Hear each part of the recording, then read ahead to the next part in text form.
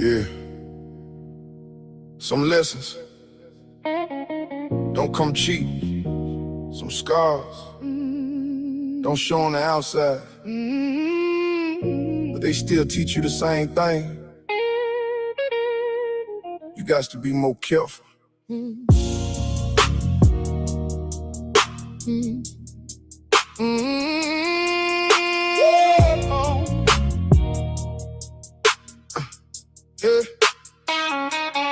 I done shook hands with some snakes in a suit and tie. Smiled in my face while they watched me dry. Gave them my trust, yeah, I opened doors. Whole time they was counting what was mine, not yours. Late night drives, just me and my thoughts.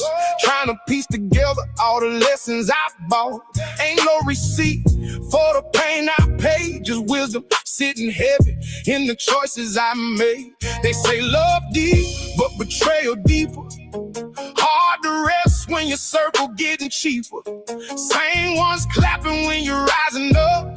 Be the first ones gone when it get too tough. Got to be more careful who you call your own. Everybody ain't built to see you on the throne.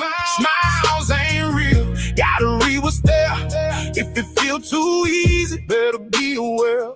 Got to be more careful how you move out here. Every word, every step, every move, every year. Life don't warn you, it just don't play fair. So I move different now, I'm more careful, yeah. I done gave chances that I can't take back. Help build bridges just to watch them crack. Held folks down when they had no ground. Now I stand alone, but I stand more sound. See pain teach codes that books won't show. Real recognize what fake don't know. Energy shift, I don't chase no vibe. If it ain't solid, I let it pass me by. Family ain't blood, loyalty ain't loud. Some folks move quiet, but they stand real proud. Others talk big, but they fold real quick. That's why I study every move, every trick. Got to be more careful who you call your own.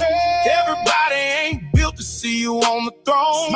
Smiles ain't real, gotta read what's there. If it feel too easy, better be aware. Got to be more careful how you move out here. Every word, every step, every move, every year. Life don't warn you, it just don't play fair. So I move different now, I'm more careful, yeah. I ain't bitter, I just see clearer now. Ain't cold-hearted, I just move wiser now. Had to lose some just to find myself. Now I guard my peace like it's a well. No more overgiving to the wrong hands. No more overlooking shady plans. If it costs my peace, it costs too much. I ain't reaching back just to lose my touch. I walk with purpose, stand on truth. Still got love to protect my roots. You live and learn, that's how it go. But once you know, you gotta show. Got to be more careful who you letting close. Everybody cheering ain't want you the most. Eyes wide open, I done been prepared. Ain't moving reckless, I'm more careful, yeah. Got to be more careful, that's the code I keep. Even when it hurt, I don't lose no sleep. Life tried to teach me, I was unaware. Now I walk different, I'm more careful, yeah. Yeah. It ain't about fear, it's about awareness. Once you see it, you can't unsee it. Good morning, good morning, good morning. How are each and every one of y'all doing? Hopefully you caught the message in the song.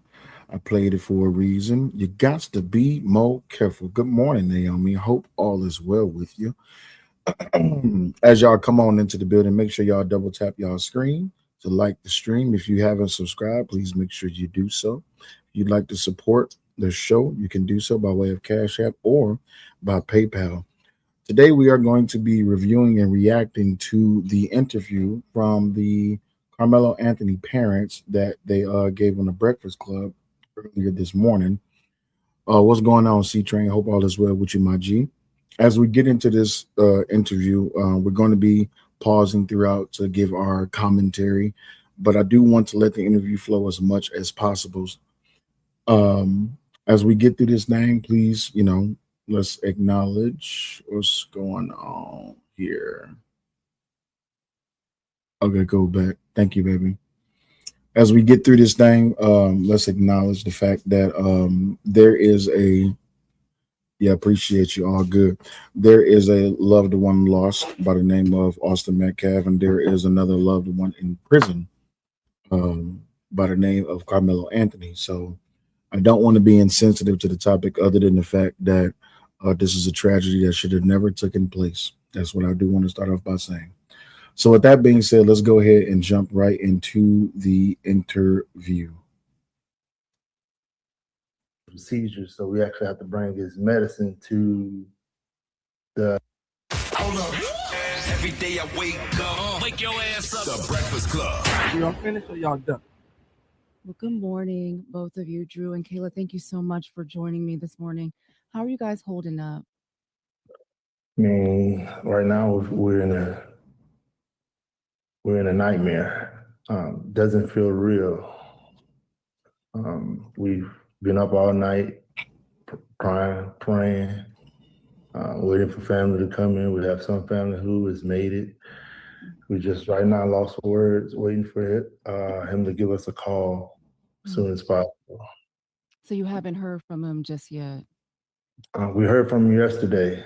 He has actually suffered from seizures, so we actually have to bring his medicine to the court. My wonderful wife in the chat. Good morning, baby. Hope all is good, and thank you for being here. Courthouse. So we're waiting for them to give us instruction to get there. We know Carmelo from the courtroom, but tell us, who is he? What kind of person is he? What kind of son is he at home? He is a wonderful son. He's a wonderful student. 3.7 GPA, worked 2 jobs. I'm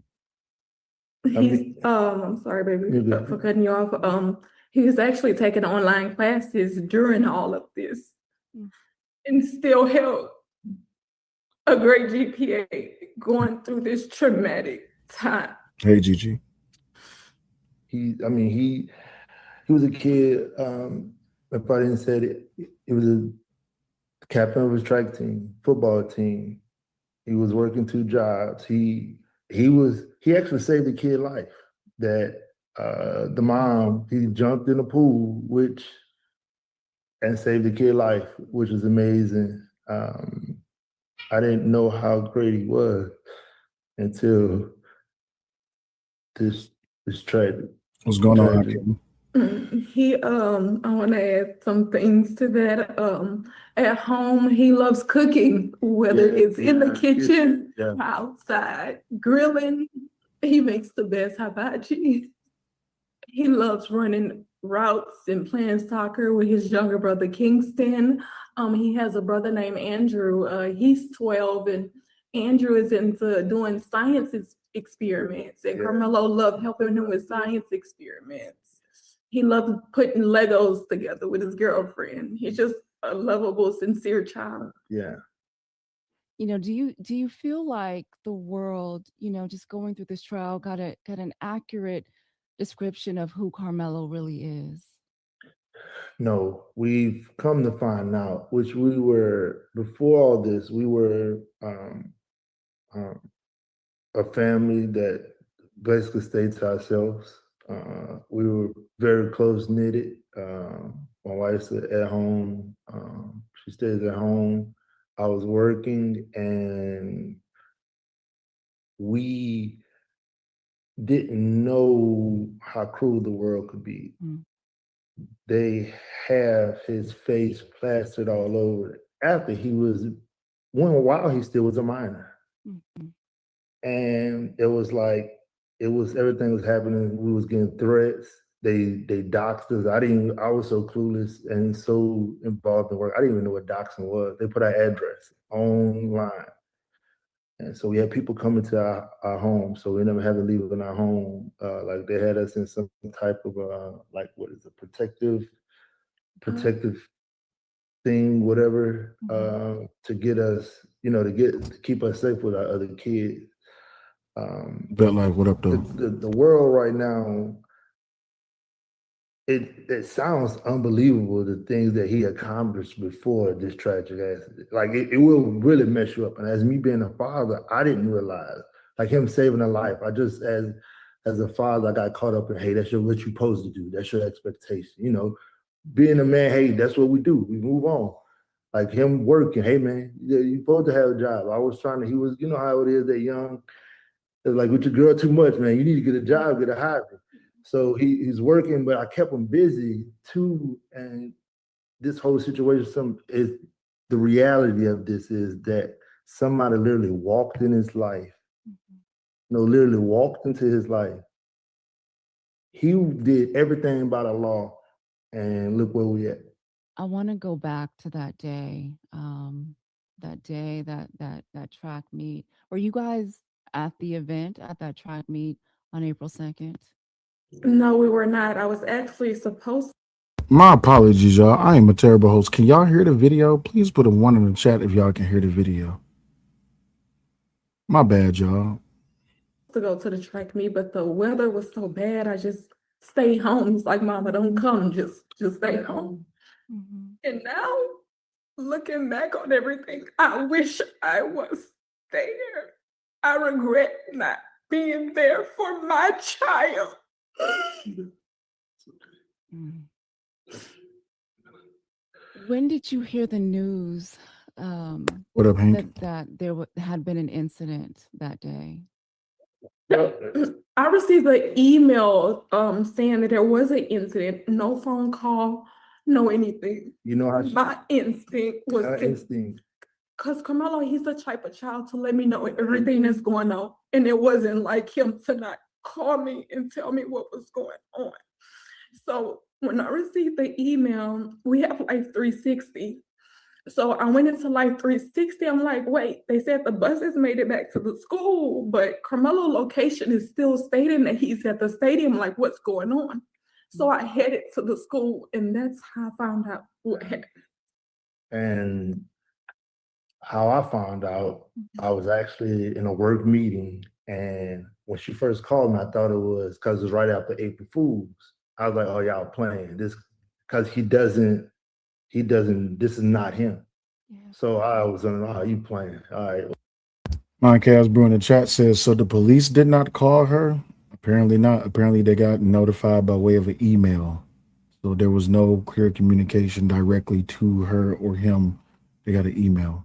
Whatever, but she was like, "No, he was involved in stabbing." So when we heard that, I didn't know what happened at the time, and they kept us from everything. Like they kept us, so we running around from place to place, place to place, and it was a very everything was just moving so fast that day. I never forget when that it was just like everything.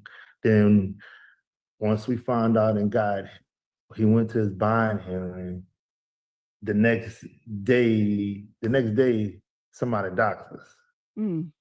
Hurricane was good. I don't want to say her name, but a lady started making this. They try to blame it on one person, not making them about race. But you had this lady that went on to talk about white lives and all this other stuff, and now it went boom. The race car started about.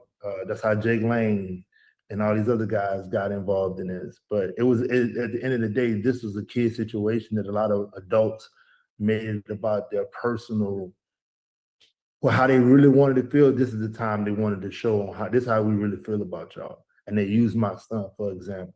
What did Carmelo tell you happened that day at the track meet? D Chill says, so these are the parents of the innocent murderer? These are the parents of Carmelo Anthony. I mean, he was sitting there seeing his friend. Once you get the reports and everything, he was actually his girlfriend's cousin invited him to the tent. Okay, so now we know because somebody came up on the stream and said that it was his girlfriend's cousin. And we know who his girlfriend is because she posted on social media yesterday.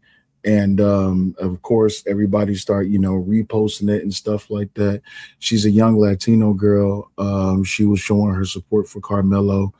And there was a lot of reactions from melanated women saying that they were upset that they've been supporting Carmelo throughout this whole entire ordeal just to find out that he was dating a young girl that was not a part of the black community. So a lot of people are now withdrawing their support from Carmelo because he's not dating a black girl. So I always like to say that things shouldn't be about race, but eventually people will make it about race. But let's continue. When they invited him to the tent, it was just, hey, what's going on, such and such. It was raining. He sat there. Then next you know it, you had these two guys who approached him. Even seeing the video in court, it was like, I know y'all see this. I know y'all see this. And we got comfortable with the instructions that we was told. We was told not to say nothing. We was told not to do this. So we did everything we did. We followed all instructions and we were told, hey, don't do this, don't do this, don't do this, don't do this. Hey, don't talk to this person. Don't talk to this person. It was all this. And look what happened to my son. It sounds like you wish you had talked more, that you had said more, that you had got your story out more. I call myself trying, sometimes you could do the right thing, but it could be the wrong thing. MLS is in the building. MLS says, I'm behind 9 minutes, but I think it's absolute crap that these parents are going to sit there and say we're in a nightmare when they can at least still talk to their son. That is a fact. That is an absolute fact. Reese is in the building. What's going on, Brother Reese? Hope all is well.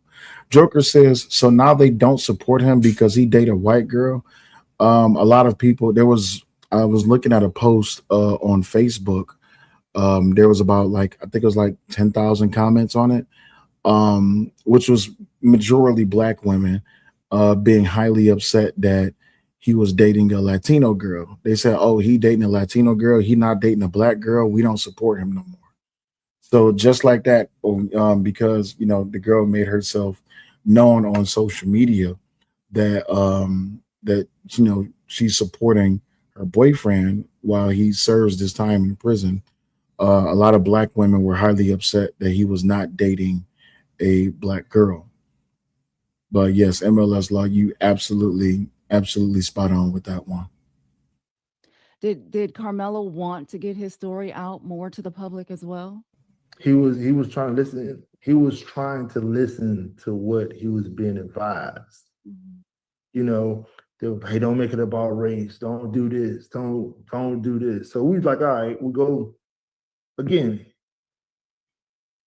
We played the game they wanted. We did everything the law abiding citizen posted. They told us don't do this. We did everything we supposed to.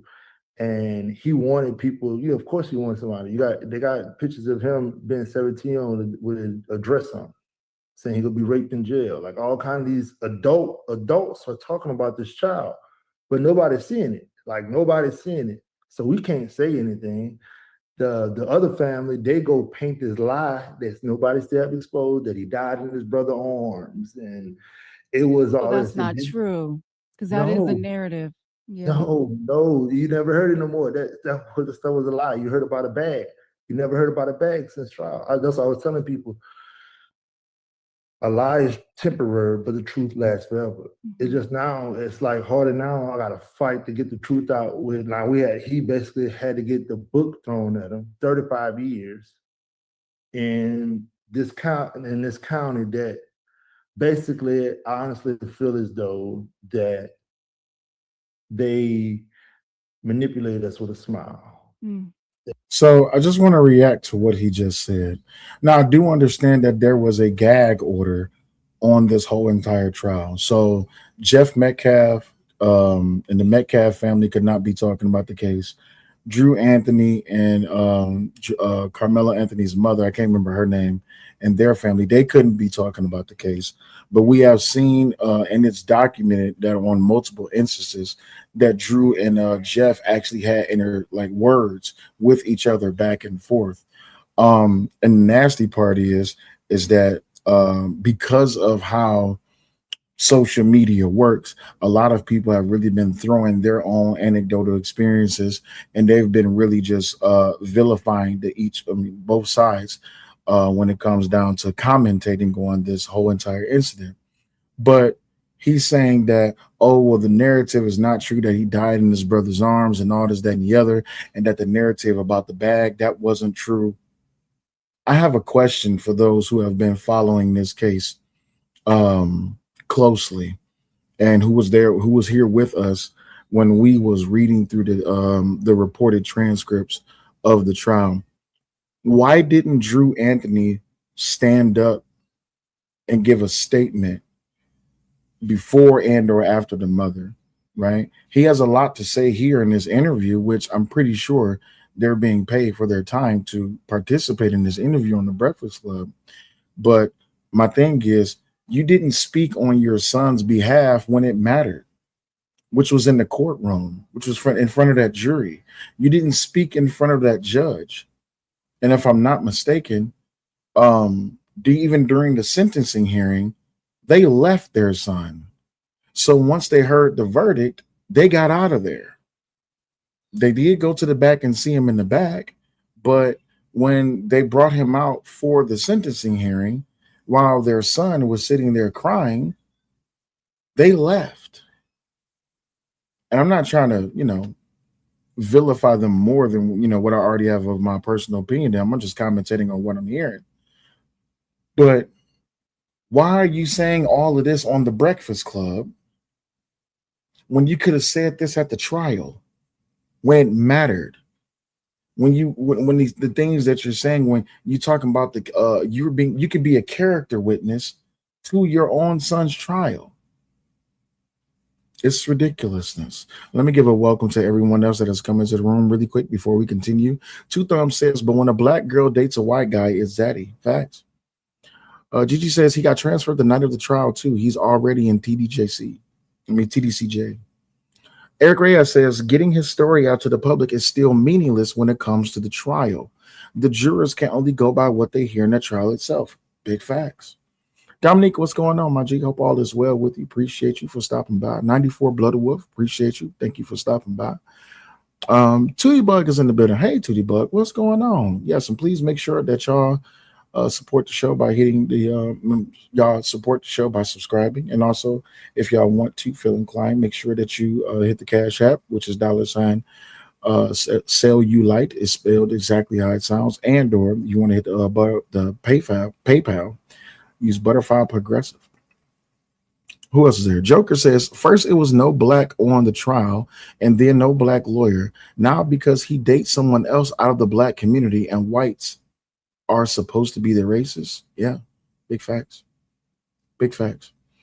Joker says they wasn't even at the track meet. Facts. How would they know what happened at the track meet? Dr. Manhattan's in the chat. He says, think Drew sang end of the road after the judgment. Boys to man, look at that. That's the facts. What's going on, Brandon? Hope all is well to you. Appreciate you for being here. My sister Yvette is in the chat. Hey. City Bug says, sound like you need some hot tea. Well, you know what? Hot tea sounds great. I like the one from Starbucks. So if you like to get your brother a hot tea, please make sure that you hit the Cash App and or the PayPal so I can go ahead and get me a nice, hot, lemony, honey, cayenne, peppery tea. Greatly appreciate you. Y'all want to buy me a tea? Cool, no problem. Let's continue with this interview. They act as if they cared, but they really didn't. When they win the jury selection, we seen all the people. Really quick, Mike Hasbrew says one parent should always be at a child's event. Facts. The jury selection, I was like, baby, this is not right. But my wife is the type of person. I'm not gonna just say us. We're both the type. We try to be positive. Hey, we're not gonna look at it. That's not what it is. That's not us. That's what it was. So even when you noticed there were no black jurors, it gave you pause. It made you want to say something, but you were still going along with the process. Yeah, I was going along with the process because there's a lot of times, and I hope this don't be controversial, but that's the first thing they do is they try to say we're emotional. Mm-hmm. We don't follow instructions, right? So we did everything that we was advised and told to do, and look what happened. So who was they? You said that they told you. Who was they? Was it your The defense advisor, attorney? Your yeah. So we were because about him being 18, so what they did was they kind of played everybody against everybody, if you could say. I'm not going to say they played us against each other, but it's almost they had him scared, like, hey, this, I'm a lawyer, this. So as me being a father, all right, you're the guy, I'm okay with playing my position, and I don't want to overstep any boundaries. Everybody kept saying, hey, to beat this. I even went to some black attorneys. They're like, oh, you need a white attorney to go out there to fight out there. Remember they were telling us that? They kept telling us that. So everybody like, why y'all didn't? Everybody was telling us, okay. So then when we get it, they basically tossed them over. A lot of objections wasn't done. It's a lot that wasn't done. So do you believe your son received a fair Hi, Keisha, how you doing? trial? No, Absolutely not. absolutely not. Absolutely not. And we're gonna keep fighting. Keisha says, are we pro or anti Karmelo here? We're pro law. We're pro law. That's who I am over here on this channel. We will not stop fighting for justice for my son. Yeah, it's hard for us right now, and I've had my moments, and we want our children to do better, right? We look at our YNs. This wasn't a YN. So what we gonna do about this not YN? We can make more YNs. Now you got a kid, like I just told you, everything that we're telling you right now is verified. 2 jobs with the HEB Foot Locker. That's who came to the buying him. His GPA, he still graduated through all this. He still graduated high school. He still graduated. The lady the kid he's Hey, Clarity, what's going on? How you doing? Appreciate you being here. Natural says Karmelo didn't have a chance. Karmelo did have a chance. I just don't like the fact that his defense attorney really did not put up a defense for him. Just being honest, he had a chance to go up on the stand and testify. That way, the jury can actually get a better sense of who he is as a person. He enlisted to not take that opportunity, so he left it up to the jury. And from everything that was coming out at trial, it really did not paint him in a good light. And I don't like the fact that the defense attorney really did not put up much of a fight for him. I don't like the fact that his parents left him after the verdict. They didn't stay for the sentencing hearing. As a matter of fact, even Jeff Metcalf was even saying something about it. I want to play a little bit of that right quick. You wouldn't even show up for your son's sentencing or victim statement impact. You abandoned your kid. You left him there. I guess he's no more use to you because you can't get any more GoFundMe money or GoSendGo money. You are grifters. You should be ashamed of yourself. You raised that child, and I swear to God, CPS to show him check on those other 3 that you still have. You never once admitted or took accountability. You tried to play victim. The real victim is the one who died, not the one who shoved a knife in his chest. I come to pray with you and show the world we can close the gap of this unbelievable racial divide. And what'd you do? You widen the gap even further. You hire a convicted, baby-shaking felon who's only in it for the money, who gives you bad advice, kicks me out of a press conference. Oh, funny, I was somewhere I wasn't supposed to be, but I left when asked. I didn't stab anyone. And then you proceeded to gaslight me with your convicted felon, quote, advocate, minister? Minister of what? Minister irrelevant? Minister of bullshit? How about minister fuck you? Y'all think I'm a saint? I'm no saint.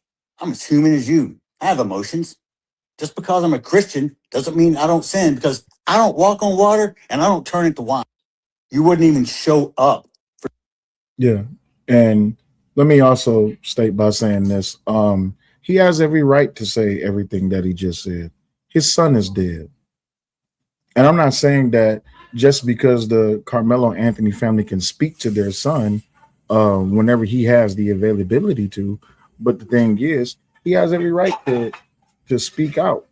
Especially, I would even say that even in that clip right there, um, he's showing more support for Carmelo than his parents did. And I'm not trying to be funny by saying that, but just calling out the fact that y'all left y'all son at his sentencing hearing after y'all got the verdict, y'all left.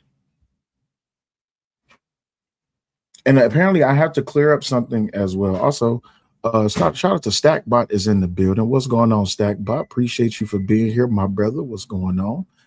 MGS says, anybody have the link to the full interview? Well, we're watching the full interview. I'm just giving commentary in between here and there. Who else we got up in here?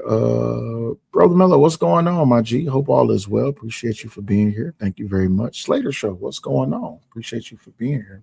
I have to give a correction really quick. I have to amend something that I said yesterday. Apparently, I was wrong. Apparently, the Give Send Go money was not all taken away. Apparently, the Give Send Go owner of the platform put out a statement yesterday, which I will be showing, that they did end up dishing out some of the money to the Anthony family. So let's get back to the interview. He say this stuff really happened. He was never in trouble, and no, he was never suspended for no knife. But they had actually what I learned was they had a smear campaign that they did. I wasn't familiar with that, and a lot of people that we were reaching out with, I understand business. A lot of people, they got a lot of things going on. So we was reaching out, I was emailing, but everybody want to go through, it's kind of a circle thing, which I understand. But I realized through this,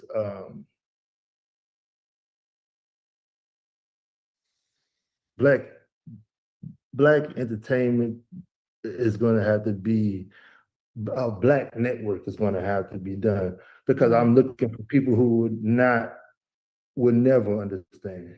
Yeah. They No won't. matter how much you do it, no matter how much you do, they would never see it. So you're saying that as you were watching the trial, as you were in there, you didn't want to question the process. You wanted to let it play out. But was there at any point that you felt the outcome was heading in this direction? No, everybody lied. Look at the report. Everybody, it's called what? It's perjury. That everybody did. Basically, just did it with no, and they never was called out on it. I mean, literally, they told within an hour of when it happened, it was 2 to 3 people. When they got to the trial, oh no, it was. I'm like, wait, what? And don't get me wrong, the defense said, hey, did you say this here? Everybody. One girl made up a lie, said it was over a race that my son just walked up. This how crazy this is. Yeah. One girl sat on the stand and said, yeah, he just walked up to him and said, what, you want to race? It didn't even make sense. And they asked her, did you lie? She was like, on the stand. Nothing happened. Why didn't the defense call more witnesses? That's not my department, and I apologize for that. I don't have No, the I'm just, as you look at it and I'm not an attorney, but I'm hearing you and you're telling me all these wonderful things about him. And I'm just wondering, did the jury get to hear, all of these wonderful things about Karmelo? No, they didn't. Even when the one kid who was the corporate of all this, meaning the kid who invited him to the tent, he lied on the stand and said he didn't even know him. Yeah. And they had pictures with his grandmother. Like, here's your grandmother, my son, your grandmother. Their whole family got multiple time, play basketball together, all kind of different things. Yeah. I mean, all of the witnesses' statements and stories were inconsistent. So we thinking that the jury is going to notice that. So I have to pause right here, and I'm. Can I be honest with y'all? Are y'all okay with me being honest with y'all? I think it's. I think it would be better if I can just be frank. And this is not. Although I have been admonishing the Anthony family for quite some time since last year when this all popped off. I think I can. I think I can afford this time to be honest with y'all. The fact of the matter is that you can't depend on the jury to make a judgment about what they're hearing if they don't hear from the defense. Can I say that?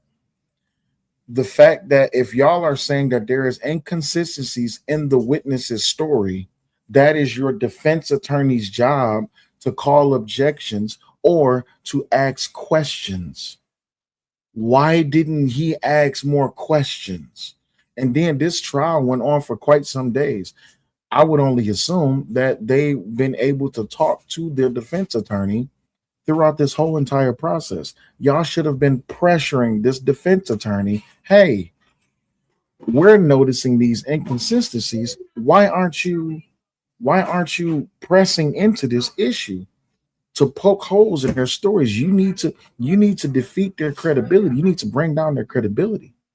And then even more so, you say you have no questions about how you don't got questions about the defense. This is the person, these are the people that is supposed to be responsible for defending your son during a murder trial. You should definitely have more questions. Gigi says the defense could have done more to highlight the inconsistencies. Absolutely. I would be highly upset that the defense did not do its job. For the Omnis in the building, he says, and more importantly, why the fuck didn't you push the attorney to capitalize on those inconsistencies? Facts. Why didn't y'all take the time during the impact statements so that y'all can bring it up in front of the jury, in front of the judge? Like, hey, I feel that my son was not adequately defended. Anyway, let's continue. But they already had their mind made up when they sat in that courtroom. No, they didn't already. And see, this is the other thing I need for people to stop assuming that things is going to go your way. Stop assuming that the jury is going to have their mind made up or the jury is going to be on your side. The truth of the matter is they can only go by what they witness on that witness stand. I've been saying this since last year when all of this popped off. Truth of the matter is that you cannot sit there and say, hey, maybe the jury will pick up on the lies. Maybe they'll make an affirmation about the testimony that they're hearing. They're not going to make, hey, maybe your defense attorney should step up and say, hey, I see some inconsistencies in your story, your testimony. I want to ask questions. That's not the jury's job to do that. That's your defense attorney's job to do that. Their mind was made up already. How big of a role do you guys believe that race played into how this case was publicly viewed and how this outcome, this sentence was handed down? So I'm like the question that she asked. How big of a factor did race play into this trial? It played a big part. Race, politics, all that. I'm like, man, the kid don't even vote. How he got into the right? It was a lady talking about the left side and the right side. Like, what? These are kids. They put I feel like you had a certain group that of course, they're going to blame us, that strategically made this about this because they knew they could do that smear campaign. Like they said, we went and bought a new car and house. Yeah. And it hurt with me without my people. My people really believed instead of them going and doing their proper research. They had people really bashing us. I'm like, y'all really believe that? Who could buy a house in 4 days? Buy a house in 4 days. I know we may sometimes we may not make the right decisions, but come on now, like that didn't even make sense. They said we was going on extravagant trips. It's a lot of things that they did to us that just, you know.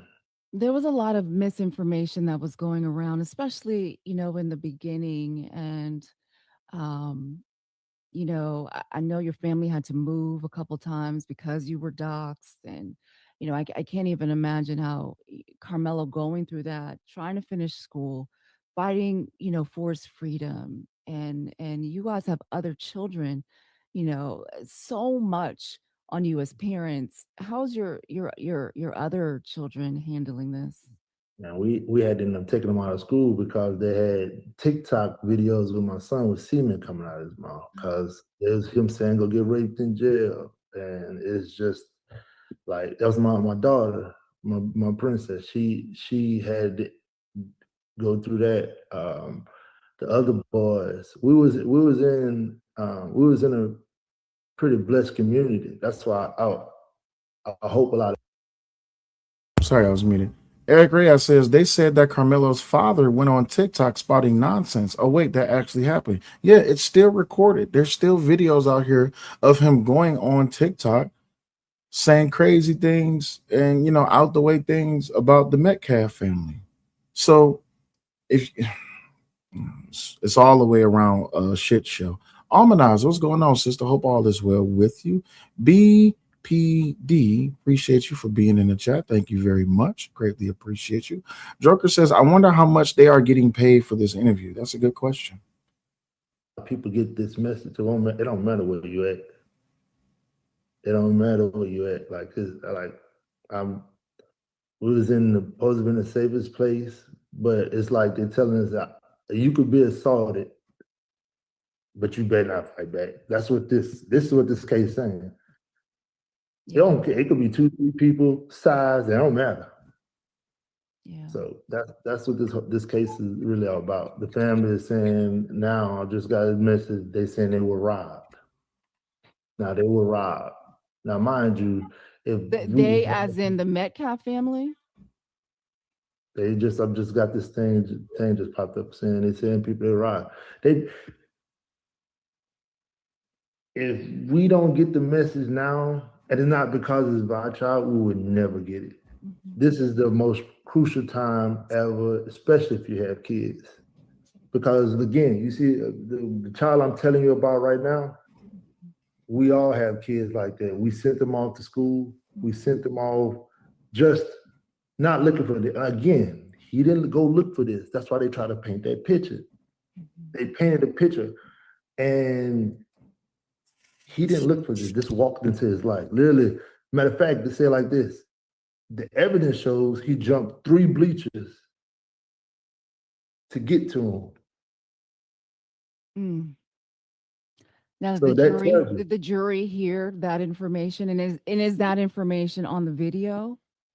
That's on the video. And they had their minds made up. Their mind was made up. It's already made up. 3 bleachers. Some say 1, some said 3, some said 5.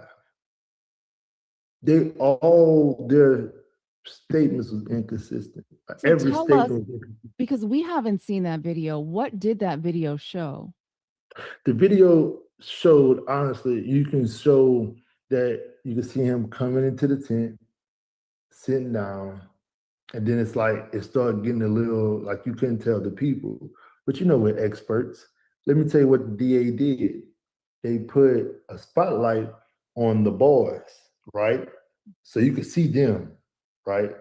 But they never put a spotlight on Karmelo. And the reason why is because, of course, they was trying to make their side look like, oh, it wasn't that bag of push. The whole thing moved. Even the guy EP said in his statement, it was so bad to where it pushed him out the way. Because he's some pretty big kids.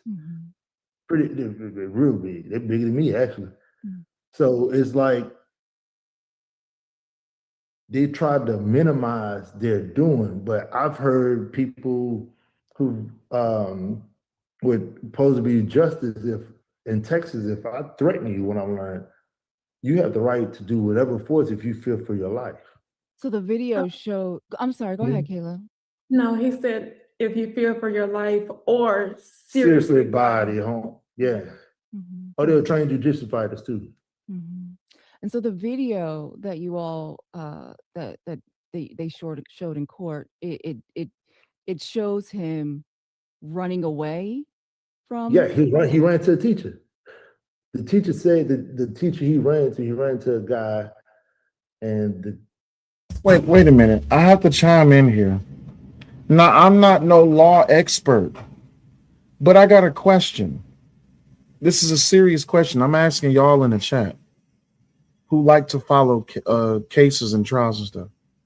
If the prosecution had access to the footage and they submitted that in the evidence, doesn't that mean that the defense had access to the footage as well? I could be wrong, but I'm just asking y'all because he's saying that the prosecution did this to the video, showed this and all this that. That means that the defense had access to the video too, right? So how come the defense did not do a presentation showing in the video? Because I'm going by the statements that he's making here. The statement that he's making here is that only the prosecution called upon the evidence of the video, right? It's called discovery. I could have sworn I wasn't stupid. So how can you say that the prosecution was utilizing the video and they edited the video to their benefit, and that was the only thing that was shown in trial? But the defense also had access to this footage, and they could have done a presentation to show what they believed happened in the trial. That way you can establish reasonable doubt. That was what the whole defense was supposed to be about. So something doesn't sound right. Then you're saying that it shows him going under the tent and that it highlights everybody else except Karmelo. Well, we understand he was wearing dark pants or dark shorts and a gray sweatshirt. Even if the video was grainy, you can still identify something ain't right about what they're saying here. Something is not right. Something's not adding up. I don't know if y'all caught that, but something's not adding up with his statements. That doesn't make sense for only the prosecution to have access to the footage. Naomi says the boys being trained in karate is kind of irrelevant. That was known after the fact. Even more so, Karmelo was a football and a track captain. So he was physically able to, he was an athlete. BBD says, you think they would have looked into what self-defense actually is with his son in trial for murder too. They just lie to make more money. It says they want sympathy and they want people to feel sorry for them. Yeah, something ain't adding up. teacher he ran to actually In court, it shows him running away from. Yeah, he ran to the teacher. The teacher said that the teacher he ran to a guy, and the teacher he ran to actually Traveling, what's up? he hugged him because Karmelo, he's not like that. He hugged the guy. Like he was freaking out. He hugged the guy. So the guy they was hugging, he was crying hysterically, and they tried to paint it as if he was trying to leave. But Now- then in court they said it that he wasn't trying to leave. Yeah. Now, did this teacher testify? He did. Yes. And he also said he had to stop another kid from jumping on Karmelo, which was, guess what? Supposed to have been a person that was his friend. Wait, what? Hold on.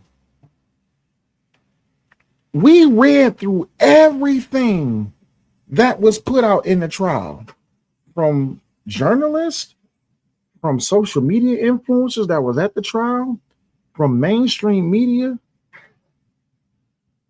When has anyone said that? Where has there ever been testimony that the coach said that he had to stop someone from trying to jump on Karmelo? Huh? That never came up. The guy who, hey man, come on, look, hey, if you've been to high school, think about it. The guy that told you to come over here, you sitting down, the same person who could have de-escalated the whole thing, he was trying to go after him. And that's the same guy that was playing like he was videoing, but they couldn't find the video. He was the police didn't really even try to go through his phone to even look for the video. So he said he was acting as if he was recording. Now, when he was running, was this before or after the incident happened? It's after the incident. This is after the incident. That's And why the- they came up with the, I'm sorry. No, go ahead. That's why they came up with the narrative that he Was running.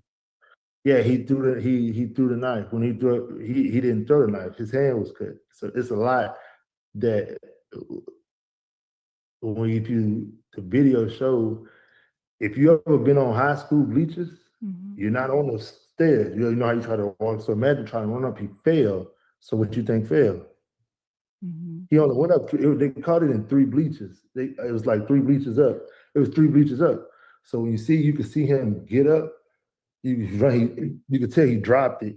Then he stood up. He didn't know where to go. Then he ran down, fell, and they was coming after him. He ran around and ran to a coach. So did the video show the altercation of you know, them approaching him first and then the confrontation? Okay. Yes, ma'am. Okay. So what he's saying is you can see Karmelo drop the knife, but you couldn't see the wait, hold on. Wait, stop. Hold on. I'm not trying to drive a narrative. I'm only reacting to what he's saying. The video was too grainy to see what happened under the tent, but it was clear enough that you could see him drop a knife. Can somebody help me? Can somebody make it make sense for me? A knife is about as big as my hairbrush here, right? This is what I use to brush my beard. If you can see this on a video that is far away, okay, why couldn't you see the fight? Why couldn't you see the confrontation? Why couldn't you see the stab? What do you mean it was too grainy to see what happened, but you can clearly see a knife? Huh? The math is not mathing. Something ain't right. Something ain't right in the buttermilk. Something ain't right. Did you talk to your defense attorney about any of these concerns that you had as the trial was playing out, or even now that the trial is over? 100%. I mean, I'm actually praying that somebody send us somebody that we get sent somebody that can help us. It's kind of like I'm still right now in shock, so I'm just moving on and drilling right now. Like So you're looking for a new defense attorney for future appeal. Yes. Yeah. And did your defense attorney say anything about how he feels or they feel the case went? I'm gonna say they gave us the corporate answer. Y'all hired these people. Y'all hired this firm. What do you mean they gave you the corporate answer? Or do you not want to tell the truth? Do you not want to tell the truth that you went to a multitude of lawyers and no one wanted to take on this case? Think about it.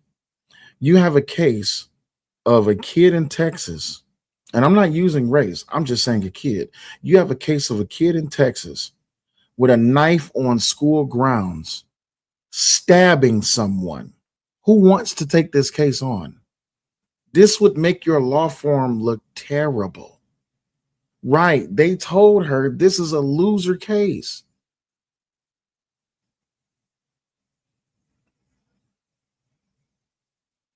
And he says this interview is just another fundraising effort for the parents who spent it all and need more now. This was bad. Right. Exactly, Denise. You can't say that you was railroaded. The defense attorney is part of the jury selection. What? You chose this jury. And then turned around and asked for a court appointed. Come on, man. They gave us the corporate answer, you know. And did Karmelo want to testify in his own on his own behalf, and was Survived. It was based on everything. It didn't need nothing because everything they said when it's self-defense, they have to prove it. They never proved it. okay? So that was Huh? I'm sorry. I got to play that back, y'all. Hold on. attorney say anything about how he feels or they feel the case went? I'm going to say they gave us the corporate answer. Mm. They gave us the corporate answer, you know. And did Karmelo want to testify in his own on his own behalf, and was Survived. It was based on everything. It didn't need nothing because everything they said when it's self-defense, they have to prove it. They never proved it. okay? Who has to prove his self-defense? I'm confused as hell. Give me a second. Let me bring up someone who can probably talk a little bit more about this because my brain is rattled. Okay. Wonderful wife. Mm-hmm. Please give us something because I'm confused by everything that he's saying right now. They ain't talk about nothing. Oh, okay. Because at the end of the day, your defense is self-defense. The prosecution charged you with murder. And they proved their case. So you guys were not active participants in your child's legal defense, like you were not active participants in your son's school life. Because here's the thing. Did you see that link I put in the back chat? Yeah, I'm about to bring it up right now. You may go ahead and play it? You go ahead and play it. You got to turn the volume on.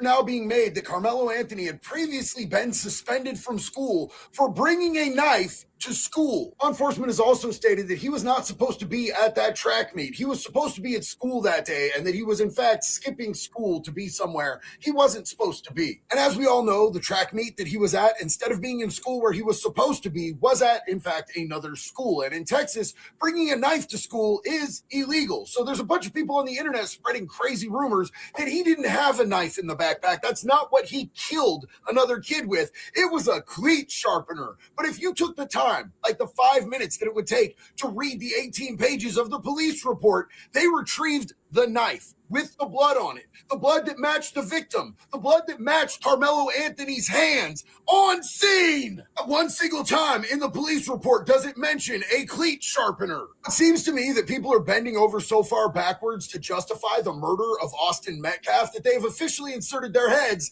into their own asses. But what do y'all think? Let me know in the comments. Facts. So he wasn't even supposed to be there. Wait a minute, hold on. Didn't we argue this last year that he wasn't supposed to be there? Mm-hmm. And that he was suspended from school, and that he was saying he was supposed to be a part of in-school suspension? Yes. Wait a minute. Oh, what? Mm-hmm. And this is from that post is from 59 weeks ago. Come on, man. So this is the thing. Hey, Riaz, Carmelo is not innocent. And we sure did. But here's the thing. So this now raises questions. Did Carmelo lie to his parents about the day? Is that why they left during sentencing? Did he tell them he was supposed to be at this track meet when he was supposed to be in school suspension, and his initial lie is what set all the shit off? And how did they not know? Because if our children sneeze at school, we know. We getting a phone call and text message, email, all and a text message. Yeah. Especially if they're doing something bad. You mean to tell me that Arkansas is on top of shit, but Texas ain't on top of shit? The Lone Star State. Mm-hmm. Something ain't right. Let me continue. So that was never. That was because I know there was this pause, and a lot of people thought that we were going to. Michael says Austin was suspended, not Carmelo. Wrong, Michael. What? Austin was suspended from the team because he had a moment. He had a brief suspension from the team, and that suspension was lifted before the track meet. Let's play this again so Michael can get caught up. Carmelo Anthony update. Reports are now being made that Carmelo Anthony had previously been suspended from school for bringing a knife to school. Law enforcement has also stated that he was not supposed to be at that track meet. He was supposed to be at school that day, and that he was in fact skipping school to be somewhere he wasn't supposed to be. And as we all know, the track meet that he was at, instead of being in school where he was supposed to be, was at, in fact, another school. And in Texas, bringing a knife to school is illegal. So there's a bunch of people on the internet spreading crazy rumors that he didn't. Hold on a second. Michael says y'all need to check y'all fact. Austin was going to alternative school. That has no, the main point of contention here is that Carmelo was suspended and he was supposed to be on in-school suspension and he wasn't supposed to be at that track meet. Gotcha. Don't even worry about it. Continue. Thank you. Appreciate it.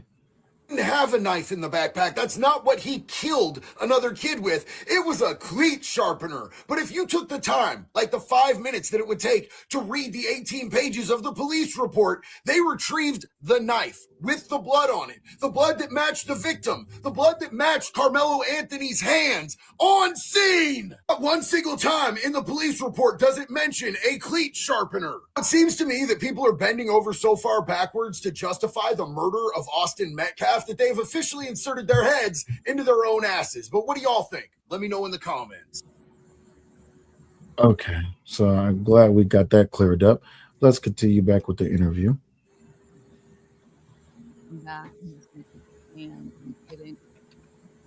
The volume is a little low on the video. Can you turn it up a little bit? It's at max volume. I'm sorry. Okay. I know there was this pause. Hold on a second. Hold on. Now, DJ Genesis says she heard Hunter was suspended in special school. So Michael said it was Austin. DJ Genesis says it was Hunter. So which one was it? But it's on the record that Carmelo was supposed to be on in-school suspension for bringing a knife to school. Correct. So are we going to focus on the fact that Carmelo was not supposed to be on that track meet? Right, because this is the thing that I have to say to everybody talking about the Metcalf twins. I don't care. Because Austin Metcalf is dead. So it makes sense to look at if Carmelo was supposed to be there or not, because he's the perpetrator. Convicted. No, he's not a perpetrator anymore. He's a convicted killer. So he's a convicted killer. Yeah. Okay. So he's the killer. He's the killer. He's the person that killed Austin Metcalf. We are not going to sit here and be like, oh, well, they this, that, and the third. Guess what?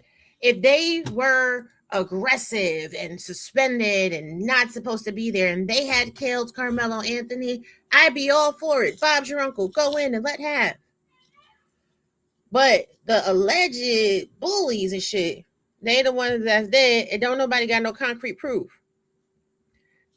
Drop me a link. Drop me anything that proves that they were suspended in an alternative school. I'll wait because I can concede that they had an issue on the track meet before that because that's verifiable.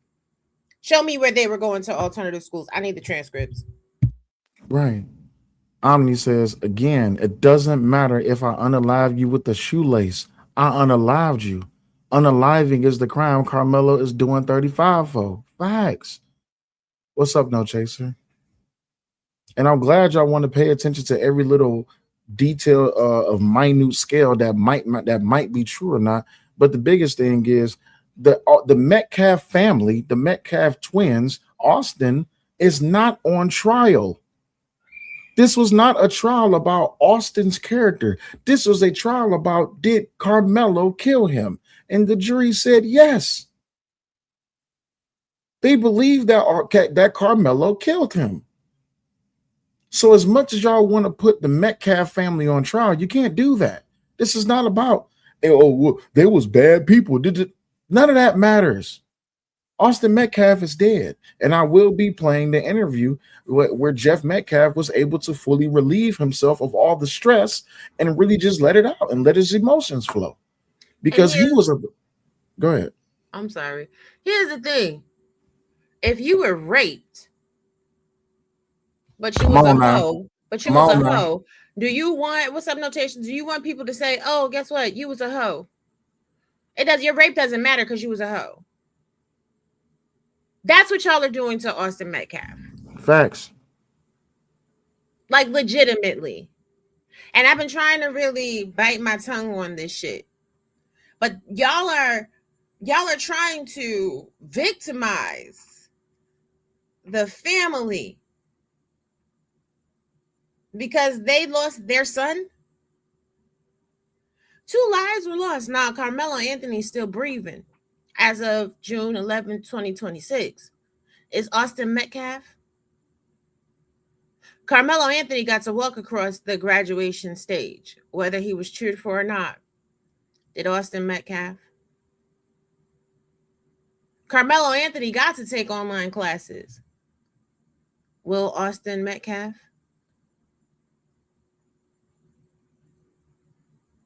You know what this remind me of, baby? And I hate to use this A example, Time to but it's just Kill. no. You know what this remind me of? That stupid ass argument of if a young girl gets with the older man, it's the younger girl's fault. Right. If a young boy gets with an older woman, it's the younger boy's fault. That's what this reminds me of. People are questioning the dead victim, Austin Metcalf, and his family, and not paying attention to the killer. That is a problem. That speaks volumes. Let me just share this real quick for all the people that said they were supposed to be going to alternative school and they had all these issues and shit like that. Please, in the words of Corey Holcomb, explain a bitch. Facts. How is Hunter in cap and gown class of 2026? How did Austin get a diploma in his death from schools that they were kicked out of? So they were supposed to kick Hunter out because he was a problem child, but he still graduated. I'll wait.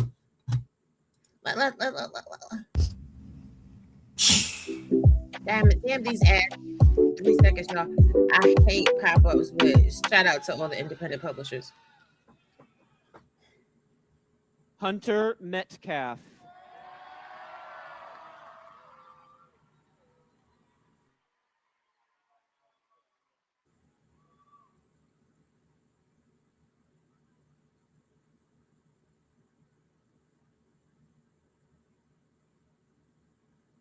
Hey, Brittany, what's going on? What up, studio? They're gonna let him come back around to accept Austin. That's what I'm trying to see. Yep, that's exactly what they're doing. Hunter Metcalf will accept the posthumous diploma in honor of his brother, Austin Metcalf. Can you imagine? Imagine being the parent in the audience. Yeah. And you can't even celebrate your child graduating. Because while one of your children are graduating, you are instantly reminded of your child that was murdered. And y'all are out here saying that them boys, just because they were white, they were going to alternative schools. Just because they were white, they were bullies and this, that, and the third, and they deserve to die.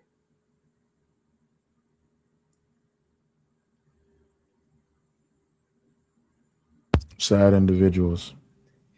But because some people of colors have the ability to do their own research, to actually look into stories and see what y'all are saying is not adding up. It's not adding up.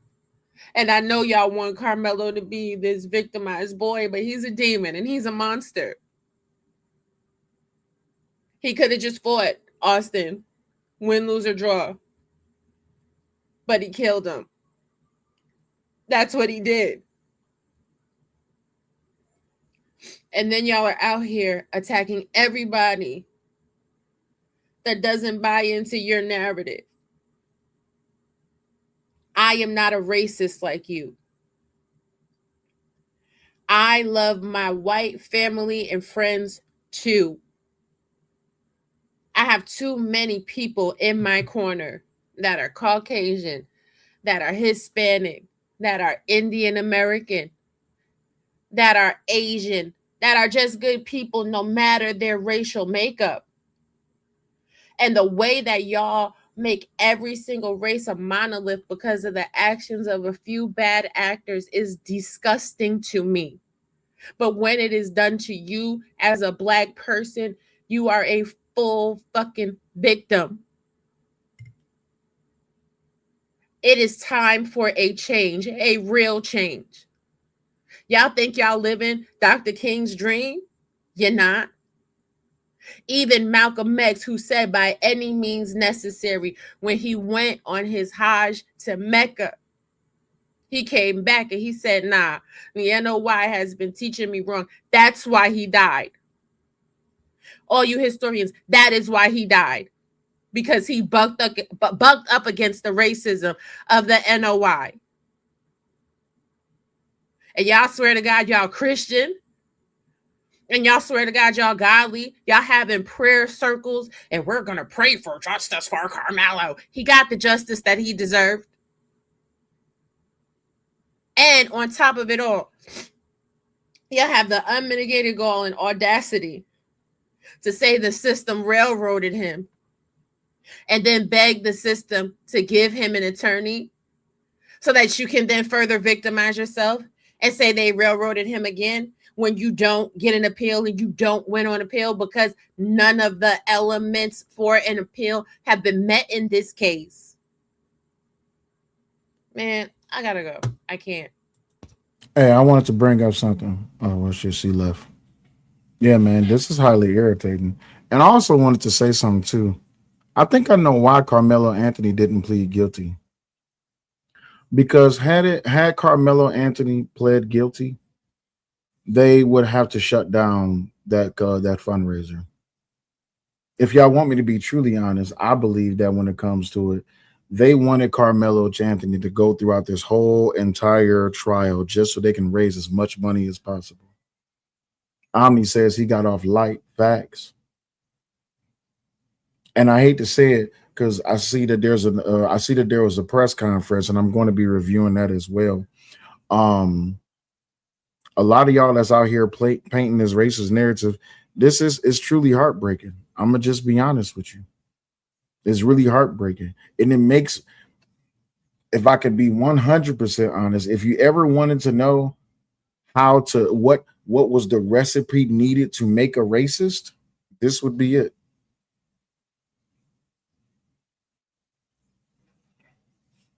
Starno says, "Thank you for speaking out. I know it can be easy being attacked constantly. It makes it much harder to get angry at people due to their skin color when you guys speak out." Well, Starno, let me tell you this. There's a number of people in this chat who have been fighting this fight along with us, being on the side of the law and being on the side of the truth, right? Yeah, I have a lot of brothers and sisters in this chat that was here even a year ago when we was arguing this, and not just about this case, but just basic human decency. And you know what the most irritating thing is?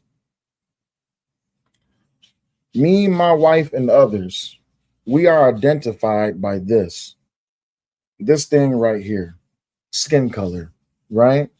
We are identified, we are subjugated, we are attacked, we are cast out, we are outlied, we are vehemently we're outcasts to our own race. And as much as I don't like to make things about race and how others do like to make things about race, they like to say, oh, well, that's why your numbers is low, because you're not sticking with the Black community. That's why no one subscribes to you, because you're not sticking with the Black community. That's why no one supports your show, because you're not sticking with the Black community. You're not speaking out against the injustices done against Black people. Wrong. We have called out injustices on both sides, whether it's the law or it's the community or if it's just Americans, period. The sad part is just like everywhere else, those people will cavalcade in the hundreds but they'll come to the show, and only when there's drama or when we allow them to be able to be niggas. And I'm gonna just be honest with you. It just further validates my perspective that I am happy that I don't live around niggas. Period. And it's upsetting that even in this instance with this case, that people are overlooking the fact that a kid killed someone. A black kid killed someone only because the person he killed was white. They are overlooking that, because the truth of the matter is, if this kid killed another black kid, they wouldn't give a damn. They wouldn't say anything. They wouldn't care. They honestly wouldn't.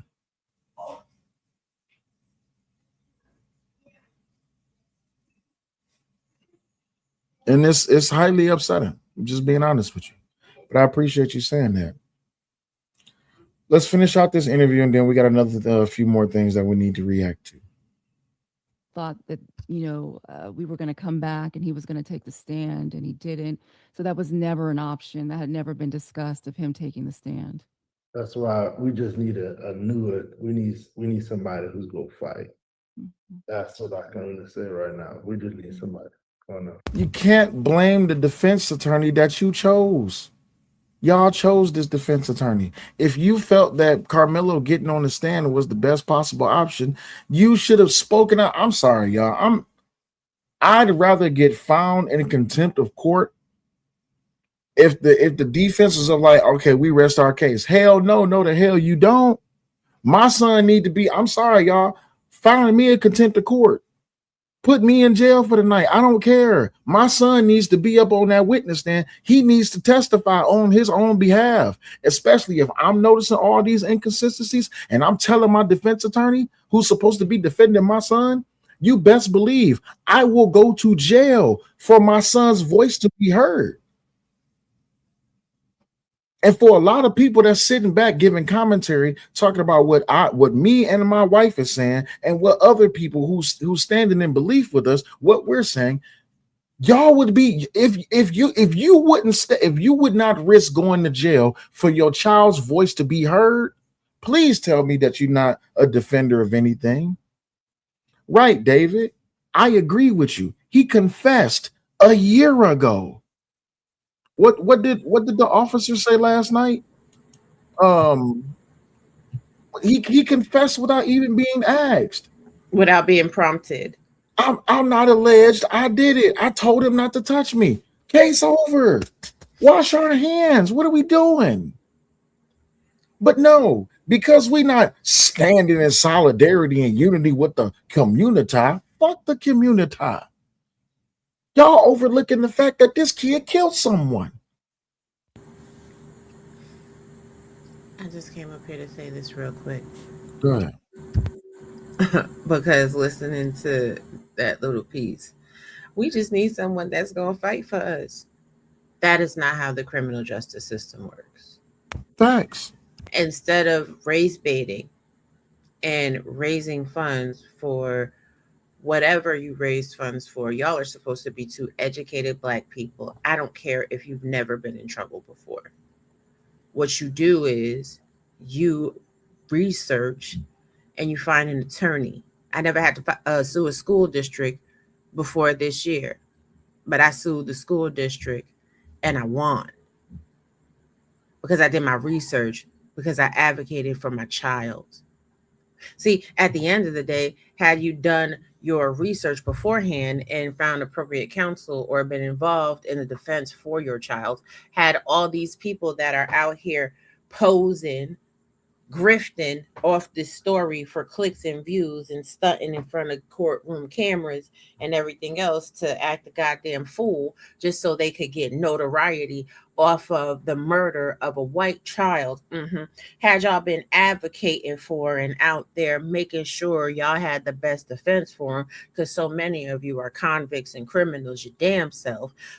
Had you explained to this family member that once a decision is made in a court of law, especially in a jury trial, y'all would really know this case has no merits to be overturned on appeal. And the lawyer is not going to say that he is ineffective counsel. Do you know how many cases go in front of the appellate court stating ineffective counsel, and then the counsel says, well, it was just a strategy that didn't work? Tell them. They are not going to get an appeal on this. If you knew the law, you would understand. Since y'all claim it's the good old boy network, y'all think the good old boy set him up and railroaded him in the trial and didn't build systems in place so that on an appeal you would lose on your face? The Baston, Kentucky conversation, that is forever immortalized in the court record, that the judge asked a question and he was satisfied by the answer, that it was a race neutral reason. So that jury situation is thrown out the window, especially based on the demographics of the area. The way the judge gave the jury instructions. Now, had he taken sudden passion out of jury instructions, had he taken manslaughter out of jury instructions, then he would have been convicting him, right? But because he put those options in, he allowed the jury to make the decision. The jury made the decision. The defense did not put forth the best strategy to win this case. And the attorney told you from the beginning, his only job was to establish reasonable doubt. And it's still up on his website right now. So who is going to fight for you? You want a court-appointed attorney to fight for you. What African Americans need to understand is, in the system of law, it is about who has the best paid attorney, because it's about who has the best connections, even when it comes to appeals. I showed you guys on my stream the other day, Catherine Zellweger, one of the best appellate attorneys in the world, cannot get someone off that was clearly railroaded because the city did not want to pay an $18 million judgment to said individual. Facts. They set him up for a case that he should have never been convicted on. And that case has been escalated to the Supreme Court and it's not been overthrown. What the makes you think that Karmelo's conviction with a confession of murder is going to be appealed and repealed? Facts.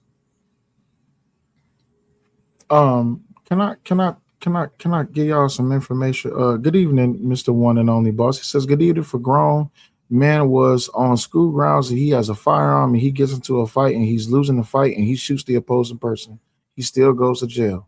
He can still go to jail. Really quick, because I heard somebody mention our name yesterday. Oh, by the way, I'm sorry. Let me take the time out to really show thank you to all the support.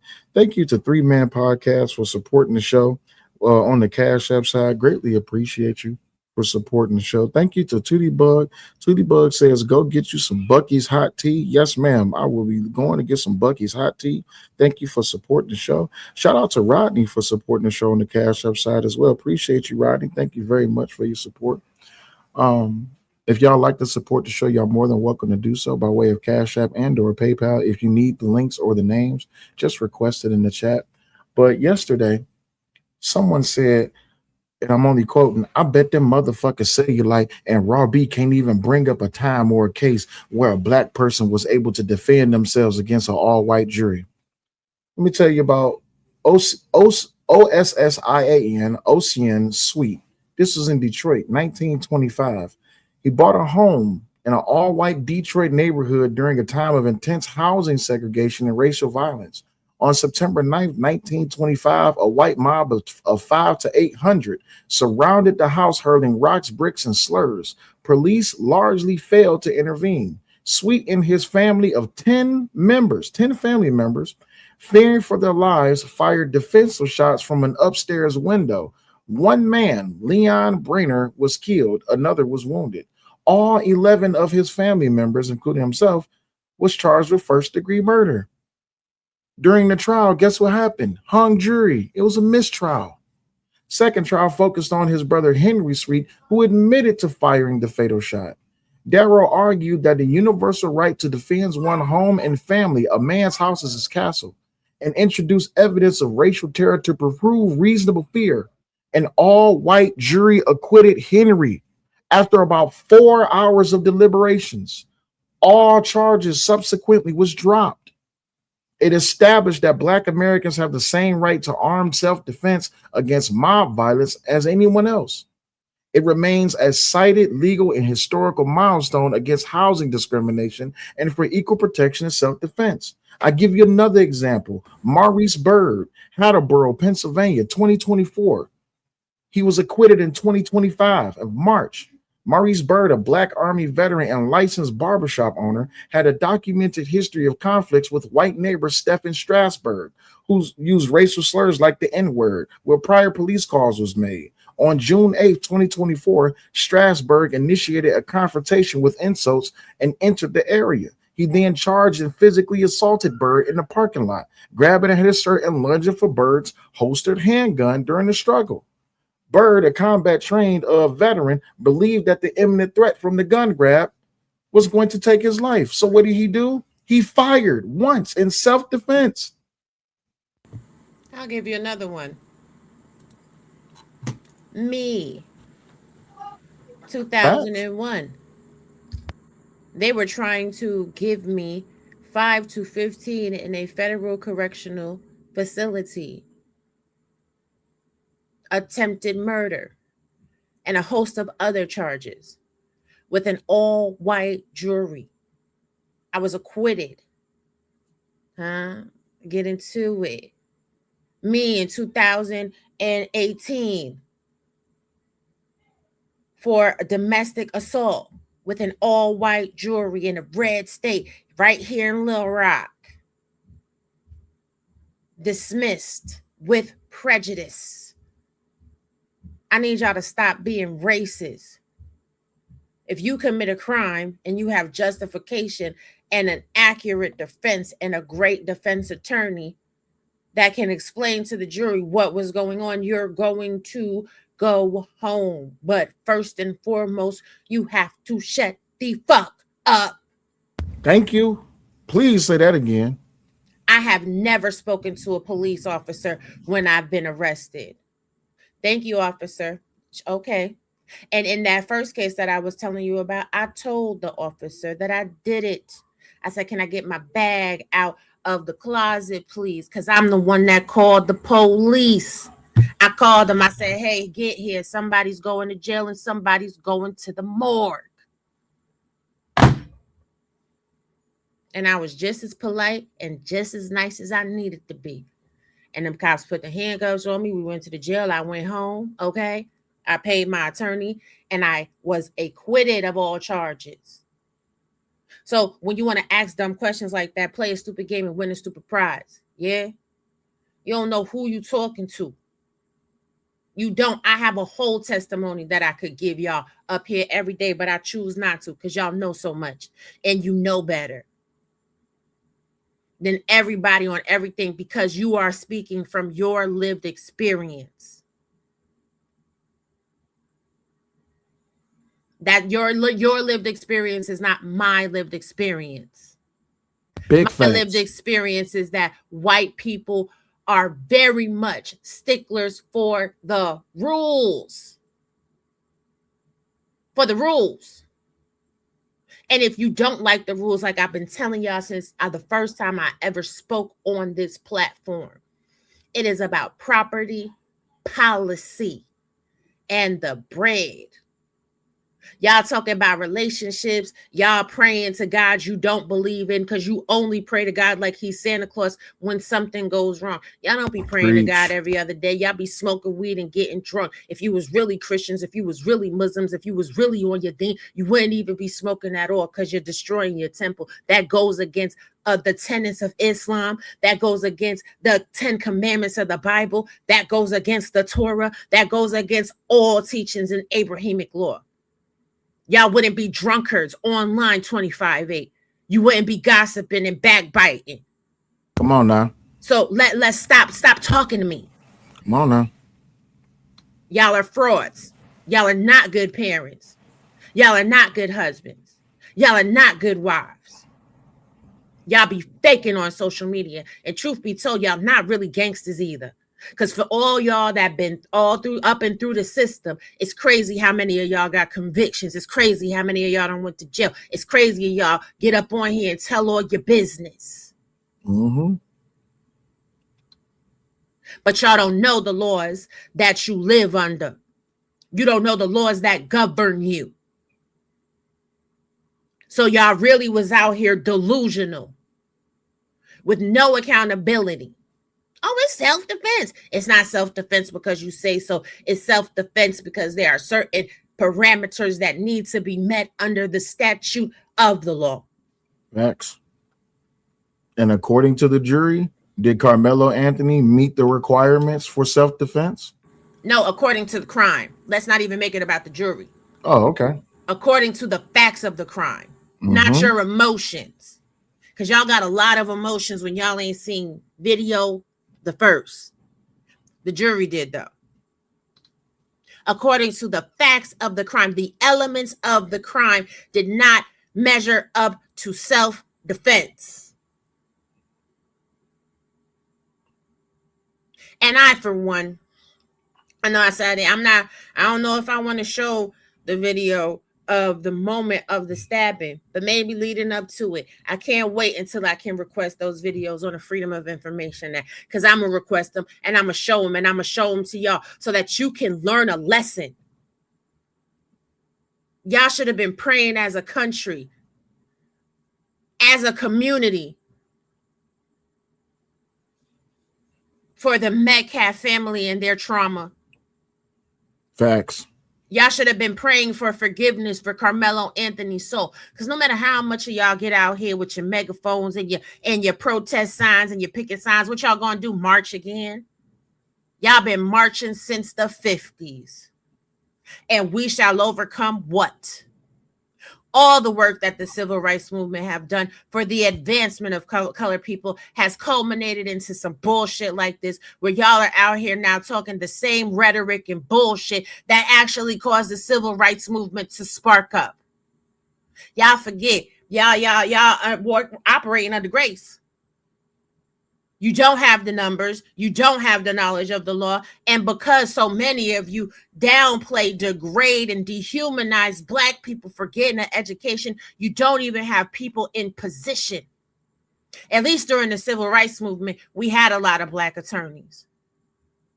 At least during the civil rights movement, we had a lot of Black politicians. And ask yourself this. Where's your civil rights leaders for Karmelo Anthony? Oh, that's right. Y'all done made the civil rights leaders feel like fools, so they done shut the fuck up too. Facts. Because at the end of the day, I can't stress this enough. All of this activism should have been going on, from the date of the incident. It should have been going on before he went to trial. What I find very funny is on April 2025, Google was trending with Karmelo Anthony. And then once y'all couldn't grift or fit no more, get no super chats and no cash apps, y'all stopped talking about it. Didn't start trending again until June of 2026. What happened to that activism between May 1st, 2025 and June 1st, 2026? It went out the window. Because it should have been hashtag free Karmelo Anthony. It should have been hashtag believe Karmelo. All of that should have been going on all throughout. Because the same jury pool that was selected from for this trial, they was listening to all of the testimony about Austin Metcalf. Cullen County was making sure that the Metcalf story was still in the forefront. And to this thing that's up here crying about her son and how he was railroaded, when Jeff Metcalf, a man who had just lost his son, came to pray with you. Pray with you, not for you. Reason with you. Lament with you. Y'all kicked him out on the street. Y'all made a fool of that man. And that man wasn't focused on no race. He was listening to God. God told him. God told him to come and build a bridge with you. So you rebuked God. See, God said, and I ain't come here to preach today. I promise you I didn't. But God said, what you have done to the least of them, you have done to me. And depart from me, for I do not know you. Even if y'all felt that the Metcalf boys were bullies, even if you felt that they were horrible, what you have done to the least of men, you have done to God. And y'all might want to think about that when you interacting with people every day, every single day. You don't know where God is showing up. You don't know who God is speaking through. You don't know what lesson before you, what situation before you is a lesson or a blessing.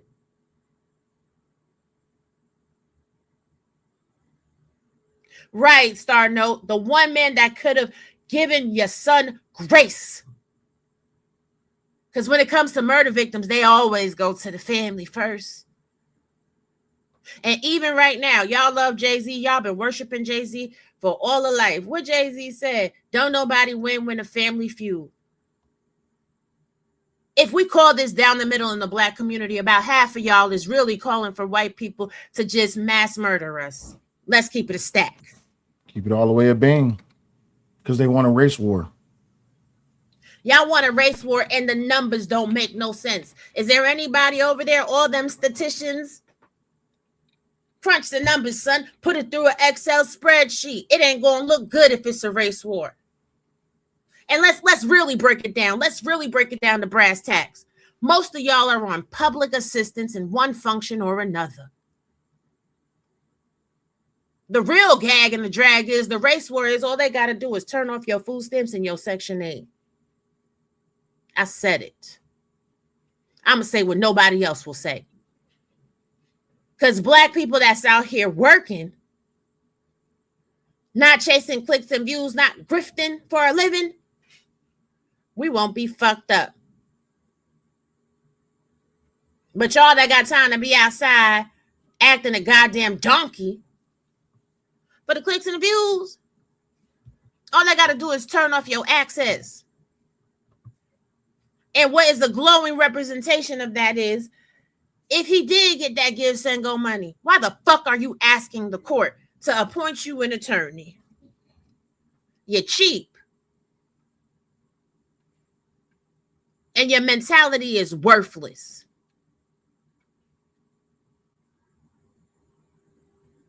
Let me shut up. I apologize for interrupting your show. You good? We're gonna continue with the interview, and then we got quite a few more clips to play through.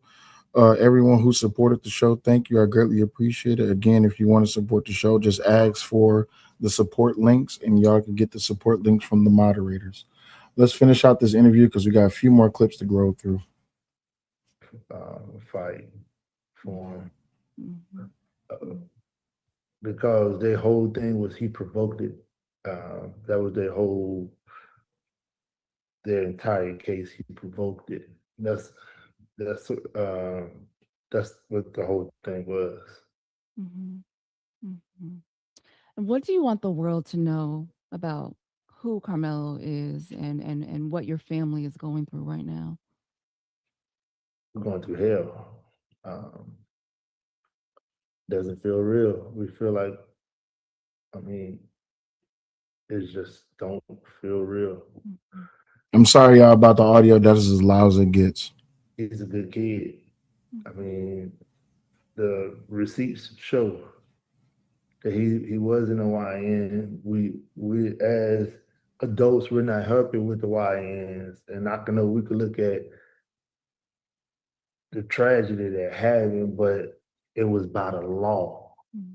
The law supposed to cover us. So anybody who feels any way different, I honestly feel like, it's okay when as long as the devil don't knock at your door. Because I was clueless like that too. Hey, man, it never happened. It would never happen to me. It would never never happened to us. Cause we stayed in our lane, we worked, nice neighborhood, we were doing good, but these people basically made it their. We had comments to where people say, "Yeah, we sending y'all back to the hood. We sending y'all. Yeah, y'all don't deserve what y'all have." He said it in court yesterday. Forgot. He said that they told my son to look at me when I'm talking to you. Who said that? The dad, the son, both of them said, "Look at me while we talk to you." Like, oh, it's gonna come out. They said, "Look at me while we talk to you." What? Yeah, what? What? He looked at Austin in the face when he stabbed him in the chest? Preach. What you mean, what? Yeah, and if you killed my son and you on trial now, and you just got convicted of murdering my son, the least you can do is look me in the damn eye and be grateful that you're in the custody of the goddamn court. Because let's just be honest, I believe an eye for an eye. Be happy that you got caught up by these peoples. Because at the damn end of the day, let's just be honest. Ain't no telling what. What's that name? What's the name of that movie with Gerard Butler and Jamie Foxx? Law-abiding citizen. I'm telling you right now, something happened to one of mines. You better hope they catch you. I'm talking about the law. Hope that they catch you before I do. And that's not a threat. It's just that I don't know what I would do to you. I just don't know how to stop either. And I think any parent would feel like that. I think anybody with family members would feel like that. If you do something to mines, if you take mines off this world, trust and believe me, pray that you get that somebody catches you before I do. Right. Because my mugshot would be ridiculous. Listen, this is my mugshot. That's my mugshot. Sure was, sure did. If it's mine, I'm telling you. Go ahead, baby. Yeah, and if y'all ever see my mugshot, smiling in each and every one, big ass Kool-Aid smile, because I knew I was going home. But Right. you said, what did I think about the case in Allison case? The boy Ramirez threw the first punch. That's the difference. That's the facts of the case. He threw a punch at the kid, at the Allison dude, and then Allison used the knife. And they had long-standing beef where Ramirez said that he would delete him and some more shit. What punch did Austin Metcalf throw at Carmelo Anthony? Oh, you got to remember, baby, they say that the white man's push is deadly. I don't give a damn what they say. They sound stupid when they say that shit. But at the Okay. end of the day, when there is prior altercations in the history, apparently Case and Allison had a better defense attorney. Stop talking to Documented. me about other cases. Talk to me about why Michael Howard did not defend Carmelo Anthony. Talk to me about why y'all weren't advocates for Carmelo Anthony while he was going through the trial phase where he had the opportunity and the possibility to get a lighter sentence. Talk to me about why the fuck are y'all naysayers and Johnny come latelys after the case. They spent more time blaming the victim and trying to investigate the victim's family than they did about trying to find out why this killer killed someone. Anyway, I'm not about to keep on paying attention to that. Let's go. The dad, Metcalf's father, said that to Carmelo. And the son. The son came out. The son came out. He eventually got on the stand for the impact statement, but he didn't want to get on the stand, and I even tried to get people to what? What? I even tried to get them to call him, but wait a minute. Oh, that's new. Oh, did y'all hear that? Did you hear that, baby? Here, let me play it back. Oh no, that's new. I didn't hear. Oh, wait a minute. Hold on. The dad, the son, both of them said, "Look at me while we talk to you." Like, it's gonna come out. They said, "Look at me while we talk to you." what? Yeah, So the dad, Metcalf's father, said that to Karmelo and the son. The and son the came son. out. The son came out. He eventually got on the stand for the impact statement. You know, but he didn't want to get on the stand, and I even tried to get people to. I even tried to get them to call him, but that's another. It's just a lot, and I know what. So you wanted the victim's brother to get on the stand, but not your son to get on the stand. You wanted to put Hunter on the stand to answer questions, but you didn't want your son to get on the stand to answer questions. Yeah. Wait a minute. I tried to get them to call Hunter's brother. Sir, you don't have no impact on the case. I'm sorry, you did have an impact on the case. You raised a killer who killed someone. That was the biggest impact you had on the case. And also, you hired a defense attorney that did not defend your murderous son. That's the impact you had on the case. Also, you went on social media all across multiple platforms demeaning and being racist toward the Metcalf family. And you thought that you had the power to force them to call the brother of the victim, but you didn't stay in the courtroom for your son's sentencing hearing. Do you understand why I say I hate Drew Anthony? You're a bad representation of a black man. You're a bad representation of the community. You're a bad representation of a husband. You're a bad representation of a father. You're just a bad representation of what it means to be a male, period. And even more specifically, a black male. You think you have power over shit that you don't. And it's disgusting that you was focused on, I want to get Hunter on the stand. Now I want to get my son on the stand so he can defend himself. You failed your son.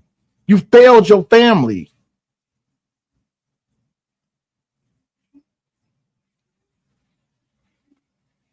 It's going to hurt me more because this interview may push a lot of people off wanting to help us because, oh, well, you did this, man. I don't do this. What you mean this interview may push people off on wanting to help you? This is not about you. You're not the victim. You are not the victim. You and your wife, y'all are the parents of Karmelo. Y'all are not victims. Sorry, y'all are not victims. Your son went to jail for killing someone, as he should. 35 ain't enough to me. But you are not victims in this damn situation that your son caused. Here, I'll even throw you a bone. Yeah, you're a victim, and your son is the one that made you a victim. You're a victim of reality because the reality of it is that your son killed someone and he has to be held accountable. Period. You're not a fucking victim. I don't understand why we like that. Like, we all fighting for the same goal. Like, no, we're not fighting for the same goal. You're fighting to keep your murderous son out of jail. We're fighting for the justice of a dead young man by the name of Austin Metcalf. Do you not understand the difference between the two? Baby, am I missing something? Nope. These niggas are delusional. oh man, all right, sure. Well, you said this. I can't. What? Come on, man. Like, but it's okay because you know what? It's not yours. So I totally understand it. But I just tell everybody, be careful in case that devil not. You know, and as parents, Why did they edit that part out? Wait a minute. you know, No, why they edit that out? Be careful in case that devil not. you know, That's not me fast forwarding it. They edited the video. But I just tell everybody, be careful in case that devil not. you know, and as parents, have you all struggled with Wow. guilt, asking yourselves, is there anything differently? I know, Kayla, you said you wish you had gone to that track meet, but as a trial has played out, is there anything that you both wish you could have done differently? I wish I would have been just being rebellious Mhm. and just do what I Or was listening to told. advice that you thought was, Yeah, I was told don't talk to this person, don't talk to this person. I feel like it was just a setup. Now, like I said, they told us go get white attorneys. Every black person I went to, white attorney. No white attorney, they set them up, pushed them. Hey, here you go. I mean, no objections. It was things were smooth. So because as a father of me being who I am, I got to make sure she's straight. This mama bear, I got to make sure she's straight mentally because if she's not straight, my house ain't straight. I'm not straight. Then so because I got the kids to worry about. Got to make sure his mental health. I can't go back and forth with him right in there because I don't think his mental can handle it. The misunderstanding of what dad is trying to take. This ain't a daddy moment. You understand what I'm saying? I do. It's not the What time is for it me to be then? arguing with you about. Go ahead. What is it then? It's not a parenting moment because your wife should have been trying to parent her son as well. See, what y'all should have done is y'all should have told your son to keep his head right, and y'all should have made the parental decisions for him. That's what parents do.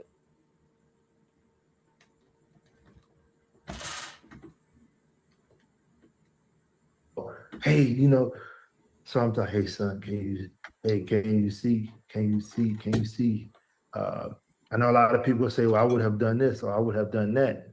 You say that because you're not in that situation. Mhm. So Damn Mm. it. I am muted. Shout out to my man's Daily Discourse where Arturo is in the chat. Make sure y'all go subscribe to my G. He's always been doing good content. He says, is there an admission of guilt in this video? They are doing an appeal. They so dumb to be talking right now. Arturo. Oh, brother, brother, Arturo. We've been saying that for forever. right. Arturo, I just want to say to you, brother, first, congratulations to you and all the success you have. You have a lot of things going on with you, my brother. I really enjoy your lives. I enjoy the jokes, but I also enjoy the commentary that you bring as well. But Arturo, is there an admission of guilt in this video? No. There was an admission of guilt a year ago when me, my wife, brother Omni, sister Almond, Angry Man, a lot of us was really going back and forth with a lot of content creators on this specific case. Damn dog is acting up. So when it comes down to it, we've been trying to tell people maybe y'all want to do y'all research on how maybe you can get educated on how this is supposed to go, or maybe steps you can take. But don't listen to us. Listen to the freaks of nature. Listen to all of the naysayers. Listen to those who says, oh, just because he's black, he's innocent. Absolutely. When we talk about accountability and empathy and sympathy, oh no, don't listen to us. But no, there was an admission of guilt at the very beginning of this, case, when the first police report came out. That's where the very first admission of guilt came out. Let's finish this interview because we got a few more videos to get through. I couldn't do that, and me knowing my son, which is your child, correct? Mhm. You see, I don't want him to maybe want to hurt himself because I don't know what he's dealing with. He's doing a great job. He's still in school. I'm keeping him busy. We're trying to do stuff around the house. And one thing this thing did do with us, it brought our family closer. Yeah. And I worked a lot, but I didn't work that much. I was home on weekends. But to her, I worked too much. But I was able to have this time for us to be together, Yeah. and I think they did this to us because they wanted us to be in poverty. They wasn't expecting, because the tables are turned. Me and her been together since high school. It's the other side who's divorced. So that Why does that matter? Why are you talking about their divorce? This is supposed to be about your son. And this is where y'all always lose me. And I'm glad that he just did that, because this is a great representation of what a lot of y'all supporters of Karmelo are doing. Y'all want to bring up everything else except what matters. I don't know why this interviewer is not why asking the question. Did your son ever tell you why he killed? Did your son, Karmelo, ever explain to you why he killed Austin Metcalf? Have you ever asked your son, why did you take that knife to the track meet? Or maybe even the interviewer could say, hey, by the way, Drew, we got this video we want to play you, and play the video of him being on TikTok where he said, I'm the one that took my son to the track meet, and I'm the one that gave him the knife.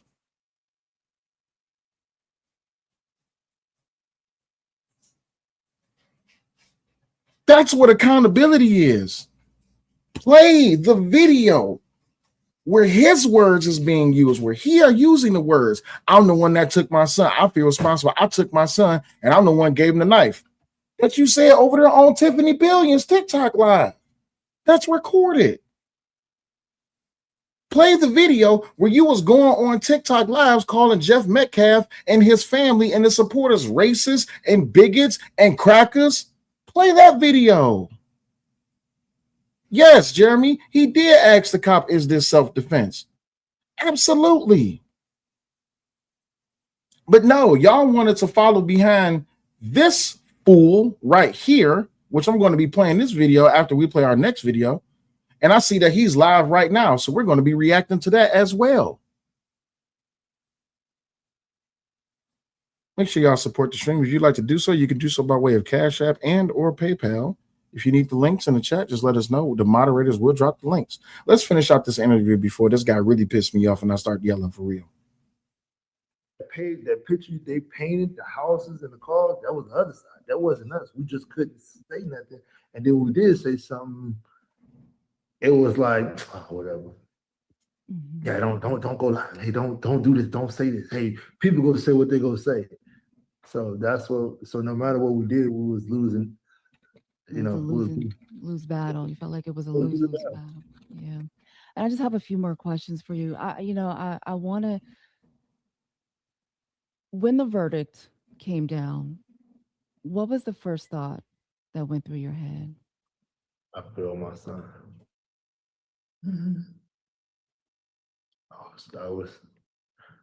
I feel like, man, I felt him. I cried so much. I've held back and I told her, man, you know, I'm that dad, like, hold it up, hold it up and be tight. I said, boy, you broke me. You broke me when it first happened. I never cried as much as I've cried. And it was just like when I seen him, when he grabbed it, I could still picture that man when he's saying it. He said it so smooth. Like the way he said it, the way he read that verdict, it was like, just, hey, as such and such, he's found guilty. It was just comfortable. It was comfortable. You could tell the way he read it was no, like, damn, it was, hey, look. And I told my attorney, like, yeah, we know. The hell you mean you know? But then if I act up, I'm the emotional black man. You follow what I'm saying? Oh, look at him. Then it would have been on breaking news. Oh, he done flashed out. Oh, that's how they had it. We got him. So I had to humble myself. It wasn't just for me and my family. It was for all of us. Because if I would have flashed out the way I wanted to, it would have been all that. You would probably be looking at, God damn it, everybody went up there after the food. That's what they wanted. Yeah. So I played their game, and I'm just let you know their game don't work. It's not for us. The justice system is not for us. They can't say we get anything out of what we were told. You played their game. I'm sorry. Your child's freedom is on the line, and you played a game. What game were you playing, honey? Were you playing checkers? Were you playing hopscotch? No, he was playing PlayStation, baby. He was playing PlayStation. Shout out to all my PS5 warriors out there. He was playing PlayStation, baby. He was playing red light, green light, 1, 2, 3. He was playing GTA Oh, or Call of Duty. He was playing Call of Duty. Yeah. Roblox. He's playing Roblox. child. This interview is almost done, and then I hate to do this, but we do have another video coming up, and it might piss a few people off. So please get your coffee, get your lunch, get ready. We follow all the instructions and we follow the law. It just don't work for us. Mhm. What do you say to the people who say, He's calling now. okay, He's calling now. take it. All right, so they had to end the interview abruptly. Now, I have to warn y'all before I play this next clip. I'm just warning you ahead of time, okay? Just warning you ahead of time before I play this next clip. I need y'all to make sure y'all I had have. a lot of people reaching out to me on social media. I had Come a lot on. of people tagging me and everything. Pause. Because I can't. Pause. There we go. All right. I hate to do this. I'm just letting you know now. You might get triggered. Just warning you up hand. So hopefully we ready. Let's go. Was a new era, real live lynching that happened with Karmelo Anthony. Now, I had a lot of people reaching out to me on social media. I had a lot of people tagging me and everything because I cannot be everywhere at one time. I'm all over the United States. But the thing is that when I seen that they had an actual activist and they had a legal team and they didn't have no black people on the jury, that would not have happened on our watch. I don't understand how that was even able to go further than that. That should have went to the First Court of Appeals. Then after the First Court of Appeals, then it go to the Fifth Circuit Court. We would have took it all the way to the Supreme Court. That didn't happen. Another thing that I looked at is that we had people here that were paid to be moles to create chaos. See, we used to dealing with that when we on our activism travels across this United States. That would not have happened on our watch. But again, let's be clear. Everything happens for a reason. But one thing I want to let the community know, just because I wasn't here doesn't mean I wasn't working. We were working behind the scenes because we knew that this was a setup from the beginning. We knew that they was going to find him guilty. We didn't know that it was going to be 35 years though, but we knew that it was going to be something that was going to be egregious. And that's why I want to give a shout out to Charleston White. I want to give a shout out to Brother Cornell X, because all of us. Time out. Did she just say give a shout out to Charleston White? The same Charleston White last year that said that he met with the Anthony family and that they was liars. That Charleston White? Is that the Charleston White she's talking about? Okay. Got together so we can help this family to be able to get the proper legal team that's needed. And what we do, we're not going to push a legal team on you. We're going to give you the top of the notch, creme de la creme, and you pick who you want to fit for you. Yes. Okay? And that is exactly what we're doing right now at this time. Now, we know that they was running everything real quick with this case because I thought everything was going to be done today. I thought it was going to be done today. It was 2 days ago. And guess what? I couldn't be here for that day because guess what? Because as an activist, when you hold people accountable, they set traps for you. Yeah. I had to be in court for a case that they was trying to set me up on that got dismissed out. Okay? But guess who here today? Yep. Dr. Matthew. Okay? So Dr. Matthew. When you're dealing with a case of this magnitude, you have to have an experienced activist. You have to have an experienced legal team. And that's exactly what we saw, okay? And I'm not trying to step on nobody's toes. It is what it is. Now we are at this point where I seen a DA, I seen a judge, I seen the Metcalf family, I seen my people, and the whole United States seen what happened here. So now where we are is what the next steps. Because see, I'm not gonna do no press conference with no rah-rah. I don't have time for that. Now it's about action and plans of action. What I seen was that this young man, I've worked on several cases, criminal cases. I have never seen no inmate that's in a county jail going to TDC the very next day. Normally it takes 30, 60, 90 days before you are able to get on that chain to go to TDC. They hurry up and got this baby out of here. Then another thing that we also seen, that's why I'm bringing this information to you. What we also seen was that they already gave him a public defendant for the appeal. So this is why this is very evident and this is important. Why? Wait a minute. What does she mean they already gave him a public defendant? The family requested it. The family requested a public defendant. So much misinformation. I had to come here so you don't get no misinformation. So now what's happening is that we have to ensure that there is the right, correct legal team to help in this process, because we can't have no more ball dropping, y'all. We cannot, because we have a young man life that's at stake at this time. Now, I'm not finna get into retrying this case because that happened then. We are here now. We are here dealing with the appeals process. This is what we own, and the time clock starts now. The fight starts now. The fight starts now, people. This is not something that we just have to be, no. This is serious. This is serious. And then I want to also say to the very people that would say, well, Dr. Matthews, she's not here. No, baby, you don't know what the hell I was doing. Because at the end of the day, I'm here now. The big dog is here now. And people going to be held accountable in these streets.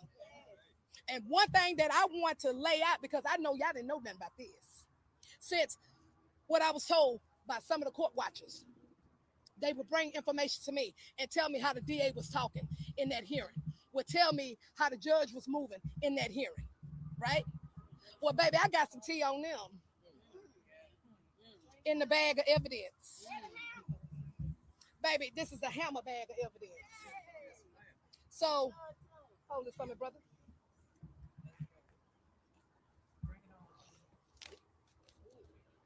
See, I ain't come out here to play. Bring it on. I came out here since you over here want to call this boy a murderer, then we're gonna take the covers off you. Ain't no way in hell that you need to be a damn DA with this foolishness. Did you know? Hold this, please. I got you. That there is a 75-page federal lawsuit for sexual harassment of the DA that was saying that Karmelo Anthony is a murderer. Well, you need to be a registered sex offender, sucker. Let me read. We ain't know that. The pot calling the kettle black cow, but you the whole DA out here. This is one, embarrassing, and two, a deflection. What does that have to do with this boy that then killed this other boy? Oh, so you thought y'all was the only one that could go in PACES. And let me explain to you what PACES is. PACES is the database for federal lawsuits. See, we have a research team, baby, that's colder than the media. So let me go ahead and read a little bit of it and show you how disgusting this joke is. It's serious. After Jane Doe 1 refused defendant Willis, ain't that his name, Greg Willis? Oh, okay. Advances at the Galveston TDCAA conference, he treated her quite differently in the workplace. He began demeaning and berating her. In one closed-door meeting, he told her, "You think like a child, and I would treat you like a child." Defendant Willis likely appreciated the gender slurring that is implicit in a male supervisor telling a female employee that she thinks like a child. Oh, wait a minute, it gets better. Hold on.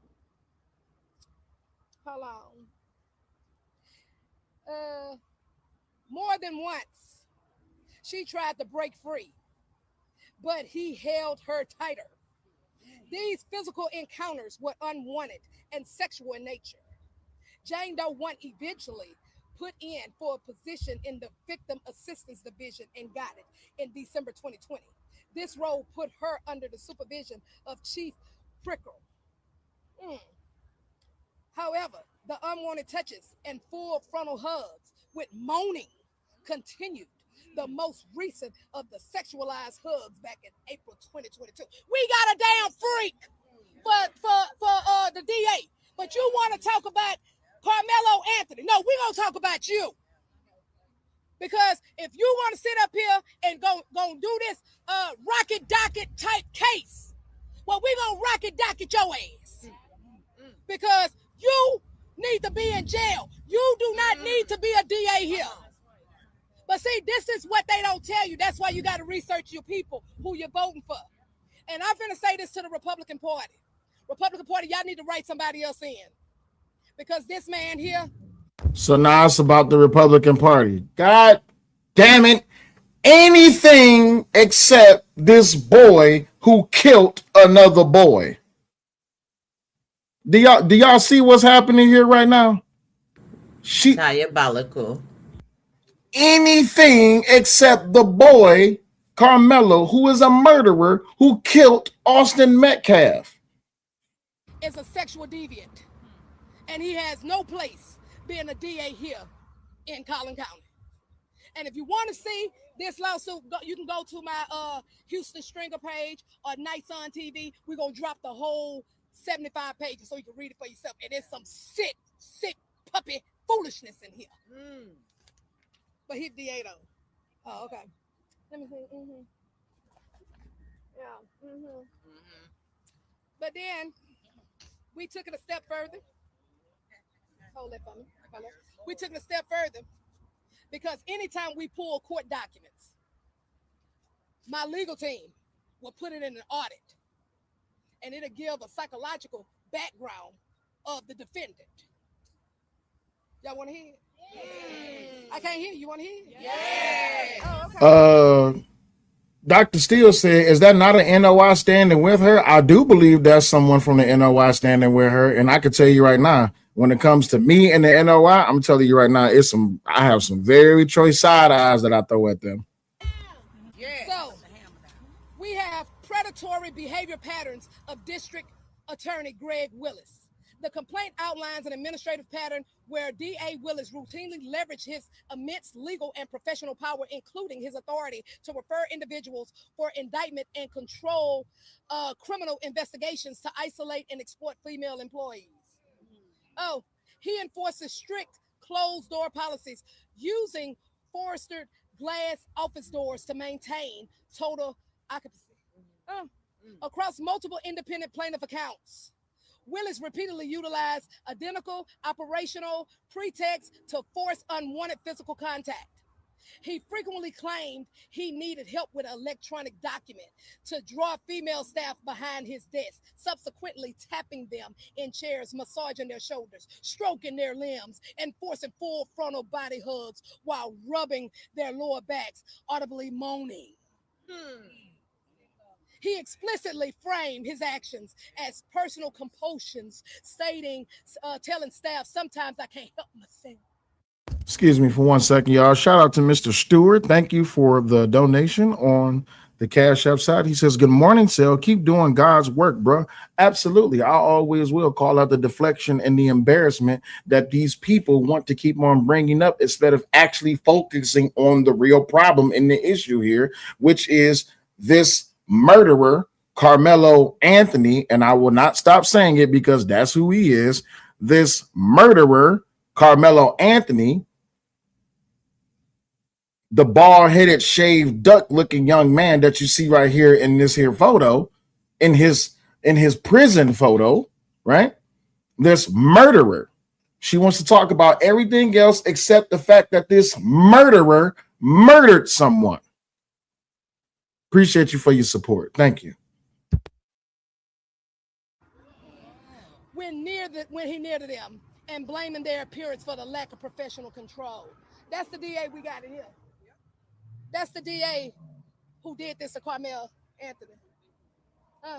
So y'all ain't know that, huh? Oh, y'all didn't? Okay. And then So let me tell you about let me get another one.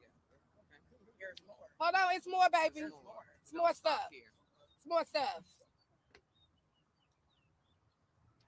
Now, I want to give credit to North Carolina The Beat, which is another it's another black journalist that we all work together. All us people, activist journalists, we work together. And I thank him for giving us this information, and we confirmed all of it. However, Judge Roach, now I'm on your avenue. Okay?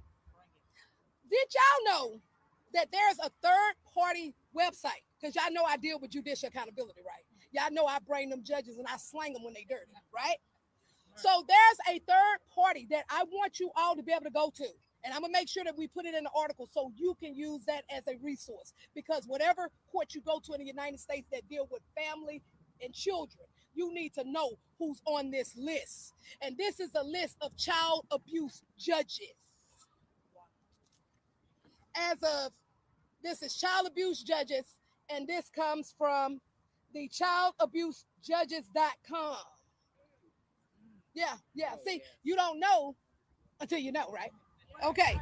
So as of 12/22/2025, 1,400 plus judges have been. Excuse me, did she say it come from childabusejudges.com? Is that what she said?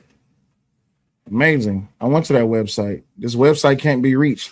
When are we going to stop with the deflection? When are we going to say that enough is enough? There is no website called childabusejudges.com.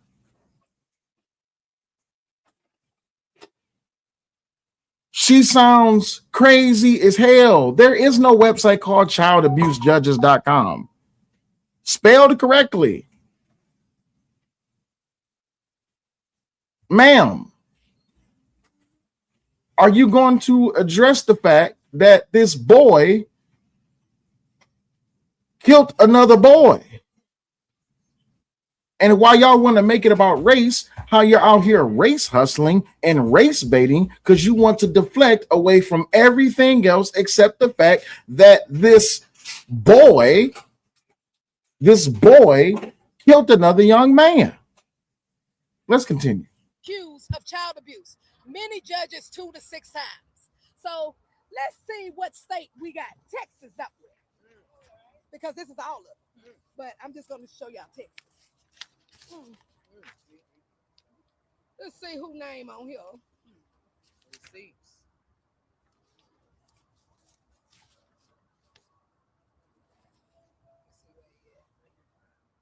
Oh yeah, here you go. My Versace glasses kind of got in the way. But Judge John Roach Jr. is on that list. And this is the same judge that convicted Karmelo. So you know what they say. Don't throw rocks living in a what? Glass house. So you need to know who is governing you guys. Because if you don't, how do you know how to move? That's why elections is important. You need to know who you're voting for. Y'all over here putting sex offenders in here, child abuse judges in here, and you wonder why you can't move 2 steps forward and you got to take 2 steps back, and then they turn around and take your kids from you. Then they turn around and have your ass going to TDCJ for over 30 years. But that's what you got in this county here. So what I want to leave to the people of Collin County is this. DFW surrounding areas. We got to mobilize. We got to mobilize. We got to stop fighting each other, and we got to start fighting fire with fire. We have to let these people know that we would not tolerate this egregious activity that they're doing to our people. We would not tolerate it. So I did not come out here to rah-rah. I came out here to tell truth to power. Thank you. So you know who you dealing with in here. See, while you going and getting in that Jordan line, you better get in that voting line. That's right. When you over there on that stripper pole, you better get to that voting pole. That's right. That's right. Because at the end of the day, who they affect locally is y'all. So do I got any questions for the meeting? Because I got time today. I got time today.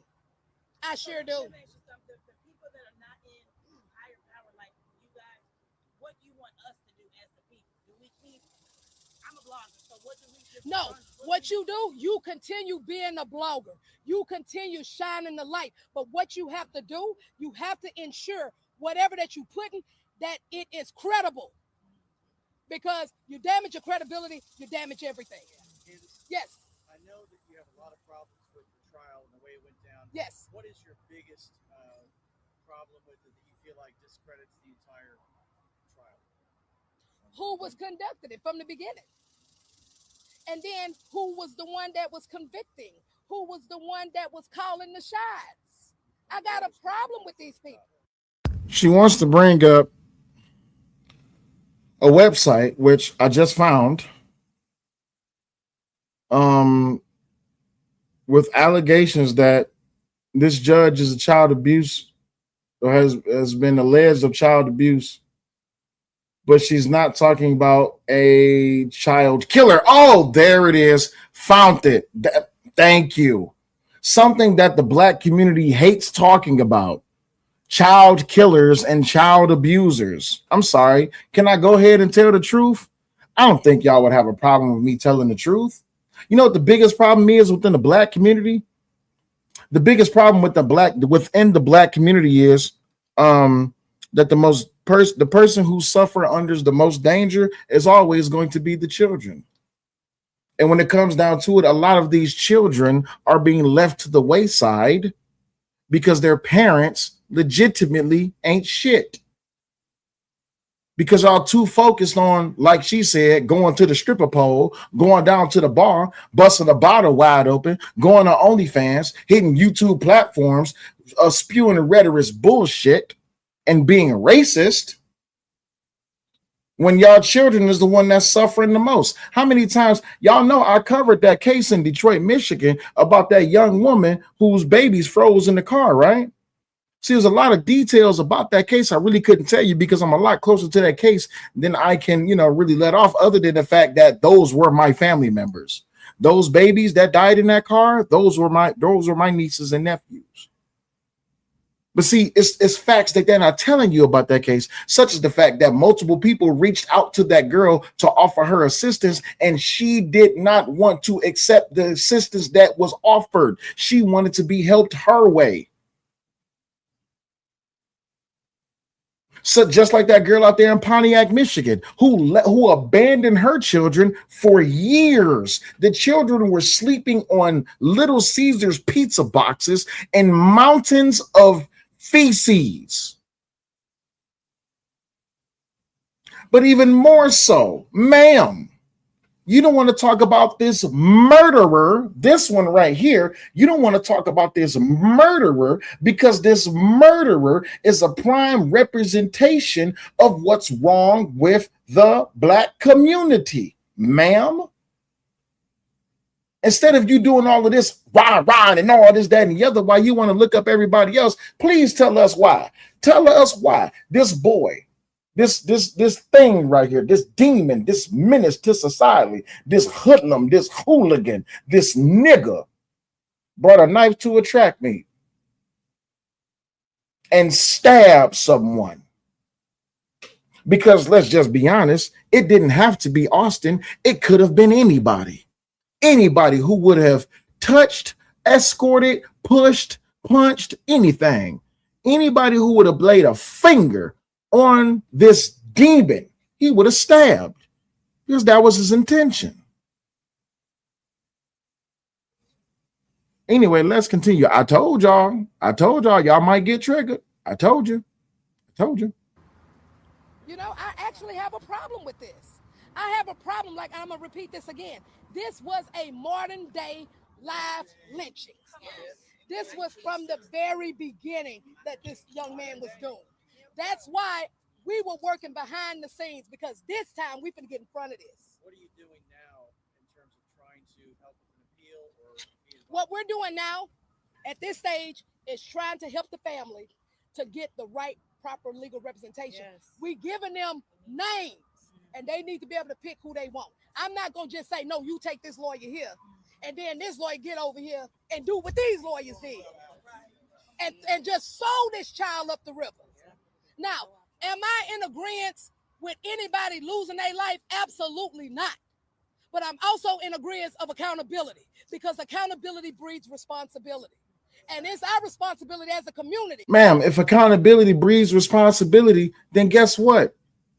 This murderer is being held accountable and is responsible for the community, the public, the country, the world to learn what not to do when someone touches you or pushes you.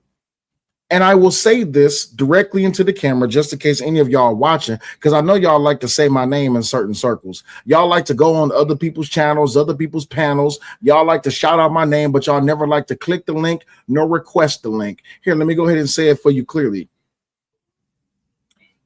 You cannot use lethal force against non-lethal force. You cannot use deadly force against non-deadly force.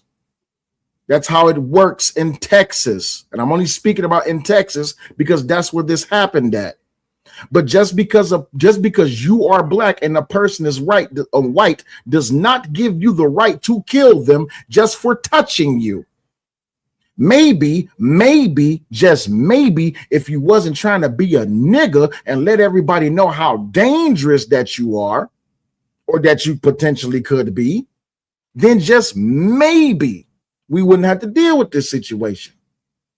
Because the truth of the matter is that we all can agree, I think everybody in the chat can agree, there was absolutely no reason for that boy to be there at that track meet if he was on in-school suspension. There was absolutely no reason for that boy to have that knife at that track meet. There was absolutely no reason why over 15 times he was requested to leave the tent by people of his, by his peers, people of his age group, people who looked and did not look like him. Multiple times he was asked to leave that tent. And instead of leaving that tent, he decided that I'm going to be a real nigga and I'm going to make an example out of anybody who put their finger on me. Let's be honest. The reason that Karmelo stabbed that white boy is because more than likely of what a lot of y'all preach and talk about in the community, especially on social media, how y'all not taking no shit from no white folk. How y'all hate white folk because y'all never want to admit to the fact that naturally you are racist. And when it comes to niggas, you're the most racist motherfucking individuals in the world. Oh, I'm sorry. Was I not supposed to tell the truth? I see the numbers is dropping. Was I not supposed to tell the truth? See, this was never supposed to be about race until y'all made about race. But thanks to the baby shaking minister of justice, the convicted felon, Dominique Alexander, who wanted to bring and open up his big ass fat mouth and make this about race. See, y'all couldn't accept the premise when Jeff Metcalf stepped on camera and said, I forgive the young man who killed my son. I forgive him. As a Christian, as a man, as a father, I forgive him. Y'all couldn't accept that premise. No, y'all had to take it a step further. Y'all had to say that, oh, well, he's just saying that because he's a racist. Money Mike says, so Austin didn't do anything wrong. Hey, man, listen, I don't play these games. I don't talk back and forth to the chat. Click this link. Click the link. Don't click the link if you agree. If you disagree, if you got any problem with anything I'm saying, click the link. Come holler at me.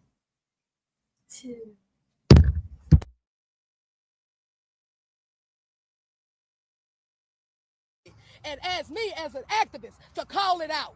Because when you don't shine a light to it, it's going to continue. That's why y'all need to know who we dealing with in here. And I'm not done digging up all the rest of these judges. Or whoever else. We're not done. What else will you be doing to, I'm sorry? What else will you be doing besides this event here today? I'm just gonna say this. You just stay tuned. You just stay tuned. Because I'm not giving the gameplay. Don't believe me, Just stay tuned. Because see, you have a lot of people, and not to be disrespectful, my brother, you have a lot of people that do this, but don't put no action. So I'm telling you, watch the action play because it's coming. Any other questions? Have you been made aware of the video that's supposed to be Well, see, that right there, ma'am, I'm not trying to retry nothing with the case. What we're going to do, we're going to let the appeal process deal with that. That's why we need the best lawyers who going to go and get that, who going to go and get what's supposed to be done. That's what we do. I'm sorry? No, it's gonna be the entire United States that's gonna help, because they're gonna have, it's gonna be everybody. We all gonna galvanize behind this. So the entire United States of America is going to pay for your son's legal defense? That's what you're saying, ma'am? I'm sorry, not your son. The entire United States is going to pay for a murderer's legal defense? That's what you're saying, ma'am? You're saying you're going to force the American people to pay for the legal defense of a murderer? Got it.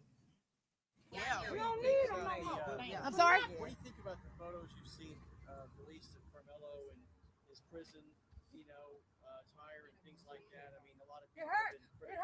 Well, I mean, let's just be clear. Let's be clear. What they do, that's just standard. What they do with sending these pictures out to try to paint this child to be a bad person. But you notice what they didn't put out was when he saved the child from drowning. That's right. Because we had that news article and I put that out and the whole nation didn't know nothing about it. So Congratulations. Karmelo Anthony jumped in the water to save a child from drowning. Can we put ones in the chat?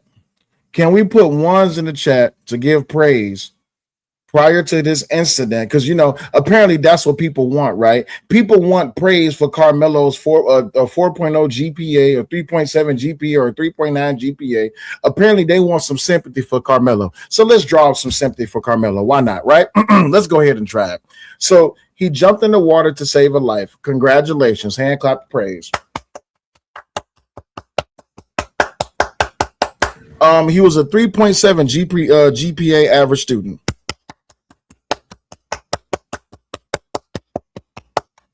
He was very good with his family, very, very connected to his family. He was a leader of the track team and the football team. He was a captain. Hand clap of praise. Okay, now that we got past all of that, he's a fucking murderer who murdered someone just because they laid a finger on him. Can we get a hand clap of praise on the United States justice system that put a murderer in jail for wrongfully killing someone? Can we get a hand clap of praise and ones in the chat? Still a murderer. Still a murderer. He murdered someone. He murdered someone. There we go. He murdered someone. He's a violent sociopath. He admitted to killing someone. See, that's what y'all really want. Y'all want brownie points for what he did in the past because y'all trying to absolve him of what he did in the present and why it is that his future is now set in stone for 35 years for taking the life of someone he did not have to take life from. I'm sorry, black community. I'm not one to cry gator tears to say, oh, what he did in the past. Shut up. He killed someone. Everybody was a good person before they made a bad decision. He killed someone. Congratulations, he was a 4.0 GPA student. Congratulations, he saved someone's life. He killed someone. Hence why his ass is in jail now. I'm like this. If you're going to tell it, tell it all. Yeah. Tell it all. Absolutely. And when you did not have a mitigation specialist on that defense team, this is what you get. This is what you get. And so I'm just going to be real clear. So now it's wait. So now it's the defense's fault. Oh, who chose the defense? Who paid for the defense? Baby, was you trying to say something? I think you was on mute. Nope, I'm just listening to this lady act the country corn fool. Oh, okay, cool. He thought he was gangster. He's at the mercy of real ones. Not He's at the mercy of the ones who actually don't give a fuck about him. He definitely made a bad decision. Absolutely. None of his past matters. It's only matters from the point of him stabbing someone in the heart. You says the appeal has been filed. Okay, I'm going to take a bet here. I bet $50 that appeal don't go through. I bet $50 that shit don't fucking work. I can guarantee you that appeal does not. That shit's going to get rejected. $50. That shit's going to get rejected.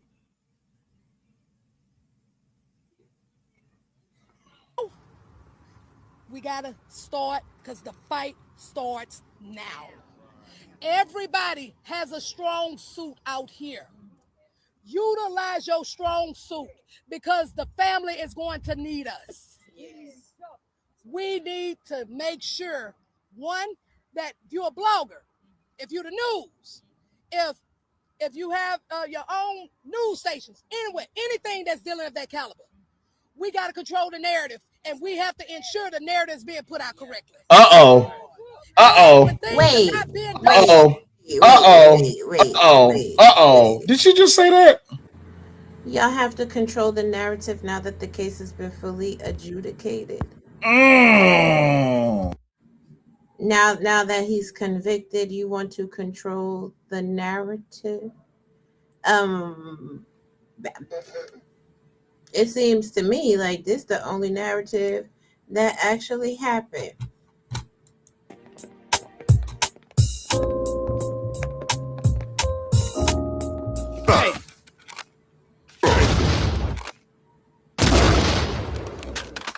Watch where you walking, nigga. Hey, what you say, nigga? Watch closely. You're about to experience a nigga moment. Webster defines the nigga moment as a moment when ignorance overwhelms the mind of an otherwise logical Negro male. What did you say, bitch, nigga? Hey, squeeze it, nigga. Causing him to act in an illogical, self-destructive manner, i.e., like a nigga.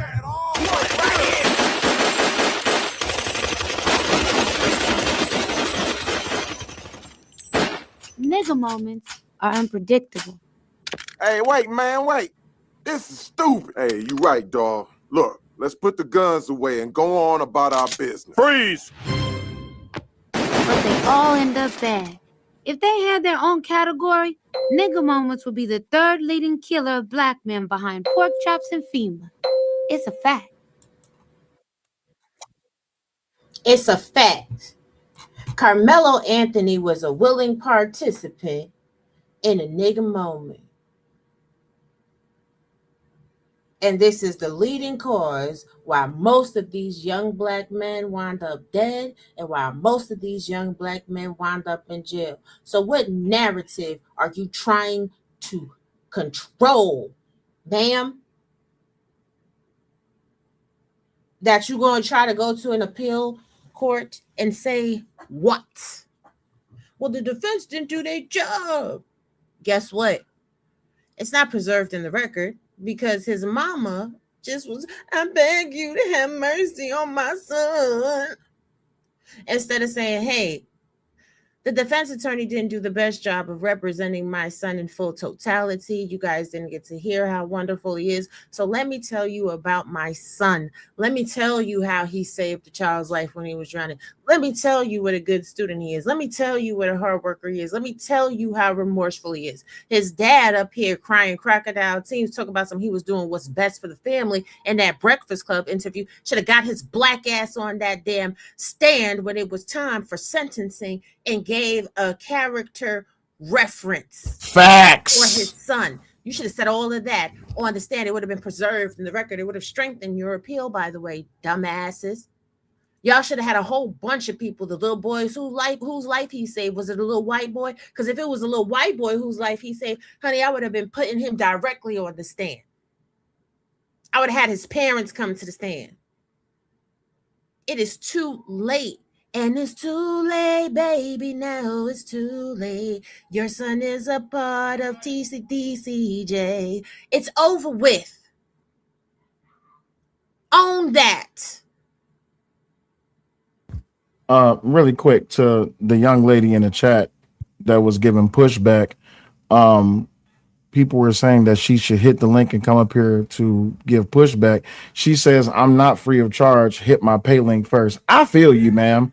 I would want to be paid too. I would want to be paid for my time and for, you know. Listen here, Yeah, little bit. Get the fuck out. I would want to be paid with my 6 subscribers too. I want to be paid. No, don't even I give would. her no shine. It's not even about the fact that you have 6 subscribers. It's about Mhm. that you have an opinion and you're in the chat with people that are saying murder is an issue. You have an opinion. And now when you're given the link to come up here and say what you need to say, get it off your chest because you can't substantiate your argument. Now you want to talk about some hit your pay link? Hit your pay link for what? Who is you? We don't know you. I mean, well, since we grifting, fuck it.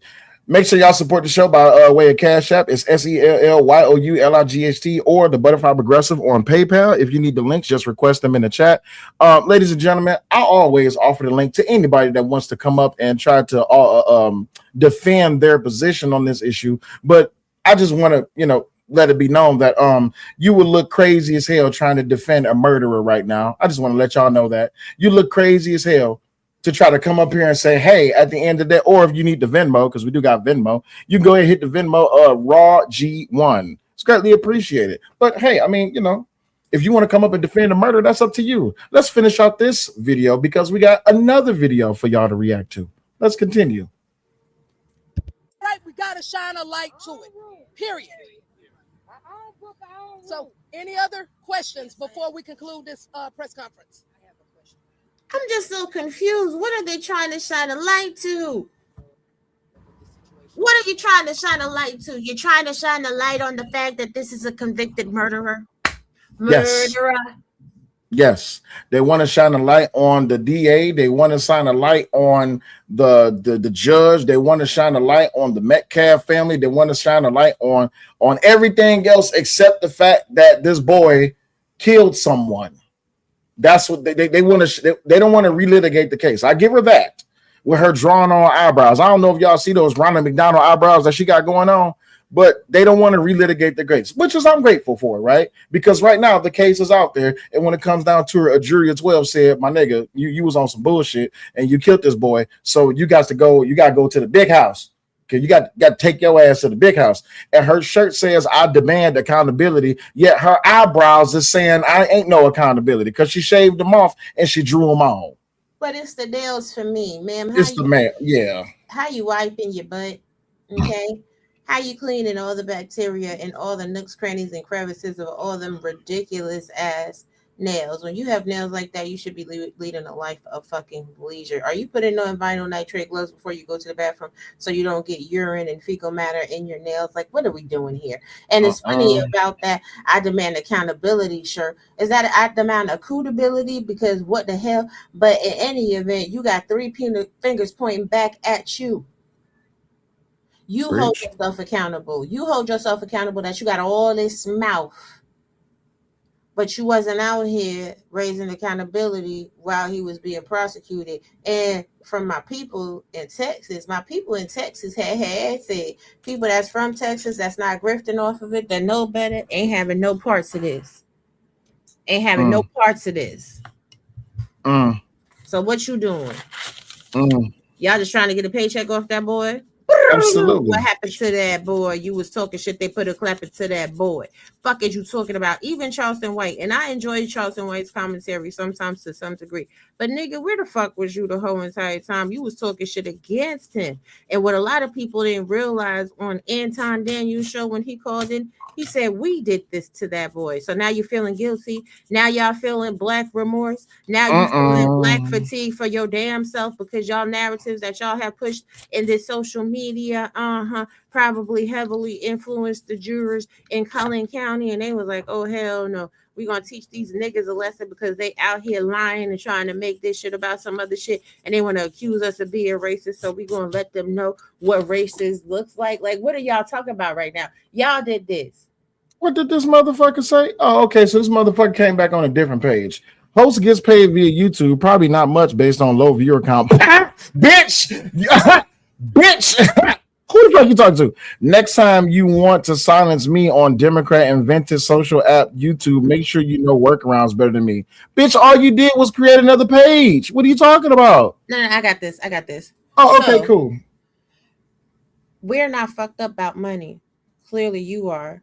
Because you're eating smoked oysters out the can that cost $1.19. Getting to it. What you are doing, though, is being too much of a pussy and too scared to click the link.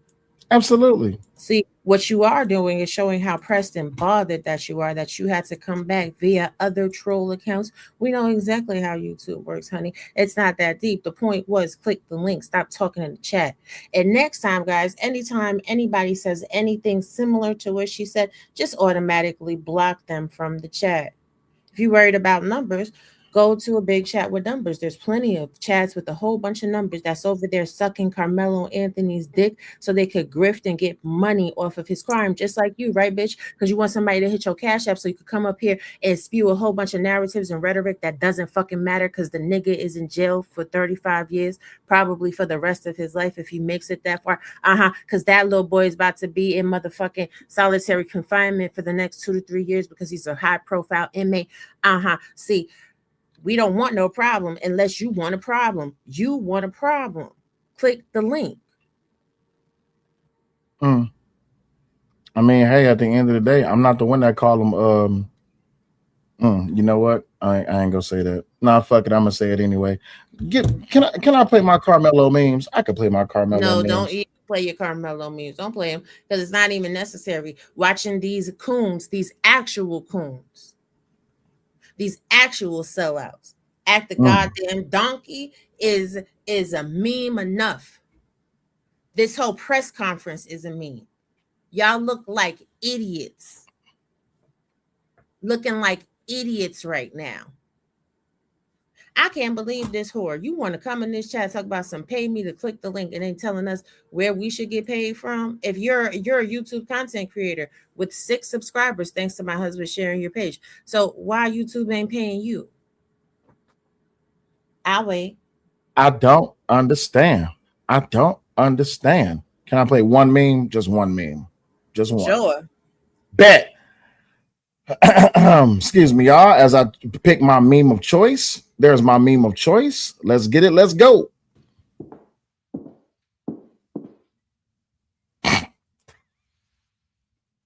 Yeah.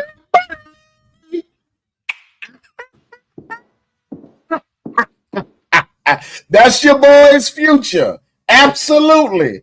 That's what a murderer deserves. Yes. A murderer of an innocent boy didn't do shit to him. You about to be somebody's bitch. Absolutely. You about to get the quota host with the dime on the side. You understand me? You about to get the bitch. Absolutely. Let me play it one more time. Hold up. Let me play it one more time. Hold on.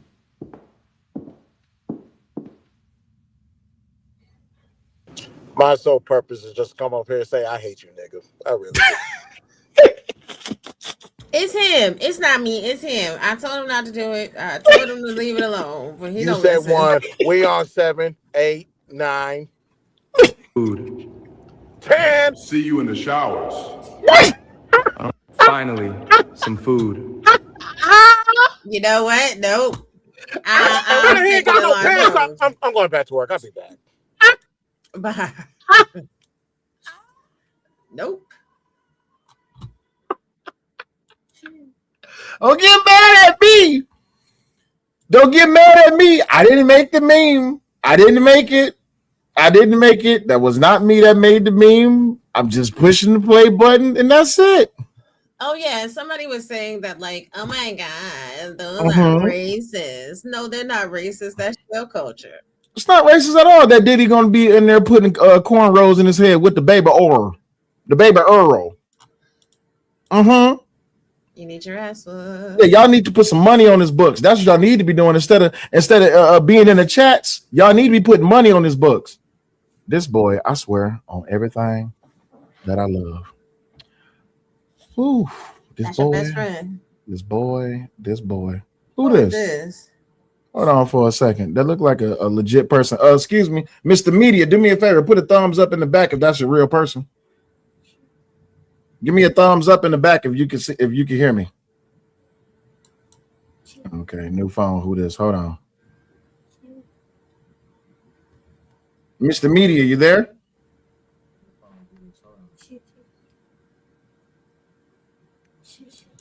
Sir, are you there? Yeah, can you hear me? I can hear you now. You see you're a real person. Give me a thumbs up right quick, please. I'm in the StreamYard, so Hey, I see you in the StreamYard, but I got the banner up because I have to be careful to protect the channel. Give me a thumbs up. yeah. I can see you. Let me get rid of this. I think he's using outside software for his camera, and I think he does look like an older gentleman. I think he's having some issues. Okay. Yeah, you should be able to see me though. My camera's. Yeah, I can see you. You're good. Yeah. Yeah. All right. What's going on? How can I help you, good sir? So, yeah, my name is Richard Media, and I am from Northern Illinois, outside of Chicago. And I got introduced to you on Dave's stream just the other day, and you and your young lady there, your wife was killing me, man. So I understand you're from Detroit. Shout out to Detroit, and Appreciate that. you was knocking down some real stuff. But I joined in to your earlier stream I was out shopping. I joined into your earlier stream when you were doing the sharing the interview with Karmelo's parents. Yes, sir. And I had joined the stream a couple of days ago, and I had this similar question, somewhat same as yours. Where was the father during all this, and why didn't the father take the stand? Because my question is, does he know his own son? Kind of a thing. And as I listened to him during that, I don't know if that was a live stream that you were sharing or a repost. What I did notice was the, how can I say this? I did not get any commitment or any firmness from his voice, if you know what I mean. Absolutely. No masculinity. Okay, you can say that too. Okay, so he didn't speak with any confidence, so I didn't want to make any assumptions, but in my mind I was thinking, I see who wear the pants in that family, or who's leading the family. But I do have a very controversial question, if you don't mind. Sure. So I did some checking, and I understand that from the fundraising that they had implemented, that they were dispersed some funds. Yes, I did see that. I did make an amendment to that. Yesterday I said that the funds were taken away, but I seen that the owner or the founder of Give Send Go did put out a statement saying that some of the funds were dispersed to them. Yeah, but they received almost 650,000. Yeah. So here's the controversial question I have. Mm-hmm. And I'm gonna preference it with this way, because seeing the people that the parents had surrounded themselves with, talk about it, and the defense attorney that they chose. Mm-hmm. When it comes to money, we all know this. Please, forgive me. I hope I'm not saying anything that's going to ruffle anybody's feathers. But when it comes to money, within some of our people, that they seem to come out of the woodworks with their hands extended. Yes. For any reason. Yes. Okay, I can provide you this, I can do this for you, I can do that, kind of a thing. Mm-hmm. So here's my question. Please forgive me. Do you think that that his parents sacrificed him for the cash? Yes. And I'll tell you why. Thank you. Way earlier at the vet. Now I also want you to understand this. And I showed this yesterday on my stream. Really quick, I'm gonna mute you right quick because I see that there's an echo coming from your audio. So I got you. So I went ahead and mute you. I'll unmute you in 1 second. So earlier in my stream yesterday, I found the stream where me, my wife, and a choice of other content creators and panelists, Brother Omni, Sister Almond, my OG the Angry Man, a lot of us was really holding the position that when it comes down to it, that initial police report where he stated, "I'm not alleged, I did it." That was a terrible thing for him to do, because the first thing that you should not do is talk to the police. You never open your mouth to the police without your attorney being present. That's number one. Number two, that boy is a minor. He should not be talking to the police without his parents present. That's number two.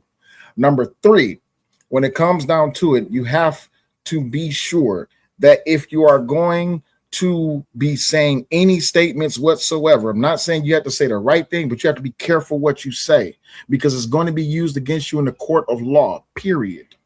So number four comes about this. When you actually look at the facts surrounding this case, about how it is that when you read Texas Penal Code 9.31, 9.32, when you understand stand your ground, self-defense, proportionality, lethal force, non-deadly force, all this, that, and the other, you understand that this boy, everybody's saying that, oh, he's going to get railroaded. No, he railroaded himself by bringing that knife to that track meet when he was not supposed to be there, because he was serving up under in-school suspension. He was never even supposed to be there. So if he had accepted a plea or he had pleaded guilty, the give, send, go would have to be shut down, because you cannot fundraise for a violent offender. And I'm going to take you off mute. Oh, my man. Okay. Wait. So had he taken the plea, if it had been presented to him, or even if he had stated that he's going to take a plea, then whatever funds that were raised at that moment would have immediately stopped. Yes. So, okay, I'm a devil's advocate right now. So as a parent in that situation, looking at my financial situation, I'm going to say to my son, don't take a plea, because a plea is saying that you're guilty. Yep. Run the numbers up. And that's the problem. And they knew that they knew, and I'm sorry to cut you off. No, it's go just ahead, that, go ahead. It's just that we got to be honest about this thing. That boy killed that young man. That young boy killed that young man. He did. And there's no fighting around that. You can't say self-defense. You can't say a push is non-lethal force. He stabbed this boy. You're guilty. There's no way you can fight that. And for all the people that are saying, oh, you're black, you should believe him just because he's black, I'm looking at the facts. If anything, I have more of a moral compass in this boy's potential defense than his parents did. Look at how the defense attorney not defend this boy. And even the fact that Jeff Metcalf, the father of the slain son, who came out on day one and said, I have forgiveness for him, for I am a Christian and I am a father and I am a man. I have forgiveness in my heart for him. When he showed up to that press conference and these stupid people called the police on him. Mr. DJ Music, I'll get to you in 1 second, or you can click the link. When it comes, y'all did everything to show no remorse whatsoever for a grieving father and his family. What did you think was going to happen? And then when it comes down to the trial, throughout the whole entire trial, your defense is not defending you. Y'all not asking the correct questions. You didn't even get up on a stand.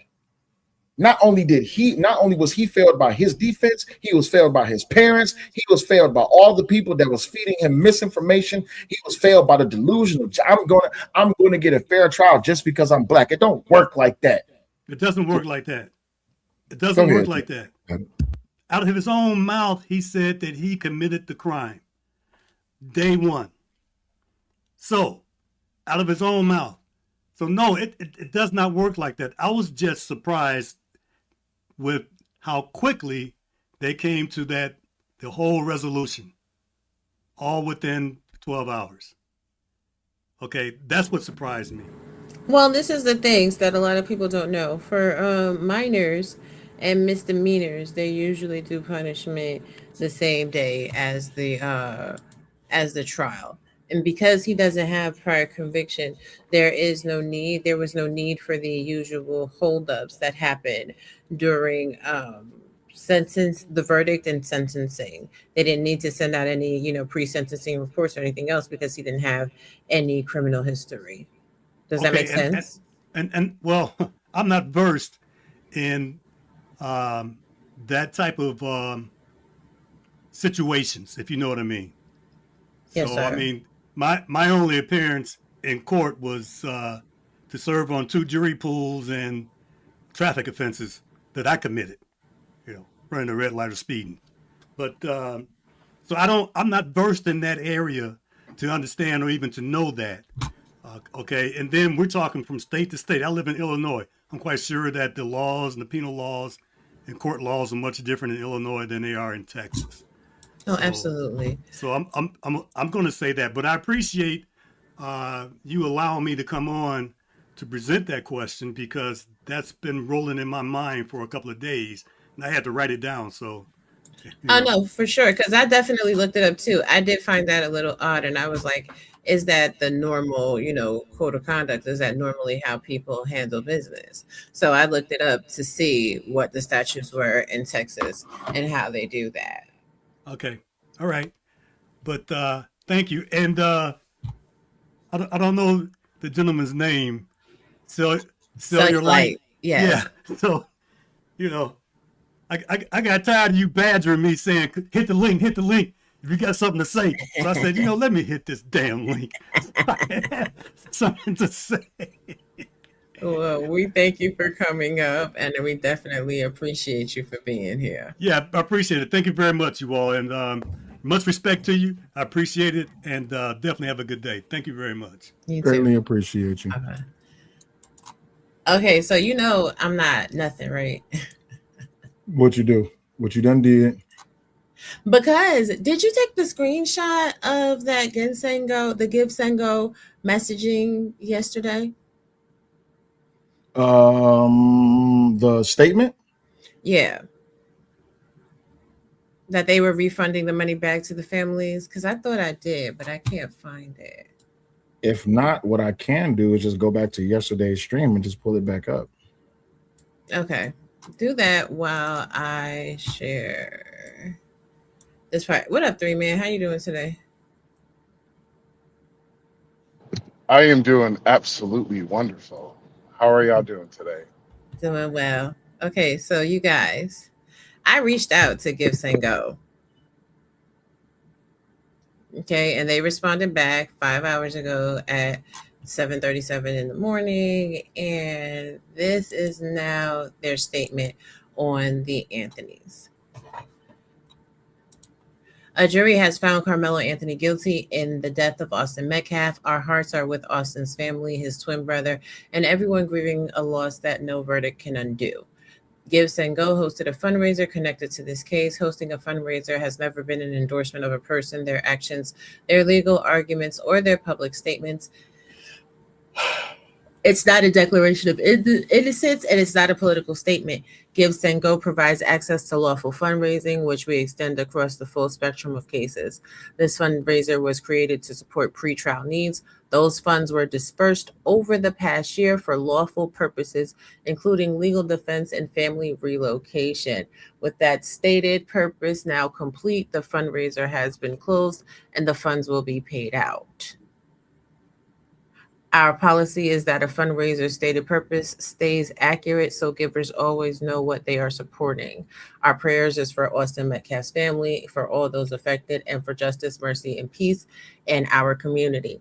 Now, what is interesting is today they're saying that the funds will be paid out. Yep, I got press, good. So we'll pull that up next, because in the previous press release, they said they were giving refunds to the families. So let's look at their previous statement. Following his conviction for the murder of Austin Metcalf. The move comes one day after a Collin County jury convicted Anthony of first-degree murder and sentenced him to 35 years, as the Dallas Express reported. The fundraiser, which raised more than $630,000, had been active throughout the trial. GiveSengo co-founder Jacob Wells stated in April of 2025 that the bulk of this money is going to be used for Karmelo's legal defense. No.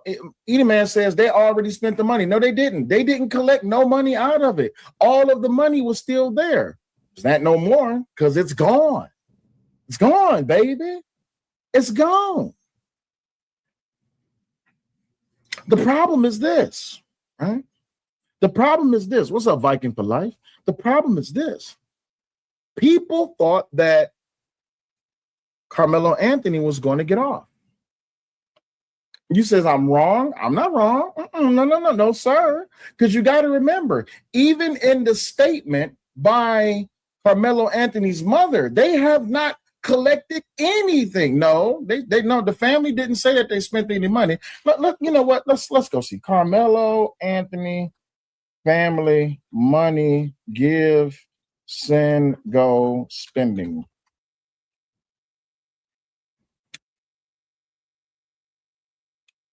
Reports also mentioned possible GoFundMe fundraisers also connected to Anthony. However, GoFundMe saying fundraisers for the legal defense of people charged with violent crimes violate policies. GoFundMe said such fundraisers are removed and donations are refunded. The company stated that Anthony's family would not have been able to access any GoFundMe money before those campaigns were removed. Anthony's family Give Send Go page says the money is intended for several needs, not only legal expenses. According to the fundraiser page, planned uses include legal defense, relocation costs, living expense, transportation, counseling, and security measures. The fundraiser page says relocation may be necessary because of safety concerns and threats received by the family. Hayes said her family had faced lies and misinformation that put her husband and younger children in danger. So they are going to give the money back? Yes, as per their statement that they changed, that they were going to cancel it and refund the money to the donators. According to this statement that they put out, the funds are going to be paid out. So what that says to me is the Anthonys had their lawyer reach out to them, and they can't legally keep the money. They can refund any donations that came in after the conviction, but prior to, they have to give them that money. So if they are now just being infused with $635,000 in money, why is what's his face, Charleston White and Real Nigga News raising money for the appellate defense? Why are they claiming indigent circumstances to the court during the appeal process? And now that Gibbs and Go has said they are releasing the money to them, y'all know that boy is not getting indigent circumstances and he's not getting a court appointed attorney during his appeal, right? Well, that's crazy. So I just looked it up here too. It says the official help Carmelo official fund raised approximately $634,000 on Gifts and Go. It was permanently shut down following Carmelo Anthony's murder conviction and 35-year prison sentence. The funds raised over the past years were dispersed by the platform and spent on legal defense, family relocation, and security. So they did get the money. Yep, they did. It's been released. So while they're claiming indigent circumstances, you just got to check. You just got to check. And can anybody explain to me why there is a now new, hold on a second, I'm removing yours. Why there's a new Give Send Go? They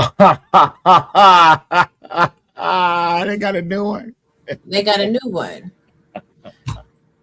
In the wake of the Carmelo Anthony verdict, the world needs to know we love our Black youth and they deserve protection too. What was done in Collin County was illegal lynching. That so-called courthouse really just a slaughterhouse when you look like us. It's heartbreaking. It makes me wonder where we're going as a nation. What we saw was flawed, unjust, and I ask the community to continue to pray for the Anthony family. It showed very clearly that a Black boy was allowed, not one Black soul on the jury. An all-white jury convicted him in 2 to 3 hours. We know that they did not prove their case. We will fight like hell for him and for justice for all Black youth. Black America should be very upset about what went on today. Show your support for this travesty of justice by contributing to this fund. With your donation, you will be raising awareness for the plight of our Black children in the legal justice system. Please give generously to this incredibly important cause. So here's the thing. First of all, with you donation, nobody even proofread this. They are so thirsty to capitalize off of the murder of Austin Metcalf, that they just trying to rake in all the dough, all the money. Yeah, they sacrificed that boy. Uncle Rick, what's going on? He said, shout out to Mr. Chow. Chow mein. Hey, shout out to Uncle Rick. What up, Anthony? What's happening? So just 2 hours ago, the baby shaking, choking felon minister of justice did a live stream. Y'all want to watch it? Sure. Mr. Media is asking, is this your PayPal account? Yes, that's it. That's it. Man, y'all gotta stop with the AI videos, bruh. I'm sorry. But I Like can get. Go yeah, ahead. yo, yeah, y'all gotta stop with the AI press meeting. Yeah. Like, dog, bruh. I'm beyond like what is beyond second-handed embarrassment? What's beyond that? If there's I don't if know. there's another word for it, like I'm over here, I'm like, yo, what the fuck are y'all talking about? Not a Like damn that, thing. that was my disagreement over here with Shawty with the brown golden arches eyebrows and shit. Like, dog, how this shit is so fucking embarrassing. I literally had a 20-minute conversation with my grandma, and she's trying to figure out what the hell they're talking about. The boy committed the murder. Exactly. But Uncle Rick. I prepared something for them. I prepared something for them. Exactly. Uncle Rick says the appeal gonna fail too. Geniuses. Yeah, of course it is. But we're gonna see what happens as we await, because I don't think it's gonna take long. But let's listen in to the baby shaking minister of justice, the racist Dominique Alexander. Let's listen to what he got to say. Hello, everyone. This is Minister Dominique Alexander. I wanted to do this live and be able to talk to the community, to keep the community informed, engaged in this process and in this next chapter in regards to the fight for Karmelo Anthony. Yesterday was a very hard day for me because Karmelo Anthony wasn't a hashtag to me. Karmelo Anthony wasn't just a situation that I was upset about. Karmelo Anthony was a young man that was almost like my nephew, a person I was ready to take a bullet for, a person that I got to know very well, a family, a mother, Kayla Hayes, a father, Andrew Anthony, that I became very close with. They are like family to me. I was the first organization to reach out to support and help this family. And we did everything we possibly could do as an advocacy organization, not a law firm. We don't have attorneys that literally work directly with our organization. We have attorneys that are general counsels, legal directors, and different things. But our organization is not a law firm. We can only support, advise families during this process.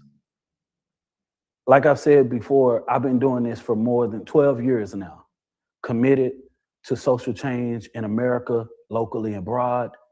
I've tried to make sure that I stood up for families in so many different ways. Yes, I'm a person that have been through some things in life. Yes, I have a background.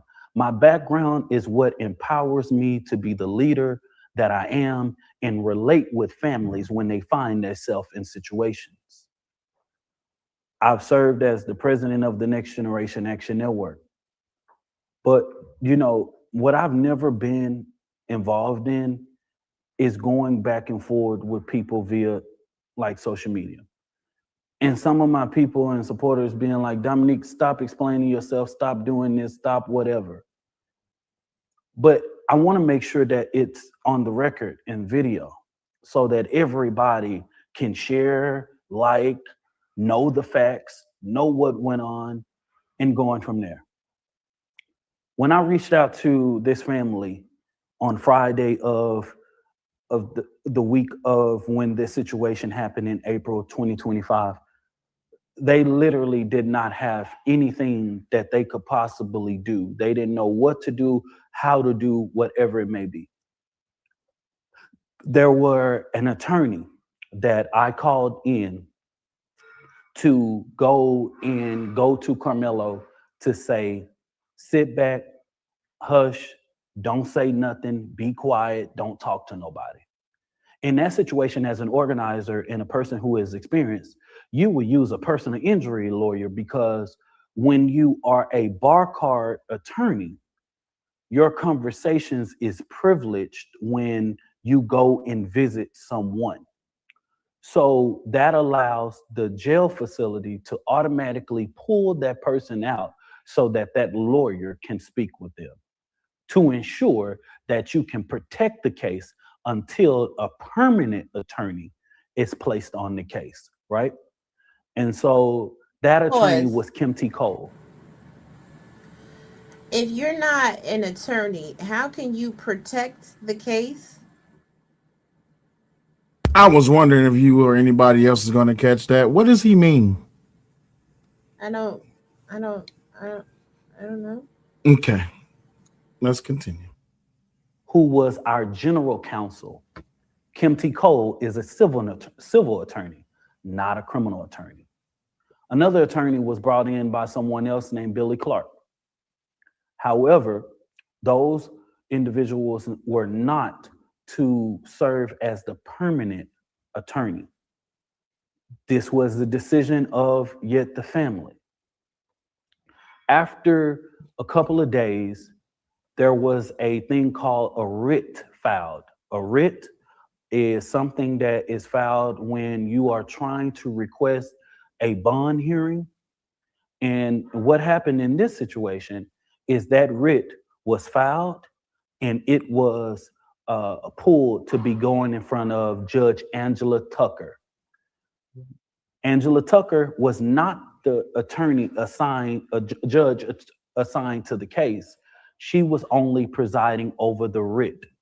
And in that situation, she reduced Carmelo Anthony's bond to $250,000. Around that time, I reached out to one of my good friends at No Limit Bail Bonds here in Oak Cliff, where I'm born and raised, and asked him and said, hey, I need your help. I need you to bond him out. And he answered that call. And I'm forever grateful to Pastor Corey Tony, people who I was able to call and depend on when this first happened. We were able to get his bond down to 250. We came here, we went back. I told Your channel is messy and misinformation. One stream you had with Dave Anderson, there was a guy called Chaos that shut down all your lies about the case, and y'all bugged out and tried to personalize. The fuck is you talking about? Let me help you out, big. Let me help you out, buddy. Now, we're gonna do that, and then we're gonna do this. Click that link. Go ahead, click that link. Come on up here, Mr. I'm sorry, I'm pronouncing this wrong. I'm gonna just say Media 773. He says they sacrificed that young man. He just said it in so many words. And how much seed money did that pastor want it? All of it. All of it. Personalized what? What I want to know is personalized what? Just like y'all dumb fucks talking about they quickly transfer him to different prisons so that he can't be released on appeal. When you are in the state of Texas and you are convicted of a crime that it has a sentence of 10 or more years, you're not eligible for release on bail.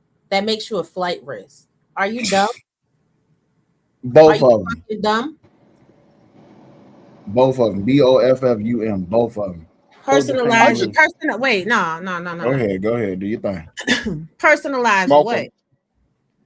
Y'all are personalizing this shit. Facts. Y'all are personalizing this shit, and you're making the wrong person the victim. The person that committed the crime is not the victim. The person that's the victim is the person that died. Facts. But because y'all have this, I don't know, this tribalism,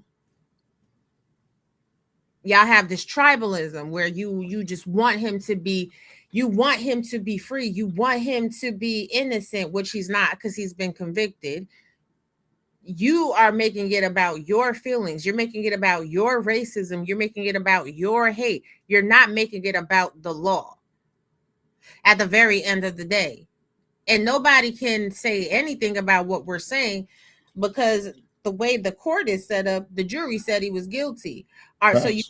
you gonna tell us that we don't know what the fuck we're talking about when the jury found him guilty? You're gonna tell us what the fuck we don't know what we're talking about when his defense attorney said that he only wanted to prove reasonable doubt? You're going to tell us that we don't know what we are talking about when the defense attorney rested after a few scared witnesses and the defense attorney didn't put forth a good case? You're going to tell us we don't know what we talking about when his own parents say they have issues with how the defense attorney handled the case? You right.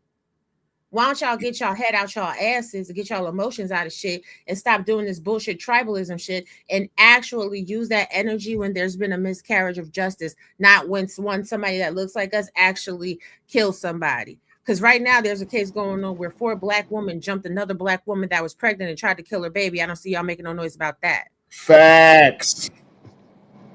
Now, I am extremely confused, but I haven't heard any of all the media press briefings, and the all the social media posts. Maybe I might have heard different, but not one of the ones that I have seen. They have not. None of them have said we have talked to the Metcalf family. We have prayed with the Metcalf family. Now, maybe I might be wrong, but have y'all heard anything different? CBS Texas did. And also, there couldn't be a whole lot of media coverage behind it that they could really speak out on, is because there was a gag order over the trial. So, but the problem is that on social media, Drew Anthony was going back and forth attacking Jeff Metcalf, using racist language, racial slurs, and their spokesperson behind all of this money raising, which is that Gordlock looking chick, Tiffany Billions. Tiffany Billions was wishing on the death of my kids. So, and you have a whole slew of content creators who's really drawing a line in the sand that if you don't support Karmelo, you ain't black. It's almost like how Joe Biden said, if you don't vote for me, you ain't black. You know what I mean? You gotta be fucking kidding me, bro. Like, No. you know what, man? Hey, man, I'm about, man. I'm no longer black. Fuck it, I ain't black, man. I'm Dominican. Call me Dominican Poppy now. I'm about to change my name. To I'm Dominican not Poppy. black, I'm OJ. Yeah. Okay. Let's continue. We came here, we went back.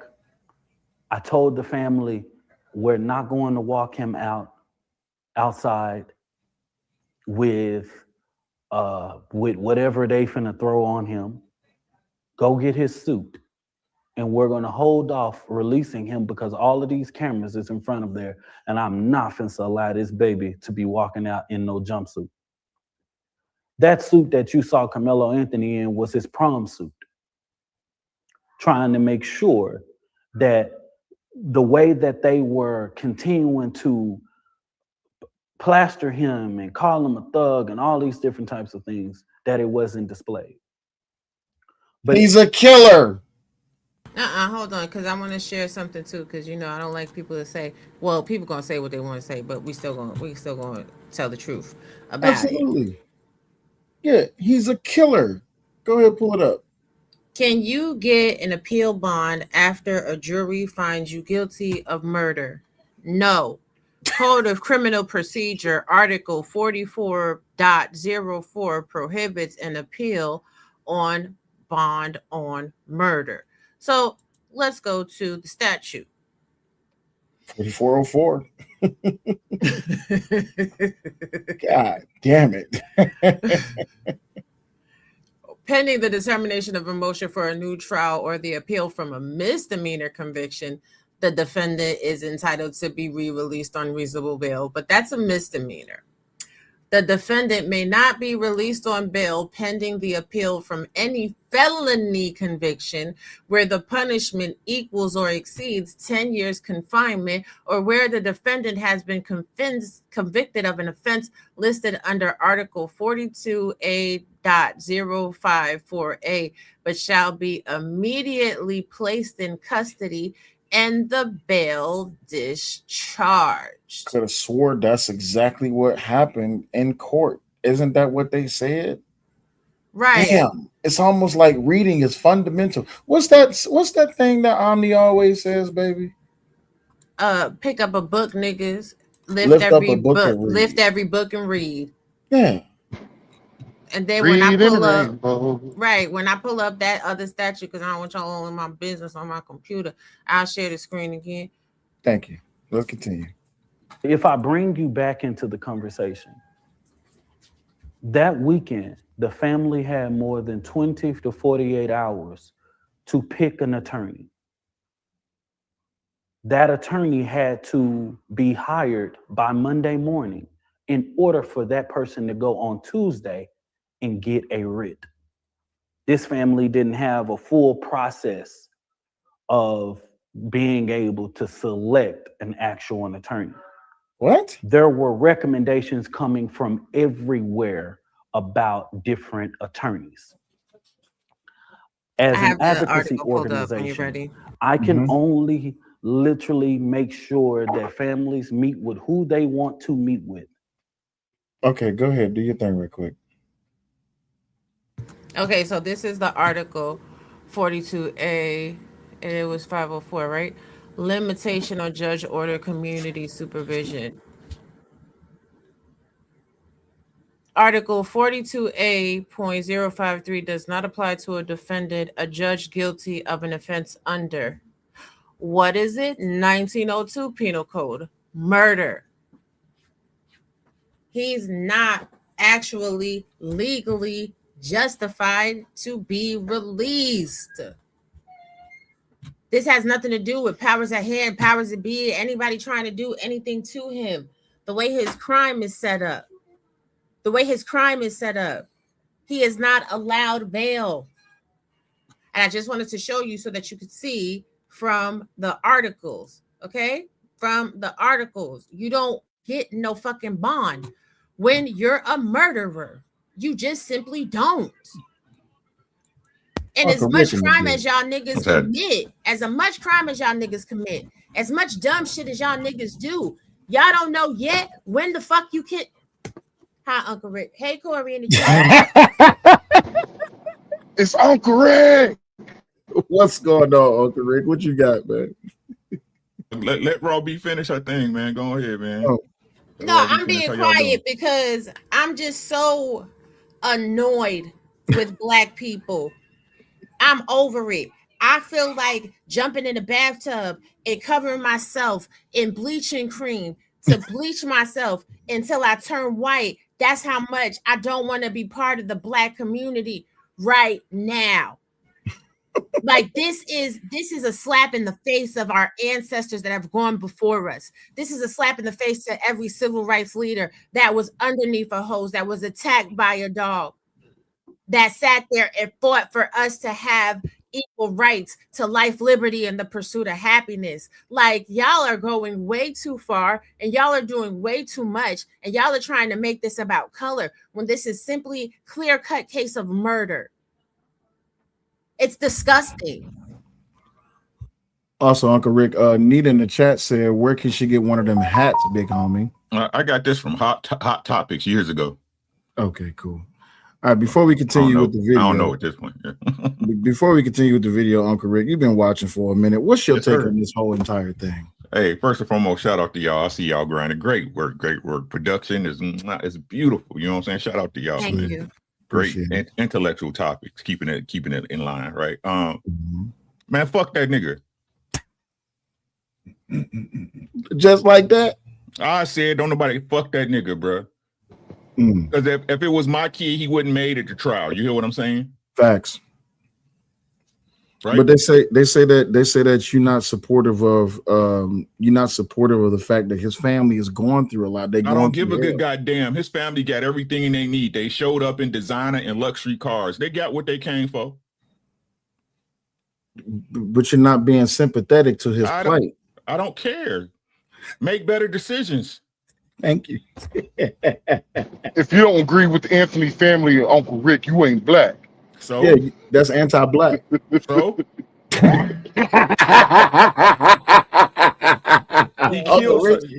he killed a kid. Yeah. Now I understand on a Saturday night in Chicago, it's just another day of business, right? Yeah.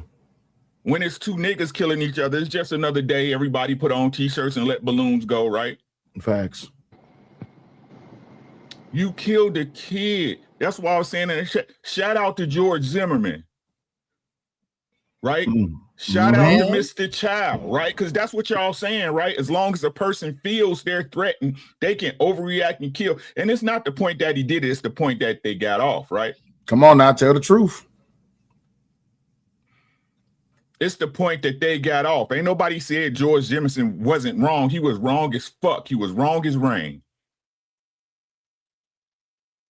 But the same system that got them off is the same system that also got off racist white police officers for killing black folk.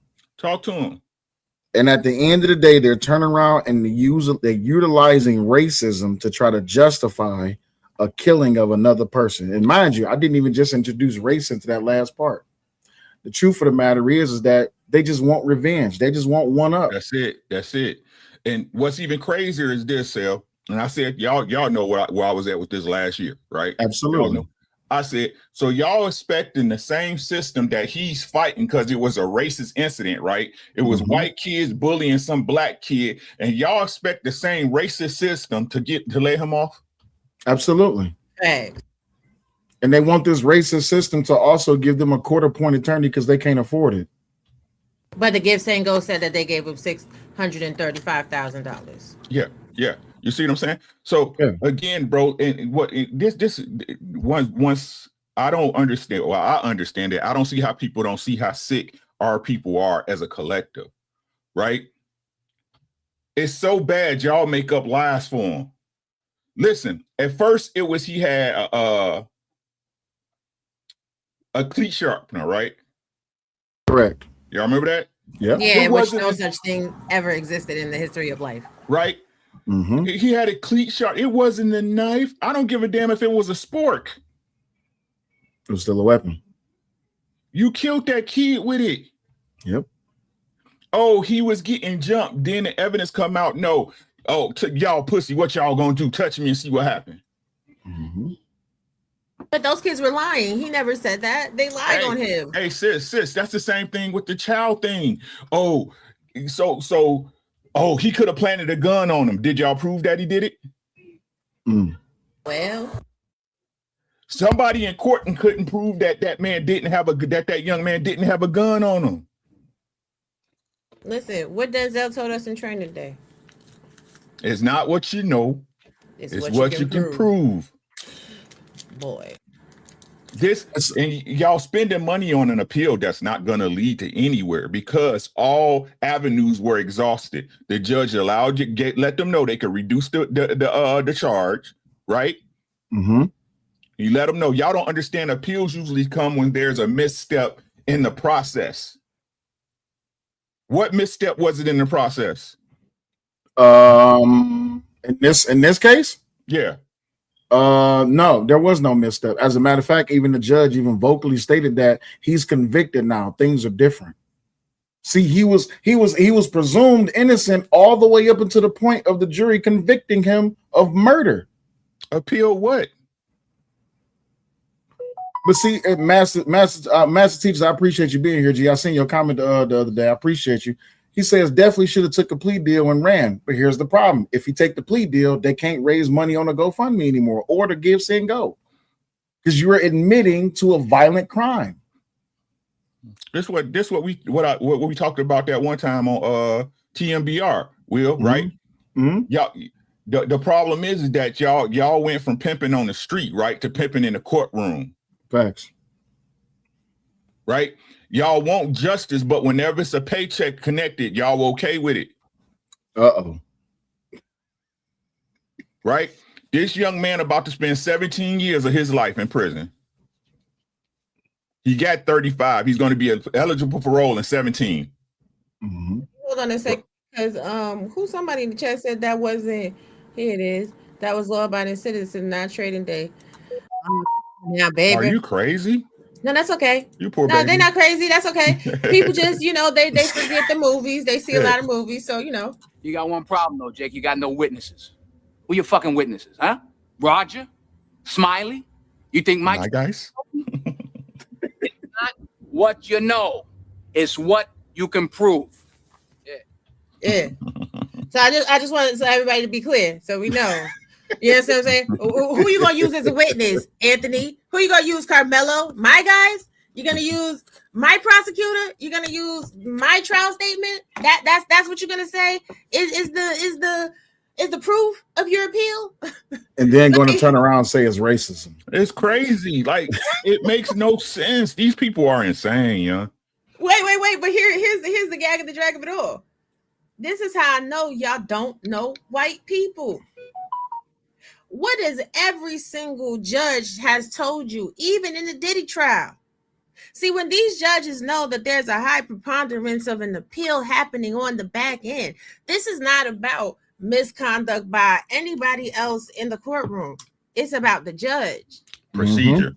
Talk to them. These judges are not going to ever risk their Having education. appeal. Talk to them. Their education, their integrity, their integral standing within the community, all that they have worked for, their judicial record. An appeal is an immense stain on a judge's record. It means that they didn't do their damn job. Correct. Talk to them, sis. Talk to them. So the judge very well worked a tight rope for this case.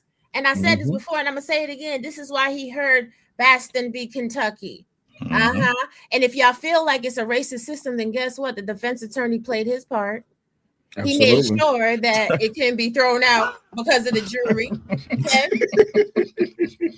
This is why the judge allowed manslaughter to be introduced in the final hour, because the prosecution did not initially indict Karmelo Anthony on manslaughter.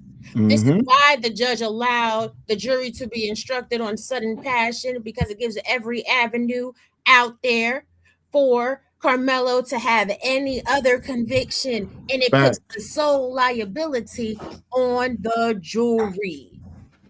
But see, here's the thing, right? And I need to point this out. Y'all remember after the prosecutor rests its case, right? The defense said we want to move to directed verdict. And he gave the reason why. He says because the prosecution didn't prove his case. The judge said, no. Do you got any witnesses you want to call? Because the judge was like, you're not about to give me any type of exactly. I'm not about to give you any type of leeway to say that you were not given a fair trial. And Edelman, Papi Blanco, Sharon, whoever want to argue about it, like from last year, if y'all want to try it again, like I've said from jump, when this case happened, the defense did a terrible job. Imagine, Uncle Rick, your son is being charged for murder, and the defense is just like, okay, not objecting shit, not calling shit, not even putting your son on a witness stand. I would have hopped over that banister and I'd have beat the shit out the goddamn defense attorney. I promise you, it would have been me. See, but what it is, again, that these people bring on pain and traumas and things that they've never encountered. You see what I'm saying? To try to quantify that to what we're talking about right now, it's obvious that these things they so-called say that people are experienced, they never experienced before. Right? If that's the case, that means you should be bringing up your kids with an understanding of how the court system works, right? And how everybody is under the same window when it comes to a courtroom. Hold on a second, because I'm gonna let the whites man tell you about appeals in Texas. You gotta bring it up, In baby. Texas, a direct appeal of a murder. Excuse me. Let me put my white man on. In Texas, a direct appeal of a murder conviction focuses on legal errors made during the trial, not on retrying the facts or introducing new evidence. The Correct. appellate courts, intermediate courts of appeals, and potentially the Texas Court of Criminal Appeals review the trial record for issues that could have affected the fairness of the proceedings or the outcome. Most common grounds for appeal in Texas murder cases. Here are the frequently raised and potentially successful issues. Insufficient evidence. The evidence presented at trial was legally insufficient for a rational jury to find every element of murder or capital murder beyond a reasonable doubt. This is a high bar but viable if the state's case relies heavily on circumstantial evidence, accomplice testimony, or weak links. Improper admission or exclusion of evidence. Evidence admitted in violation of the rules, e.g. hearsay, prior bad acts, unlawful search, seizure, or inflammatory photos, videos.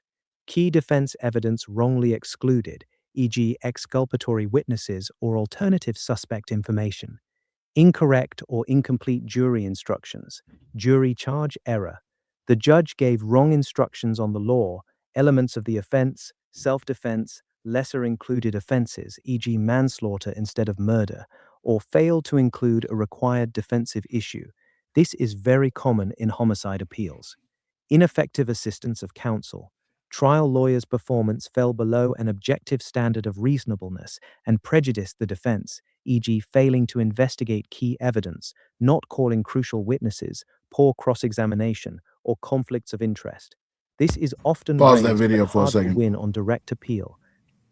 It's not a video. It's the bestie. Oh, my bad. Pause the bestie for a second. Before I address Mr. DJ Music comment, let me say this. I think that his defense attorney purposely is trying to set up for an appeal. The problem is this. He did not try to prove his case. He was very weak when it came to cross examination. And on top of that, he takes the full accountability of picking the jury. And I've said it before, I'll say it again. The prosecution and the defense attorney has to work together to choose the members of the jury. And yes, they do get strikes, but still it comes down to he's responsible for who's on that jury. This appeal is going to fail on its note. DJ Music says, y'all do know that if he took a plea deal, he waived his rights to an appeal unless he petitioned the court. Everyone convicted has a right to an appeal. That's standard across the board. Understandable. No one's saying that he can't have an appeal. I'm just saying that the appeal is going to fail. Mm-hmm.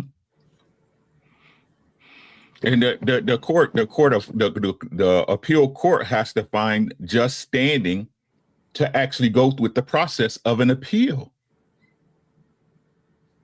Right. And this is the part that y'all not understanding. The way the trial was set up, even from what we saw on the transcripts from the reporters, the prosecution did his job.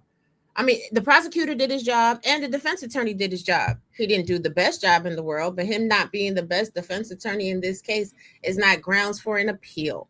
Because guess what? Having an appeal for ineffective assistance of counsel is not good on his record either. Correct. So what he's going to say is it's strategy.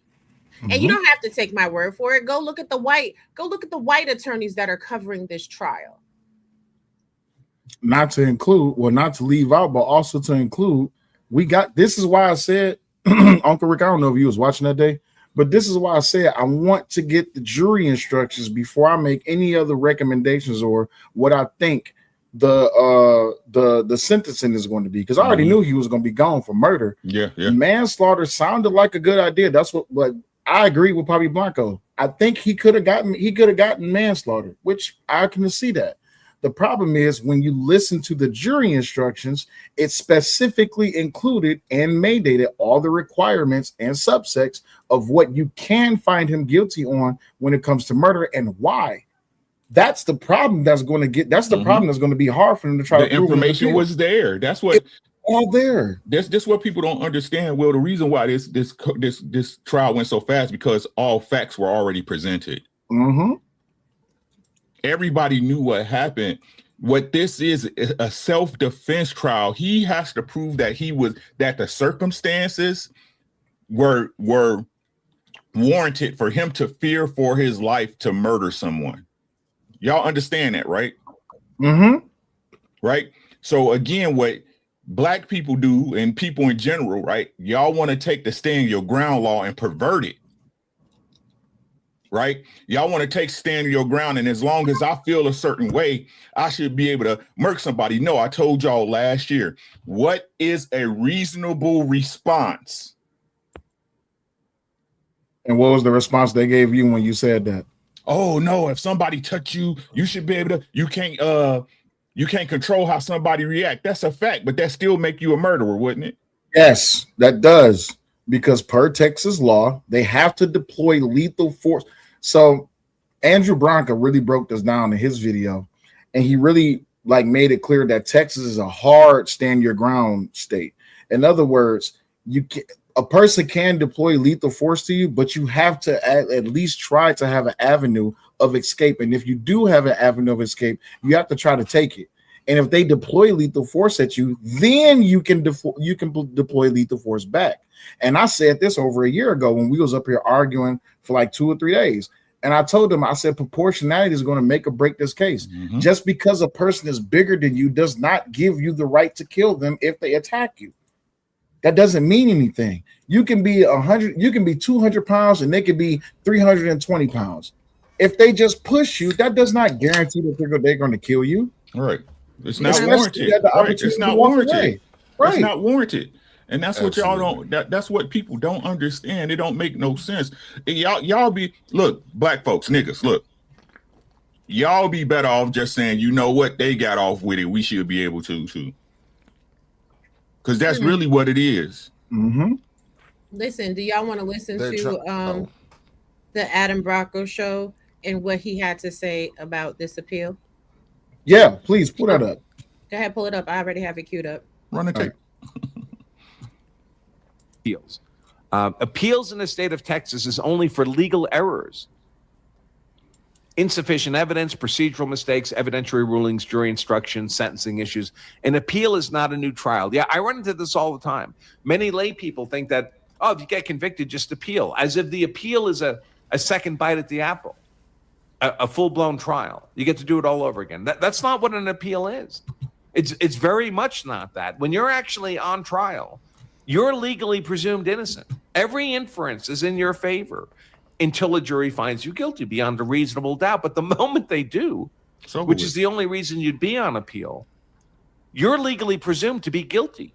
You're legally presumed that the truth is as the jury verdict reflects. Every inference is against you now. My buddy Steve Gosney has done a study on this down in appellate cases. He was an appellate lawyer in Florida for many years.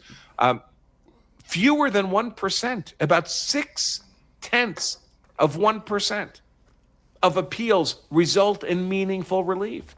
And by that, I just mean, you're not declared innocent, maybe a reduction in sentence. Sometimes, very rare cases, they reverse your conviction, but you don't get set free. You just go back for another trial. Mm-hmm. And most of these things he cites, procedural mistakes, evidentiary rulings, for all practical purposes, those are not appealable. First of all, they have to be objected to in order to preserve them for appeal. He didn't object with anything. Rare exception of constitutional level errors, for example. They have to be objected to. Were they objected to? I mean, there were things I saw reported from journalists about this case that were certainly objectionable. I mean, I might have objected, but the reporters don't tell us that there were objections. So if they were not objected to, they were not preserved for appeal. And even if they were preserved, for most of these issues like evidentiary rulings, the appellate courts give almost complete deference to the trial court judge. Even if the appellate court would have made a different decision on that evidence, that doesn't result in a reversal. They say, listen, I would have made a different call, but we have trial judges for a reason. I'm an appellate judge. I'm not a trial judge. The trial judge got to see the witnesses, got to see the actual evidence. They made the call. We're going to defer to them. We're not going to reverse on that just because I would have made a different decision. There has to be an abuse of discretion, which means, in essence, the judge would have had to have been insane to make that call. And that almost never happens. Almost never happens. And on the issue of appeals, as again, my buddy Bill Shipley, Shipwreck Crew notes, 99% of those appeals run into harmless error analysis. That's another issue. A lot of things, there's a lot of errors that can occur in a trial, but they would not have changed anything if they hadn't been made. It would have been the same verdict. So an error not only has to occur, has to be recognized, has to be preserved, has to be appealed, but it also has to make a difference. The verdict would have been different but for the error. And almost all errors are not. They're called harmless error. If the error is harmless, there's no reason to reverse anything. The outcome would have been the same regardless.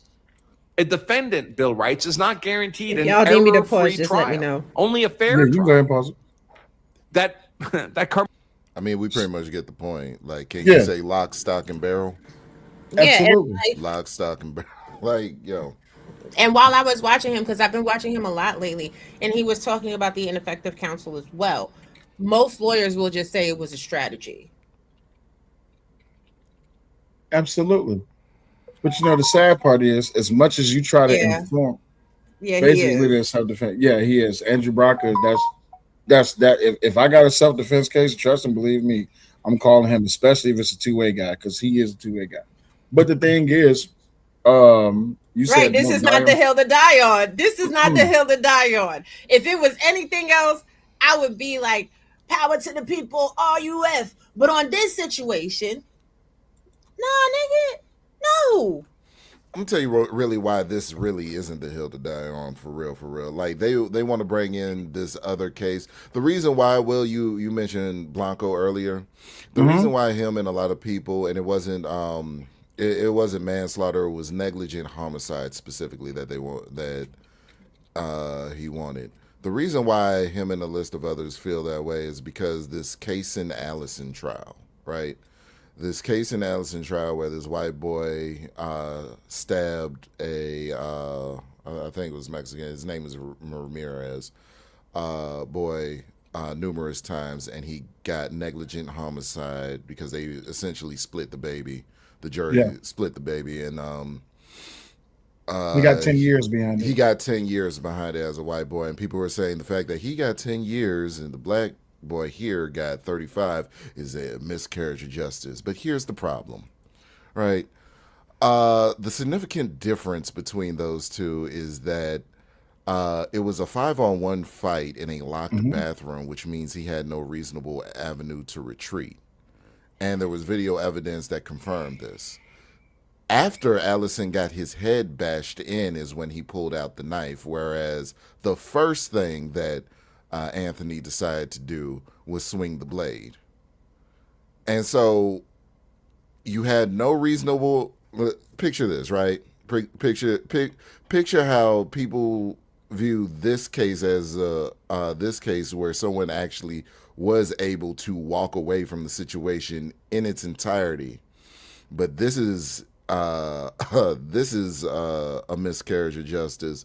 But the white kid locked in a bathroom with 5 people whooping his ass, caving his head in, then he decides to pull out a blade, and he still gets 10 years. Well, why do you think Uncle Rick said shout out to George Zimmerman and Rick Child? If you pay attention to the fact that George Zimmerman was literally getting his head bashed in by Trayvon Martin, he had every legal justifiable reason to defend his life. Period. If you pay attention to the Rick Child, if no one watched that Anton Daniels interview with Rick Child's defensive lawyer, you need to go watch it. Because he literally explains why it is that he was able to get him off. But let me play this for you right quick, because Mr. DJ Music said in Texas you do not have a duty to retreat, full stop. That's crazy because let me tell y'all something. We literally, Uncle Rick, do you see this shit?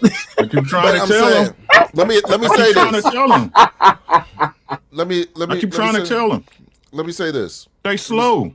Let me say this. They think Texas is racist because this kid got 35 years when he was actually subject to the full 99. And they went very light on him and gave him 35. And with good behavior, he'll be out in 17. You know what I'm saying? If the Aryans don't mess with him and he decides to poke one of them up. We'll see what happens with that, right? But a white boy was getting his head caved in a locked bathroom, getting his ass whooped by 5 motherfuckers. He pulls out a blade, and they still like, yeah, we gotta convict him of something. We gotta give him 10. But Texas is racist, though. Absolutely. It's absolutely racist, sir.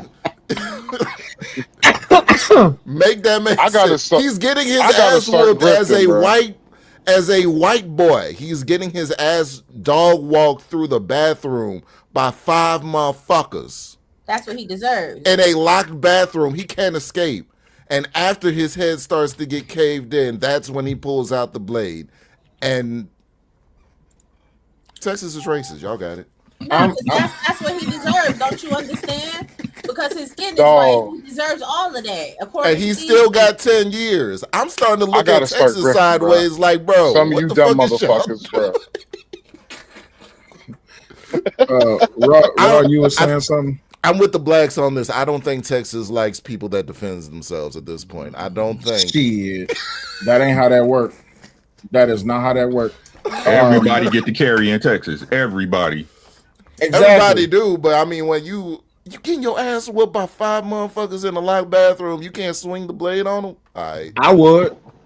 I would too. I'm doing 10 years. God dog.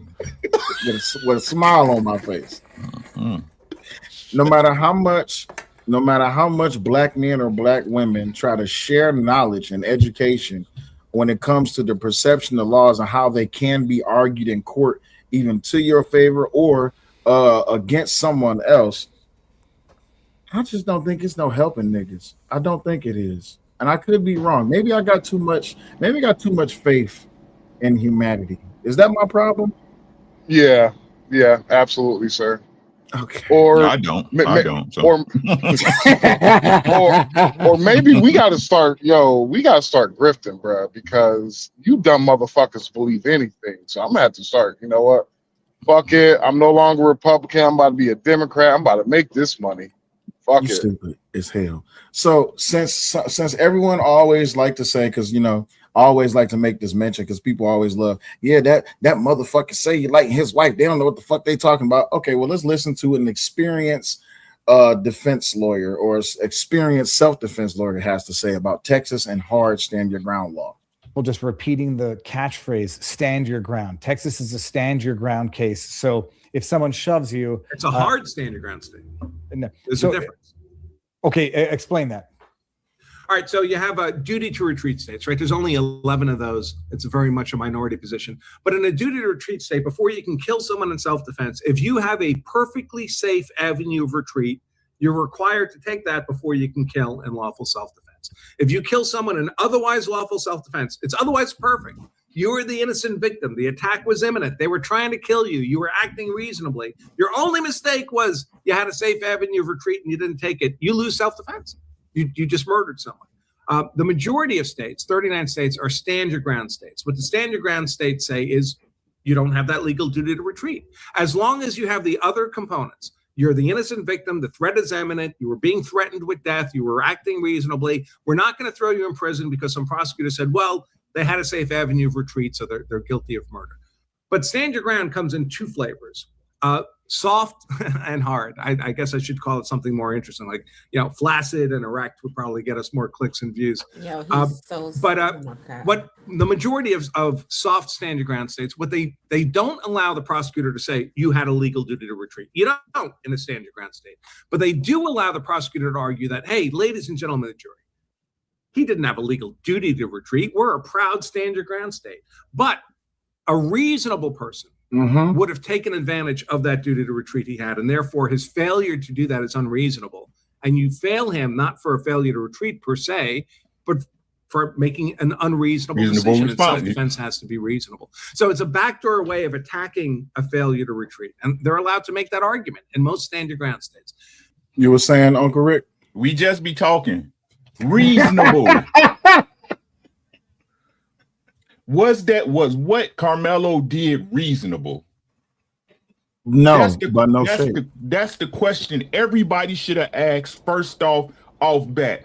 Was that a reasonable response to the situation? Listen, Unc, I was on a panel yesterday, though, and these Negroes said, No, I'm gonna shank you because I don't want to be out in the rain. I'm gonna poke you up because I don't want to be out in the rain. You can't. It was raining that day. Imagine, right? Just imagine. Just imagine. Mhm. Just imagine, right?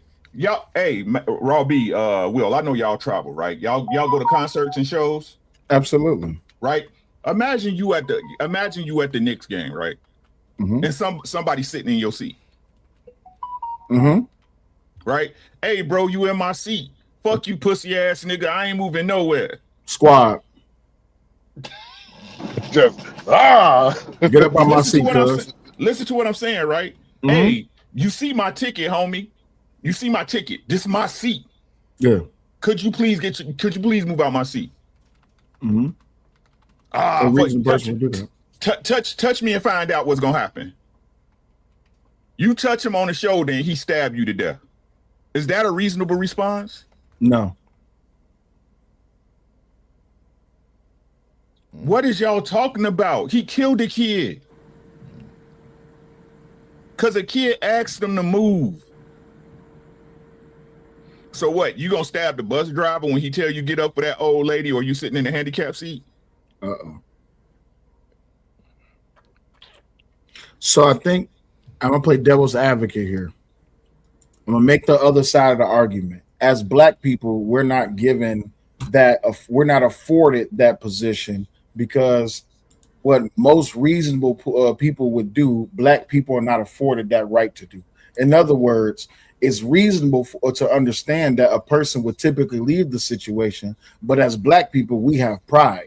And it will be seen as a form of weakness, and then people will see us as below them, and then they might try to bully us. So that's why we have this thing of fuck around and find out, because it's not right for a white person. Because now this is a conversation I had with somebody a few days ago, a very lengthy conversation. We argued, and that it's not right. It's not right for a white person to try to impose themselves on me just because I'm black. You understand what I'm saying? So a reasonable response that a black person would have is, I'm not about to be bullied by you because you a white man.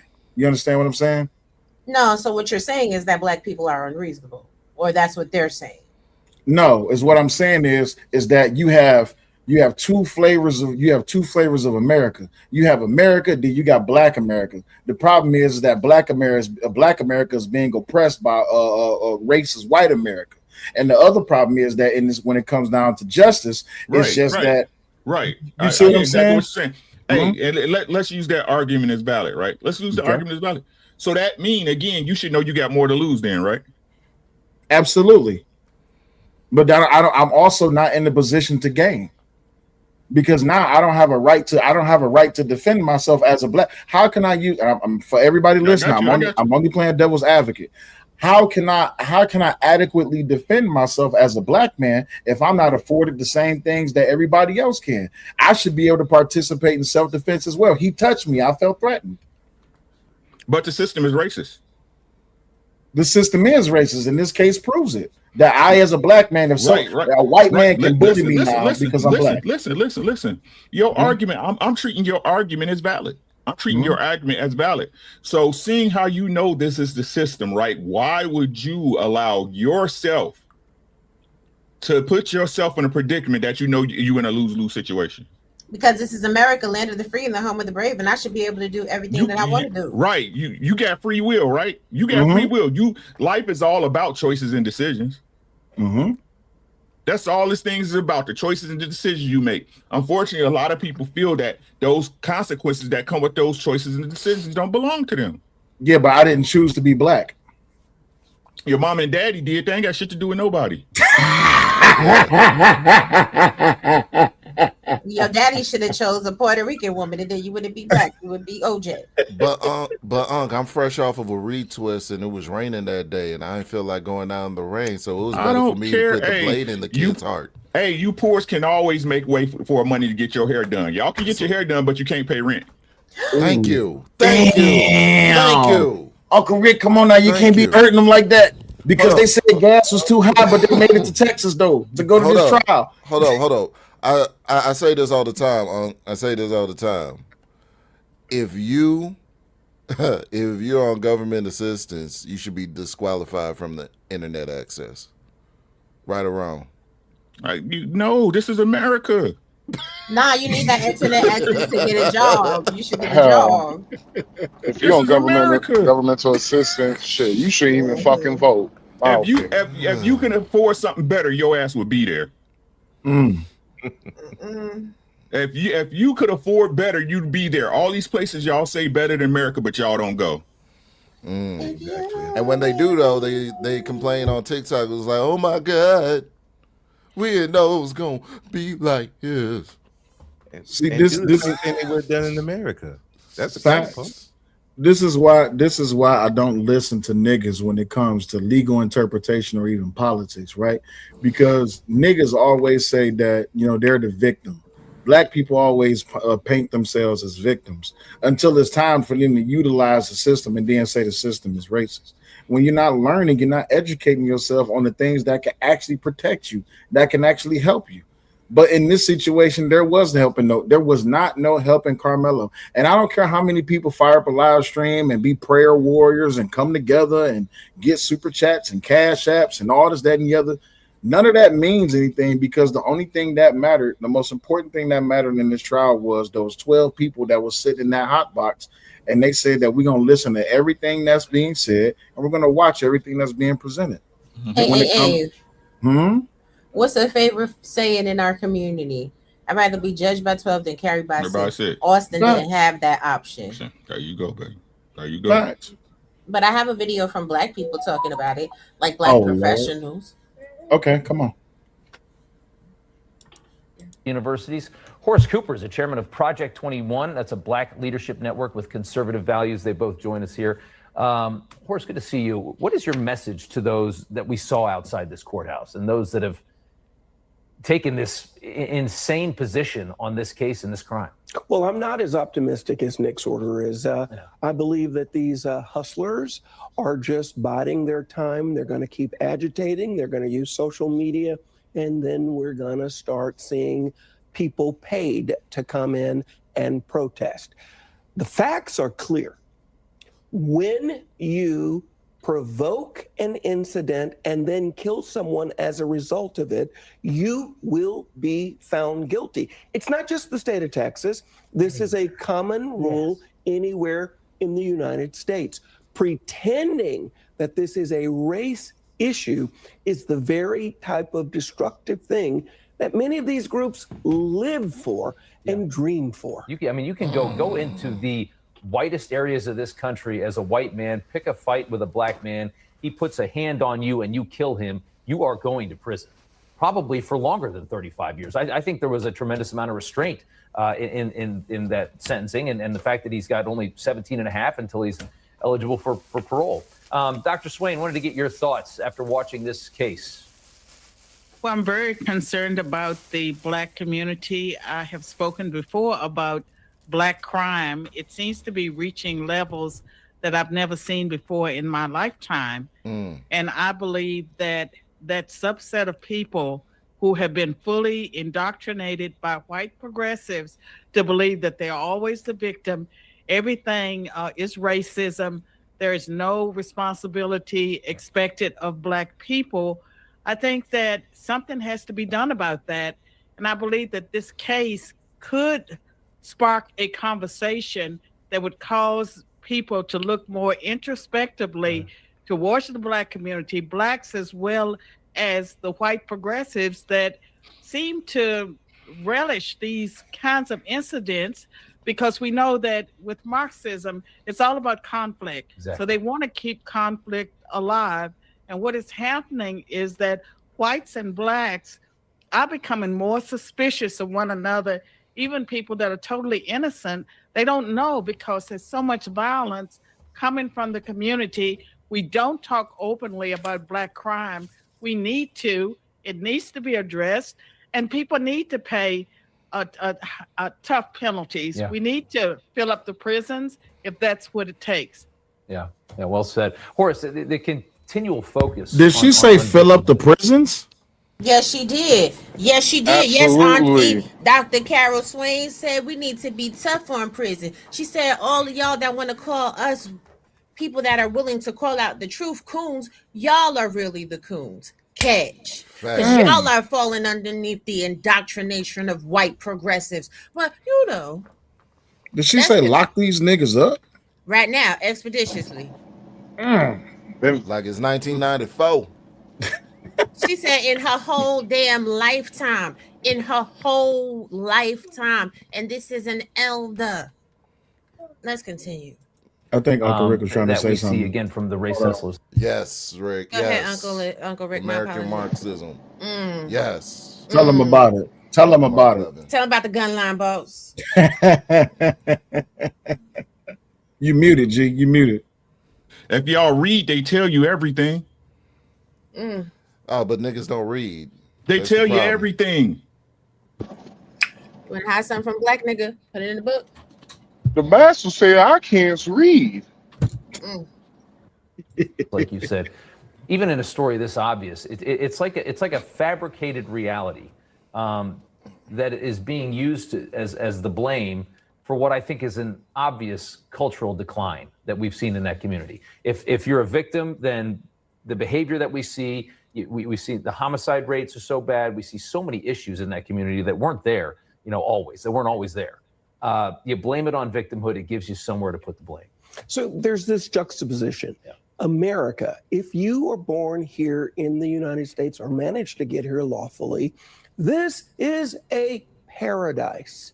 And yet, it isn't a walk in the park. You must work, you must apply, you must sacrifice.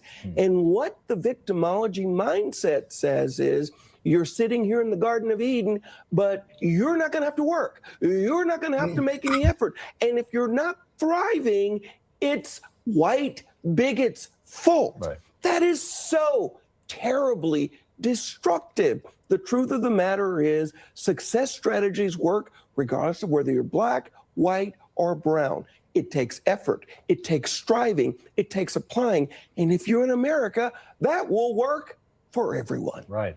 Dr. Swain, is it a stretch to say that, is it a stretch to say that the black community in some ways is in a worse place than it was 60, 70 years ago Yes. when we had the civil rights movement?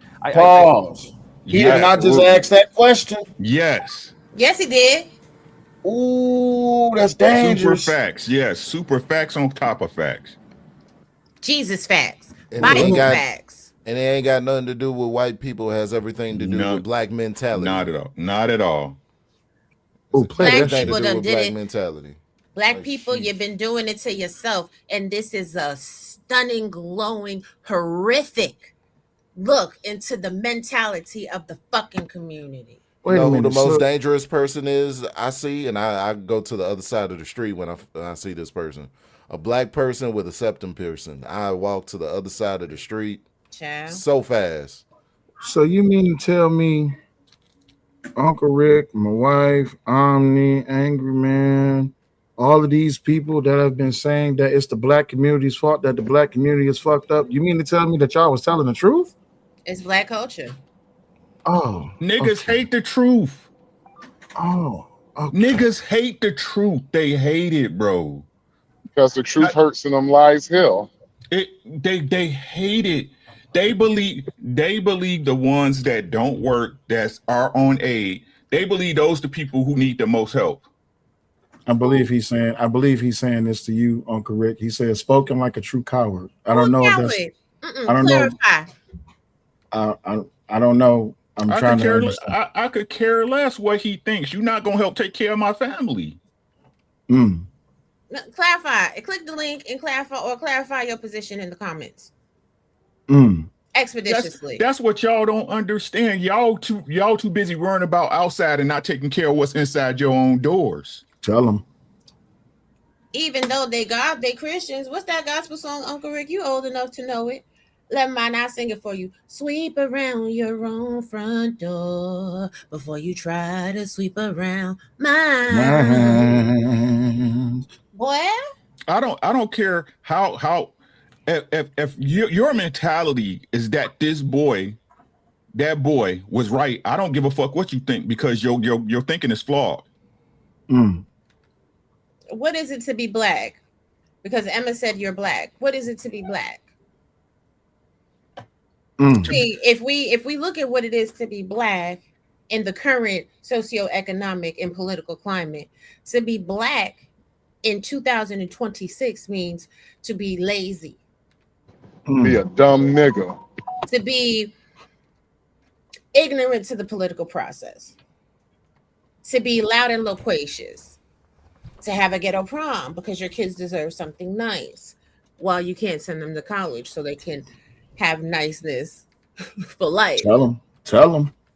What it means to be black now is to have 68-inch bundles, And BBLs.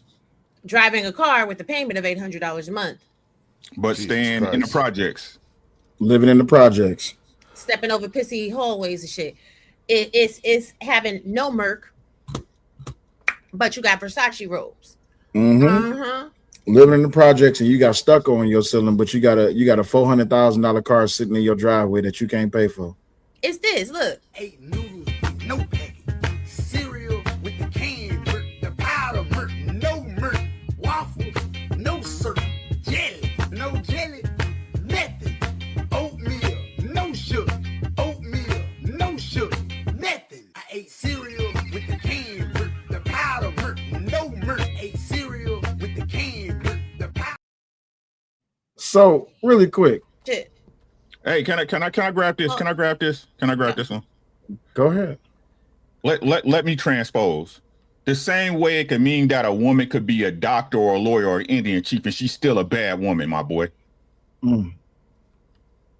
The same way you can have a job and get money but still be a bitch ass nigga.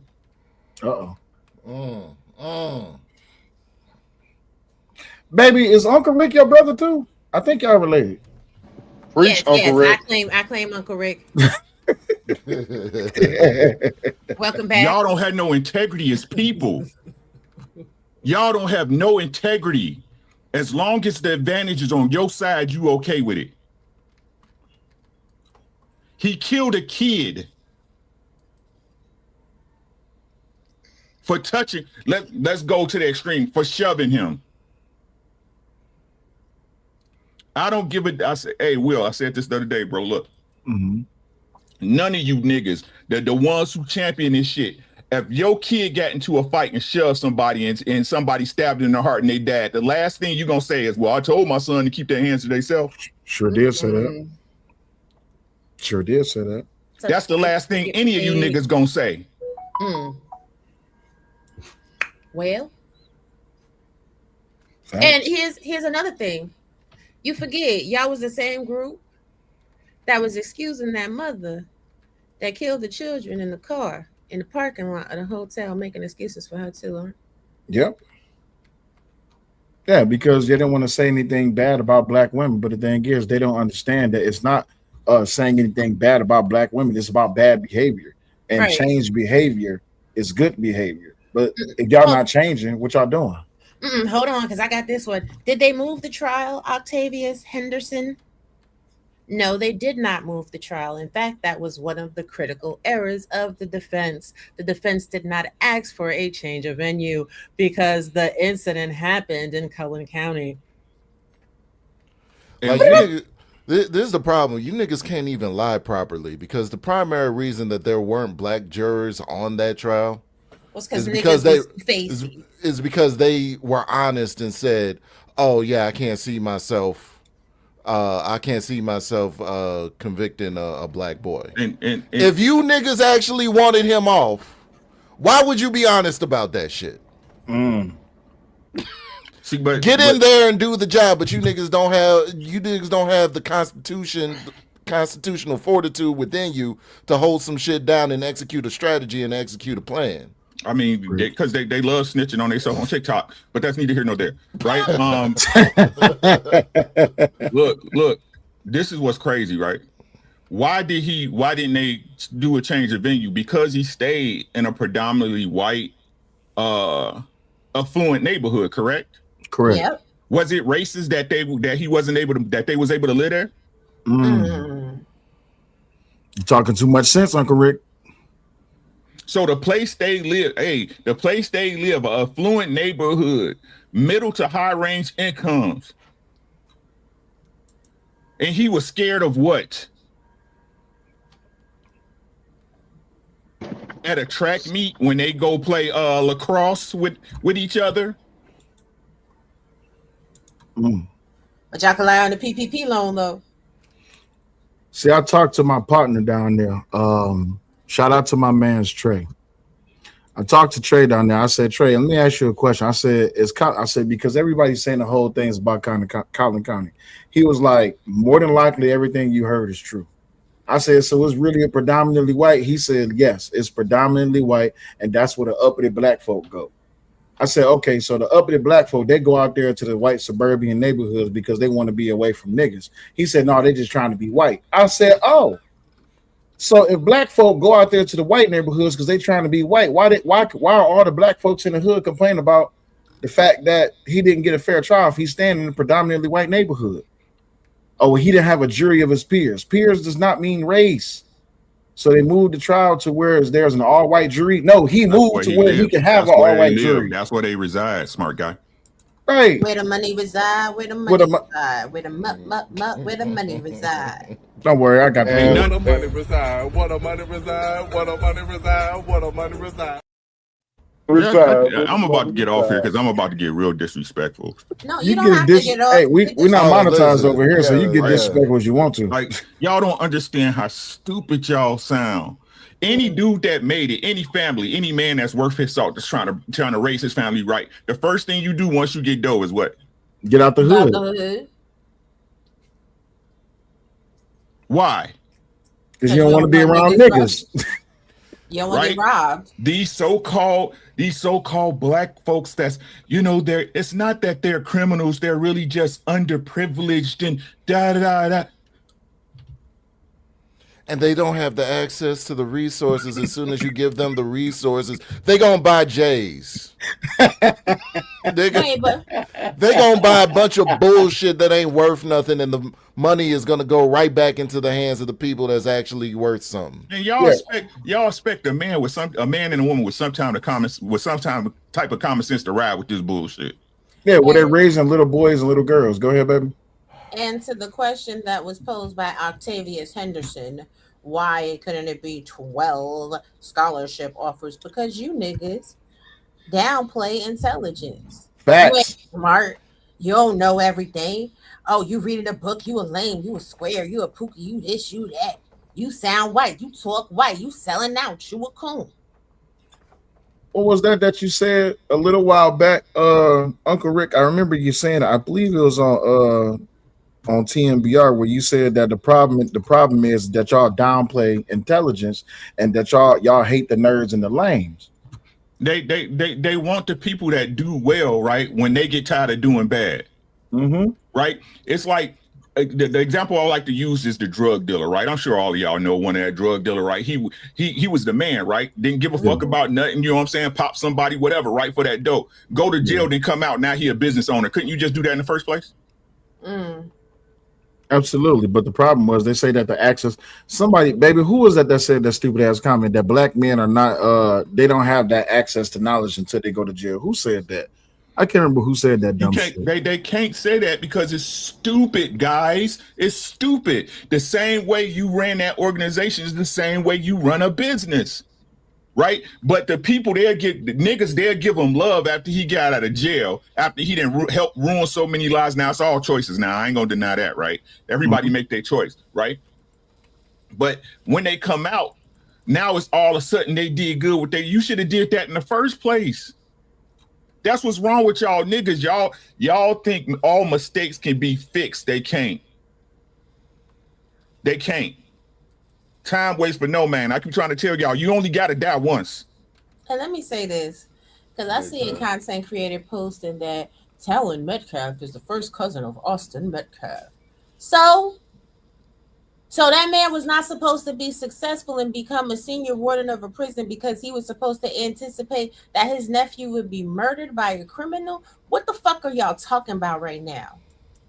Let me go ahead and fucking unsubscribe because that's just fucking dumb shit. Like, now y'all mad because Karmelo Anthony is a criminal in the criminal justice system that somebody else is successful in, because why?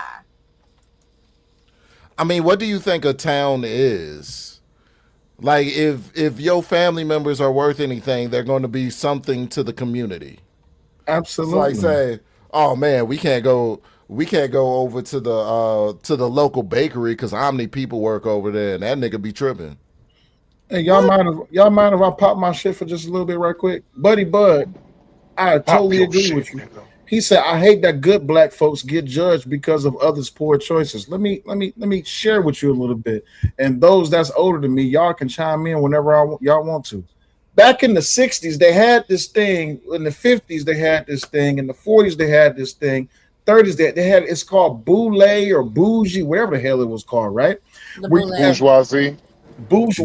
Bourgeoisie, boule, yeah, All right, bourgeoisie. cool. So what happened was they had a coming together of all of these black folks that came together to discuss this problem as there's a difference between black folks and niggas. The biggest problem was is that all of the niggas kept on doing all the damn crime, and when the black folks left the hood, like that punk ass nigga DC said last week, once we leave the hood, if we talk about the hood, we tell the truth about the hood. Now we fake, we some punk ass bitches, and we ain't all this, that, and the other. We ain't black no more. So the problem is, buddy, I appreciate you putting that comment in there because the truth of the matter is that just because we left the hood does not remove our blackness. But for some reason, the hood is synonymous with black. And when it comes to nigga, that is the pinnacle of understanding of what it means to be a black person in the hood.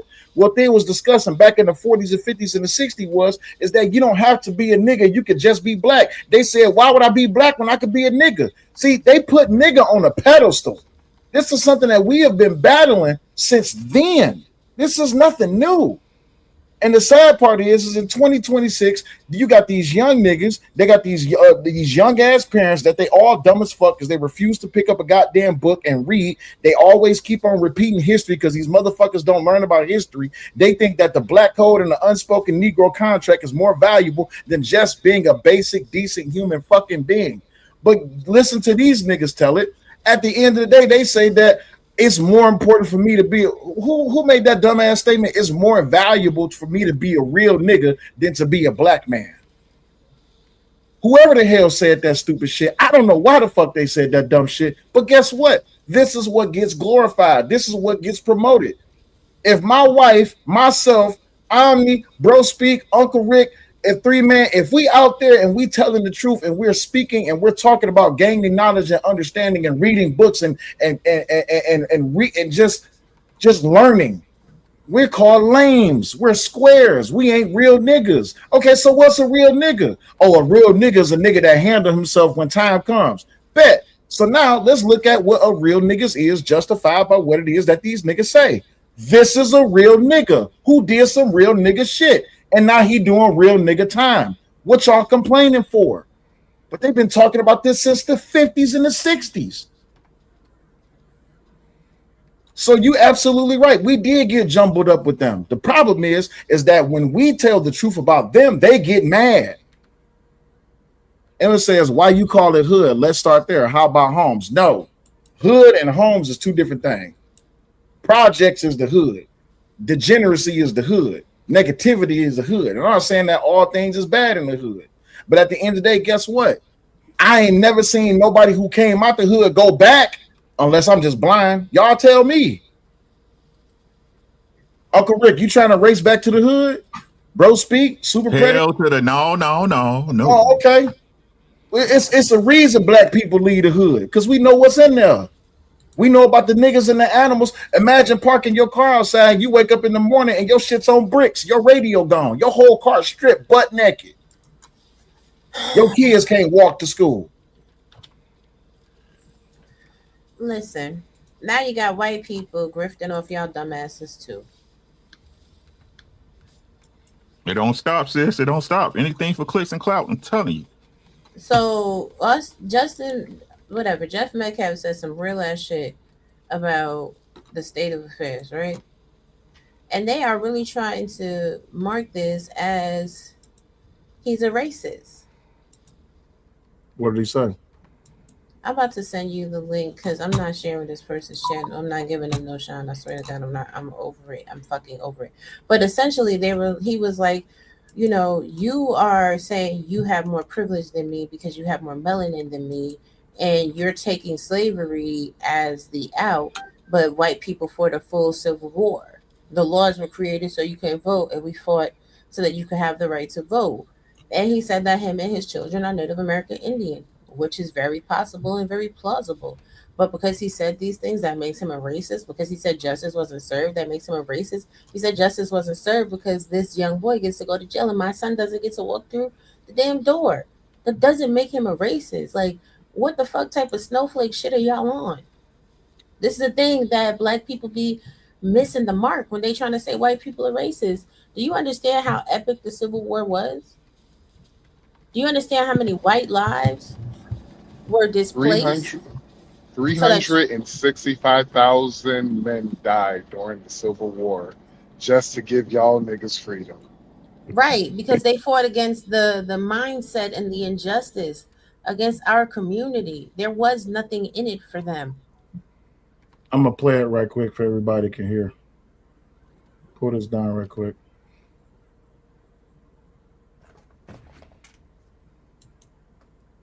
Because I want people to hear this. Okay. Hardcore receipts on the Austin Metcalf Carmelo Anthony trial aftermath. Jeff Metcalf got on TikTok Live and showed you his completely racist side. For him to sit there and say this wasn't about race, and this video I'm about to show you gives you an idea into how these twins were raised and how we ended up here and how they were most likely talking to Karmelo. Look at what Jeff Metcalf had to say. Oh wait, time out. No, I know who this guy is. Fuck this guy. Not just because of the content creator. Fuck this guy. You know why I say fuck this guy? Let me tell you why I said fuck this guy. Because he was in the fucking live stream when Tiffany Billion said that she wanted my kids to be dead. Fuck this guy. Thank you for showing me that, baby. I need to report that.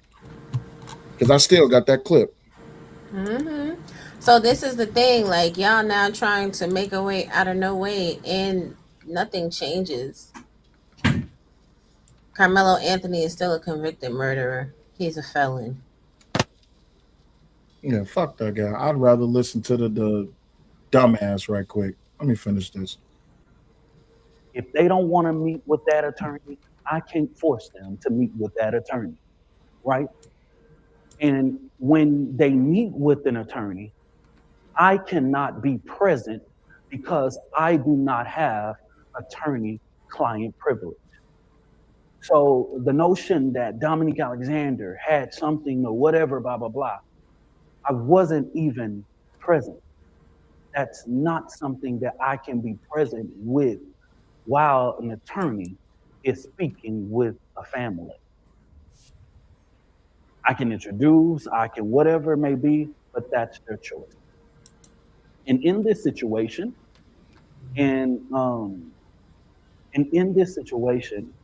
there were more than a couple of different Black attorneys that they met with, and there was a white attorney that they met with.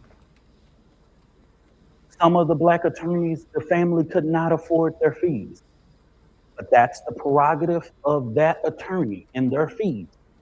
And we have to respect that and what they want to be able to have their thing returned. I hear a lot of attorneys saying, I would have done this for free, I would have did this. Well, I didn't get that call. My phone number and email is on every public profile I have. I have a mean hang-up game, so I don't care about someone knowing my social media or knowing my phone number or my email or whatever. They're public. You can go on my Facebook and get it. You can go on my X, you can get it. You can go on TikTok and you can go on Instagram. It's in the contact section. So for somebody to say, I was trying to do this, baby, show me a text message and a receipt where you reached out to Dominique Alexander. And if you didn't reach out to me, please keep my name out your mouth. The reality of that situation, and I'm only doing this because as a leader, it's important that we be transparent in the process. And I'm only trying to make sure that I correct the record. I'm not going back and forth with different people saying this, saying that. listen, this is a case that I would have took a bullet for, and whatever it may be. So after this family met with these different attorneys, they then made a decision that they critically had to. I can hear everybody saying, why did they have white attorneys and blah, blah, blah. There was no indicator that that type of case was going to be presented. That's a lie, because if you look at that attorney's professional business page, he described how he runs his cases. He even talked about the Karmelo case specifically. Shadow, what's going on, man? How you doing? You know me. I'm here in the city and county. So a lot of people are just talking just because they're emotional. But I know what went wrong in this case. Like, tell us. All the other stuff. So first and foremost, Karmelo was not out of pocket for what he did. He didn't have to leave where he was. He was on score property at a score he was allowed to be at the time. They came in to bully him first. Period. That's the very first thing. When they tried to make him leave, he one didn't have to leave. He two then didn't have to retreat when they threatened him. He didn't even say he had anything in the bag until he said, "I'll beat your ass." Once that happened, by law in Texas, we have to tell you, hey, keep playing, and I got something for you. No other warning has to happen, but he still put his hands on him. When he put his hands on him, I'm sorry, he got what he got because he was trying to play bully. I can feel bad that he lost his life, but that doesn't mean that Anthony was wrong for doing so. What is the law that says you have to tell somebody that they're gonna fuck Texas around and find out? Texas Penal Code 932. It breaks down exactly what it takes to get. I've been in that position before. That's why I'm able to speak on it. So deploy lethal force. Does lethal force have to be deployed against you? No, it does not have to be equivalent force. That is not a requirement. God in the damn state it. of Texas. God damn it. Texas. Texas Penal Code 932. I got you. Let me ask you a question. Got you. Do you believe that Carmelo's Anthony's response was reasonable? No, I believe his response was a panic response out of fear. I believe he committed H, but not M. Especially not M1. There was no premeditation to it. Could you read that for me, Robbie, real quick, please? Penal Code Section 9.32, deadly force in defense of a person.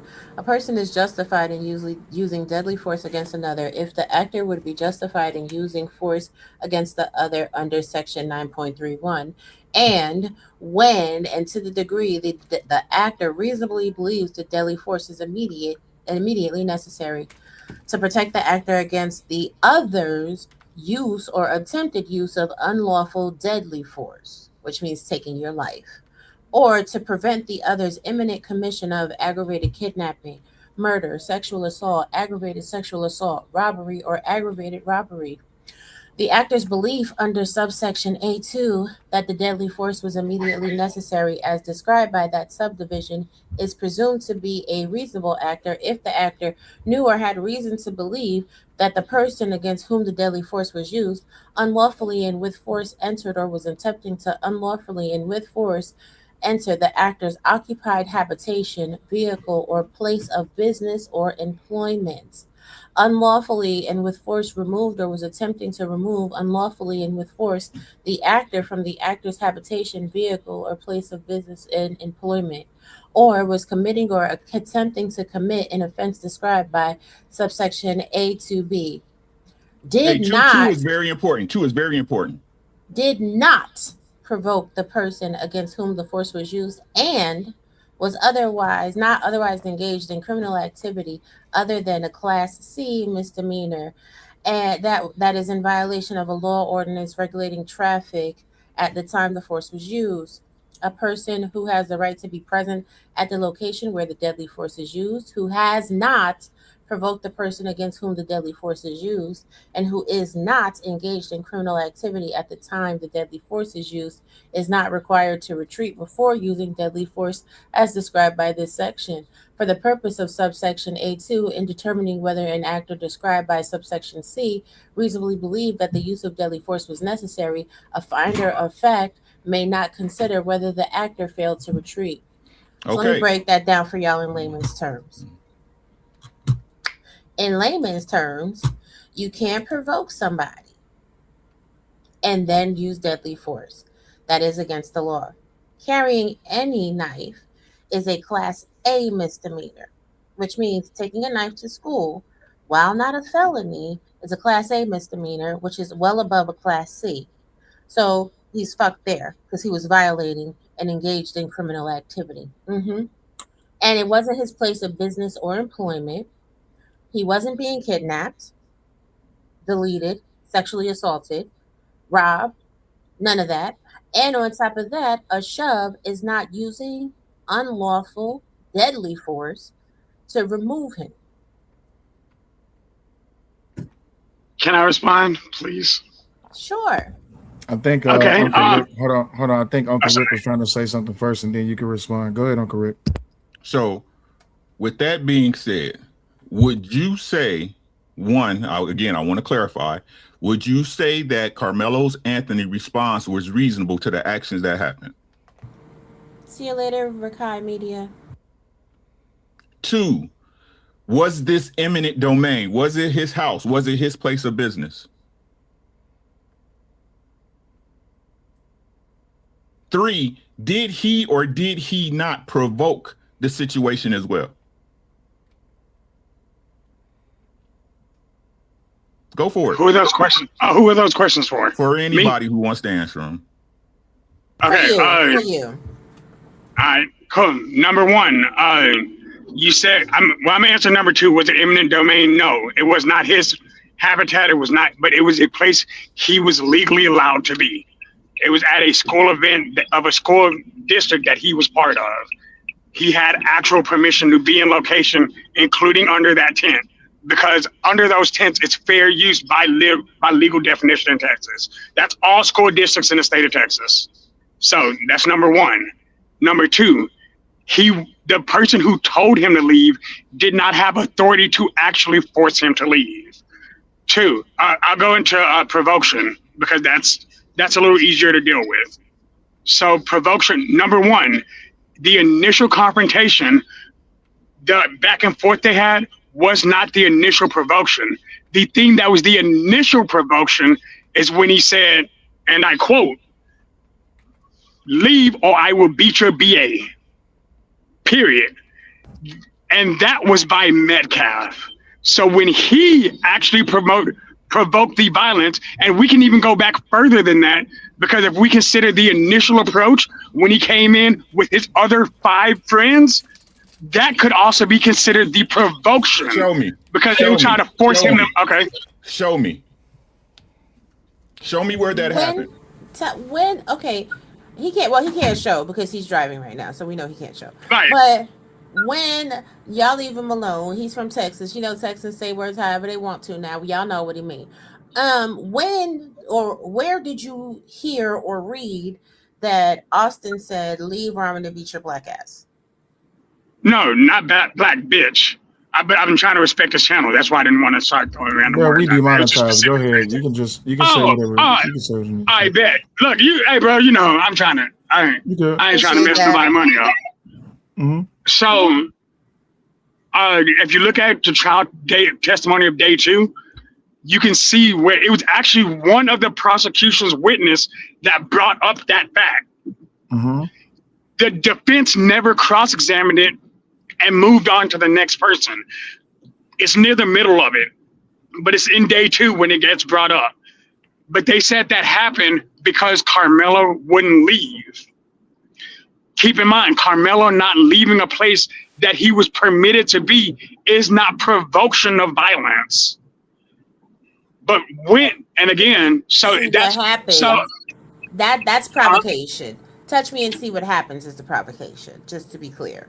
So let's make Okay, sure let's make sure we use all the facts. So the facts is that on this day there was a school track meet. There was a track meetup, and the school Centennial, I believe the name of it was, is where Karmelo is from. They didn't have a tent, and it was raining, so the team was in the dugout.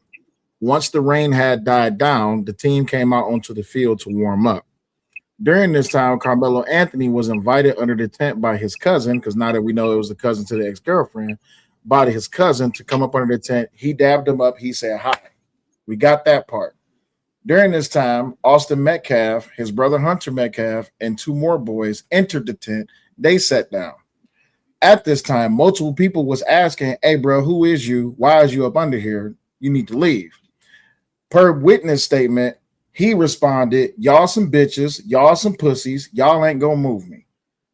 After these injunctions by these fellow teens, Austin stepped up and said, hey, bro, you need to get from up under here. Carmelo's response, and I'm summarizing a little bit because I want to save some time to keep the conversation going. Carmelo's response was, nigga, you ain't gonna push me. I ain't going nowhere. And if you put your hands on me, you're gonna find out. Austin's response was, I'm not trying to fight you. Just leave.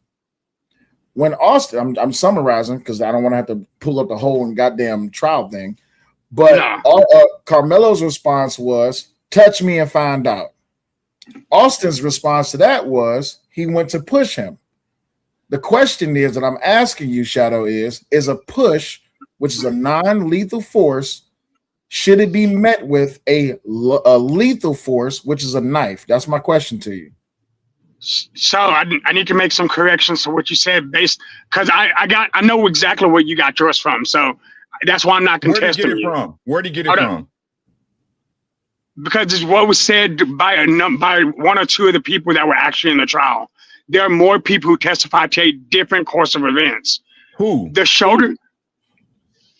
You can't see the names of the people who it are because they were mostly minors. So it says minor number 5, minor number 7, and minor number 8 actually testified to a different order of events. That shoulder check is initially mentioned by minor number 7.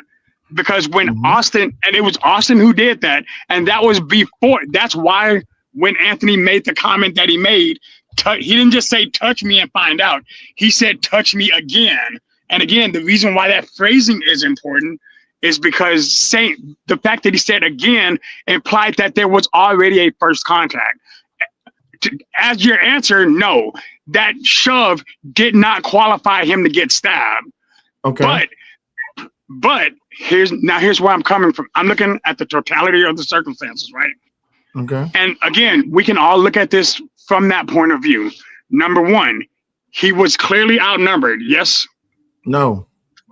How not? Because no one was being aggressive towards him. I believe it was number 8 who said there were 12 of us telling him he needed to get out of here. Is someone telling you that you need to leave being aggressive? Especially when you don't have to leave. He had the right to be there. Okay, that's a step a lot of people are.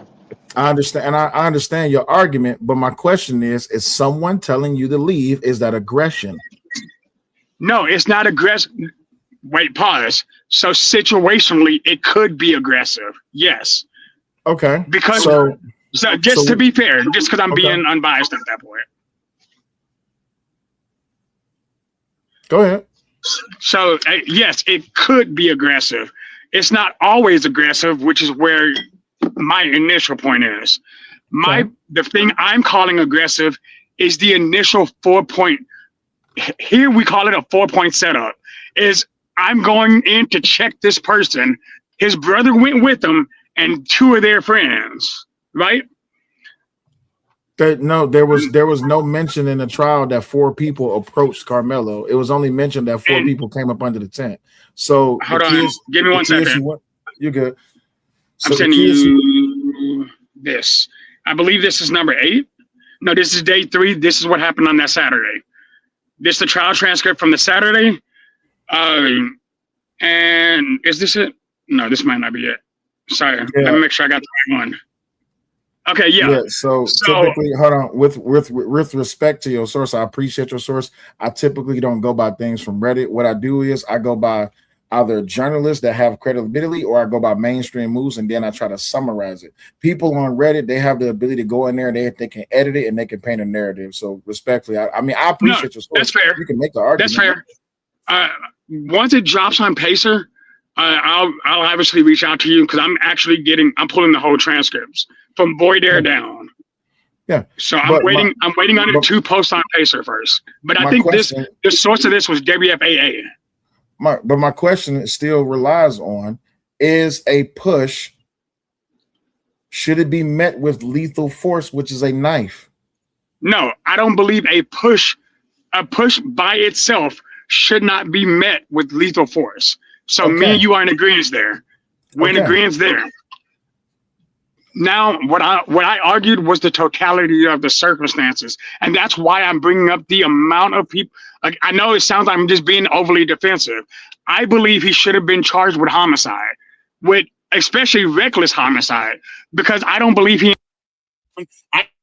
intended to get him back. Or your sound is get messing him up away real from bad. him. Your sound is messing up real bad. Yeah, sorry. I had a call that came in. Sorry. Just repeat what you said. So I believe his intent was not to kill him. I believe his intent was to get them away from him. That's why he didn't hit anybody else. He hit the person who was closest to him, who had made physical contact with him. And that's the only reason I'm bringing up that's why I'm bringing up the totality of what happened. Hold up. So if I'm understanding you correctly, you feel that Hunter initiated all of this, and that's why Austin got cut, because Austin was the closest one.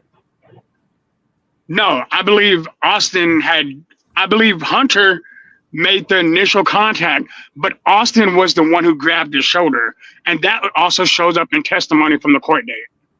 Yes, it does. So, but my question still stands. So you agree that a shove should not be met with a knife, yes? I do agree with that, yes. Okay, and you also understand that there was one witness that was called, and they testified that they saw the whole entire thing, and then when the prosecution asked them, how could you see it when you wasn't even looking at the field? And when they played the video, he wasn't looking at the field, right? Right. And then you had another person who said they were standing at the gates. They said that they saw the incident. When they played the video, they wasn't even looking at in the direction of the incident, right? I agree with that too. So now this is my main question before I let everybody else have it, right? My main question to you is, the way it was presented in court, which is in front of a jury of 12, you do understand that the defense failed at questioning the credibility of the witnesses that the prosecution called, and that they did not prove any type of reasonable doubt to the prosecution's case. You understand that, right? Oh, absolutely. I believe it's ineffective assistance of counsel 1,000%. Okay. So there were only 3 objections filed during the whole case. Right. And with that being said, my last question to you, because you brought that up, and I have to ask you this. You said that this should be homicide. You don't think that this is murder.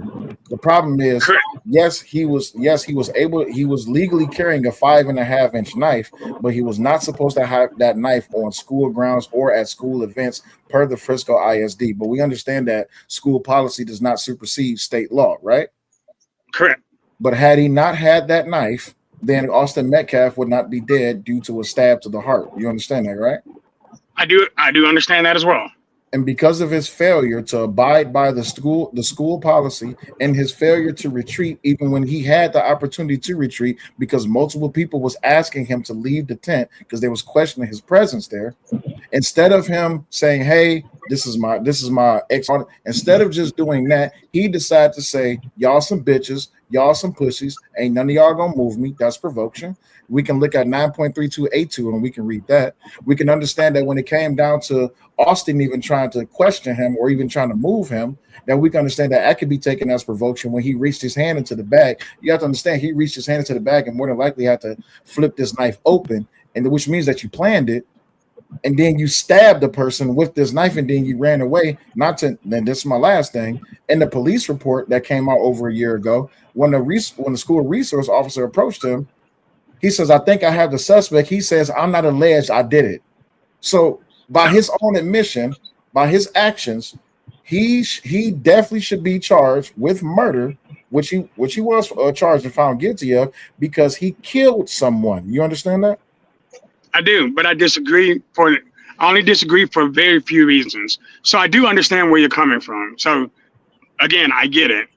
But number one, so the reason why I wouldn't have said he would have been guilty of murder is because, as you mentioned, he had the opportunity to flee, but he did not have to flee an area that he was legally supposed, he had the right to be. And yes, while the confrontation was going on, he was stupid for staying, but he didn't have to leave. Two, because again, based on what I've seen, he didn't even make the threat until the first contact had happened. Whether it was a joking or a what do you call it, arousal, whatever the case was, it was still out of pocket. But they should have never, if they needed him to be moved, there was, if you look at the video, there was a coach not 100 feet away from them. And Metcalf was supposed to go to him. But instead, Metcalf, well, when we were at the court. So again, it was down the street. Wait, you saw the video? No, I saw the video from the one that was across the street. I know the coach at that school. Well, I don't know him personally. Tell us what happened on the video. So in the initial video that I've seen, it was, the rain started, he went in, he sat down, and he was talking to somebody. You can see that from across the way. Because he's the only black dude sitting there. He sits. I guess Austin comes in. Austin and his brother comes in. I don't remember Austin's brother's name, but comes in from the left side, and two other people come in from the right. I didn't realize there were people who came from the back until they testified to it. I didn't think about it. It was kind of grainy, but you can tell who these two people are because they look similar. These two are brothers. I don't know who these two are. I'm assuming, but it was later found that those four were together. They come in. Anthony doesn't even pick. Anthony's backpack is on his right side initially. So, and then blah, blah, blah. They're talking. Something happens. Somebody steps forward, and then he picks up the backpack and puts it on his lap. At that point, that video ends. Now, we seen what happens after that. But again, you can't hear what's happening in that video. So I can't say I know the conversation. So I'm not even gonna. I'm gonna ask this question. I'm gonna pass it off to Uncle Rick or whoever else want to jump in right quick. Would a reasonable person do what Karmelo Anthony did in that situation? Would a reasonable person do what? I don't believe so, but I also believe that Karmelo was a 17-year-old kid. Okay. So I don't believe he was reasonable at all. Y'all got it. I got to step away. Will, can I say something, bro? What's good, bro? I gotta go to the bathroom, bro. So Uncle Rick is the most mature person up here, so he got it. That's great. What's up, bro? What's good with you, man? What you got on? None. I wanted to ask Shadow because he said something about he didn't have to retreat, right? Right. Which one of those do that apply to? Do that apply to stand your ground or self-defense? Both. No, it doesn't. That's why. That's why I was about to ask you. So that's why I'm about to ask you. And when we'll get back, we will pull it up. It applies to stand your ground, not self-defense, which his case was on the premise of self-defense. Yes, it applies to stand your ground, not self-defense. I think but it also says that under 31, and I believe that's just regular use of force. I don't know if that's specifically for stand your ground or self-defense. You should have been his lawyer. Shit, you should have been his fucking lawyer. Let you tell it. Yeah, because I could. If you want me to, would have been a better defense. I could read it for you, but until Will get back, he could pull it up for you. No, I mean, if you're saying that, I'll believe you, bro. I'm just amazed how all this is really what happened, but none of it came up in the case. Where was all this? So here's the issue: the defense counsel wasn't even just lackluster. That defense counsel was garbage. Who hired him?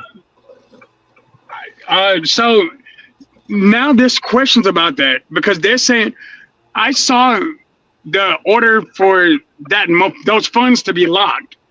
But I don't know if it was this judge who did it or that company who did it. So I don't know how that happened. That's neither here nor there. Come back to the question. So who hired him? Answer to the question is, I thought he was a pro bono from the court. I thought he was court appointed. A public defender, right? A public defender. Public defender, public law. Not even a state lawyer. Is that what you're saying? Right. So he was a former prosecutor who became a defense attorney. It's an indigent case. Did he get paid? Did the lawyer get paid? Not to my knowledge. Not based on what I've seen. Right. So I'm asking you, whose fault is that man had that lawyer? I mean, I'm not sure how to answer that question, bro. What do you mean? I don't think they had They hired Toby. They hired Toby. Because I know they hired 2 lawyers beforehand, and those 2 lawyers stepped down, right? Right. Yes, so again, I'm glad you know that. Right. So again, this lawyer, who hired him? I'm gonna wait till Uncle Rick because I got a question. Go ahead, Uncle Rick. I'm assuming his parents, or it's either his parents or it was the court. Again, I'm not sure which, because that information is being conflicted right now. Right. So you don't have that information, but you got all these other details. Sorry? I got you. I appreciate you. What's good, Will? I was like, sorry. Hey, Shadow. So the one thing I'm glad you brought up, bro, is you said there were 2 other lawyers that they brought this case to, and they told him, we are not touching this because we cannot win it. This is an open and shut case. They wouldn't even touch it. Toby, which is an ex-DA, he the one touched it. And from my knowledge, from what I'm starting to gather, the people that's down there, they said Toby's not even a solid person to be trying to help African American get out of anything. The 2 lawyers that was before him, they told the family, we are not touching this thing. You can't, because you're trying to get it for self-defense. And that's why I asked you, which one did you say that the retreat had this, which one of them, the retreat you do not need? And you said it's for both of them. It's not. And I'm glad Will back, because I can get him to pull it up and show it to you. The only one that you do not have to retreat for is to stand your ground, which his case was not on the premises. He stood with self-defense. He asked the first officer in the initial report, was this enough for self-defense? And him and his family ran with that all the way through. Self-defense, which you have to retreat upon imminent danger. You have to. That's hold how on, I'm pulling. Hey, hold on, I'm pulling up. I'm going through the actual. I'm trying to see if it's on Pacer so I can see his lawyers in order and why they would lose, because they had to remove themselves from the case. I'm trying to look on Pacer real quick. I want to make sure I'm giving accurate information. Okay. So the reason, and I'm glad you came, and I appreciate you. But the reason that I'm glad that you did all of this. Oh, that's my wife. So the thing is, right? I understand. I'm not saying that you're relitigating his case, but the thing is this, bro. I understand everyone wants him to get a lesser charge, but the reverse of it is this, right? And I think it's safe for us to say this. If this was a black on black thing, nobody would be doing all of this extra shit, pulling up Pacer, looking up all this extra shit, because it wouldn't matter to them.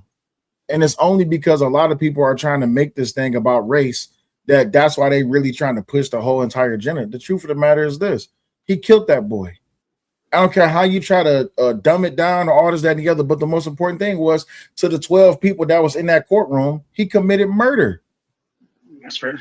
Regardless of how people try to drum it and do all this, that, and the other, I just think that people need to look at this case and they need to learn that apparently you can fuck around and find it out by trying to institute your own law into a system that apparently has its already own established definition of meaning, or your own interpretation of it. Exactly.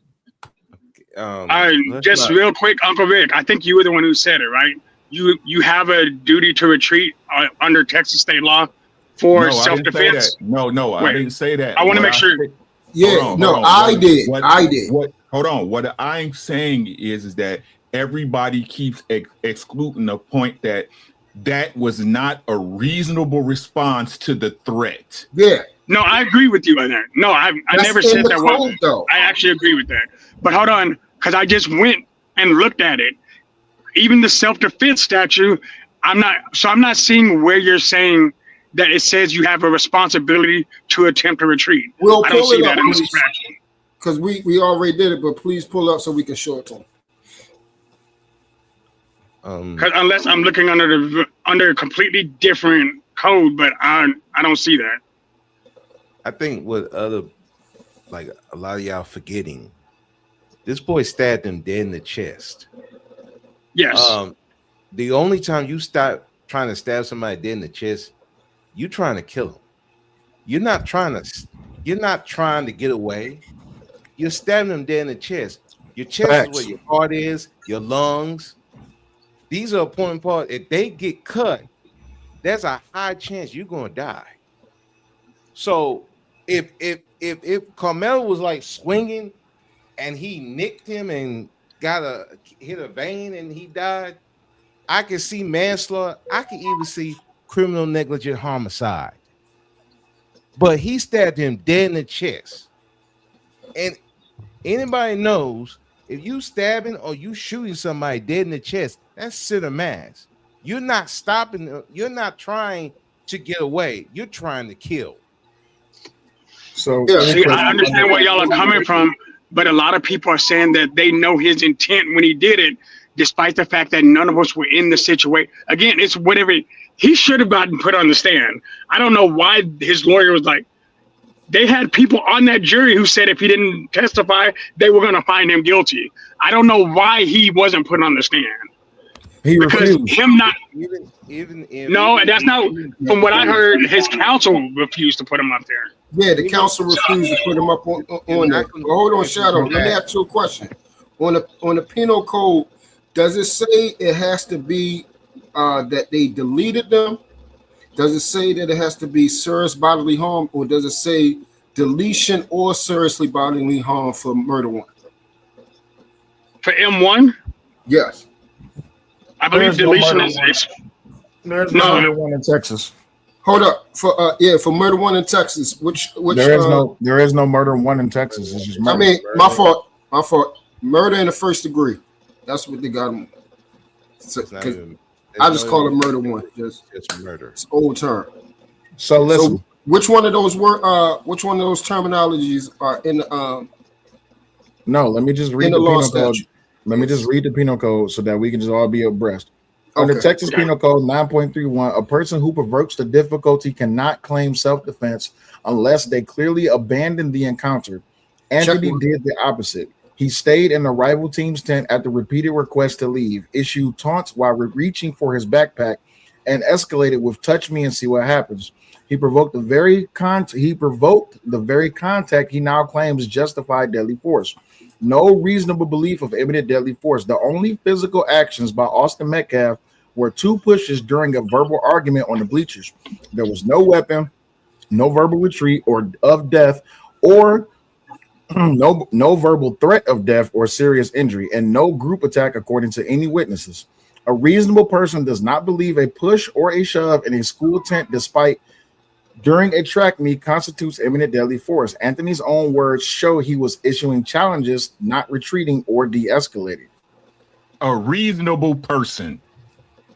I think that's the thing that everybody keeps skipping over, Uncle Rick. A reasonable person. You niggas ain't got no fucking common sense. Yeah. Let's say what the fuck it is. Y'all always trying to find a way out some shit.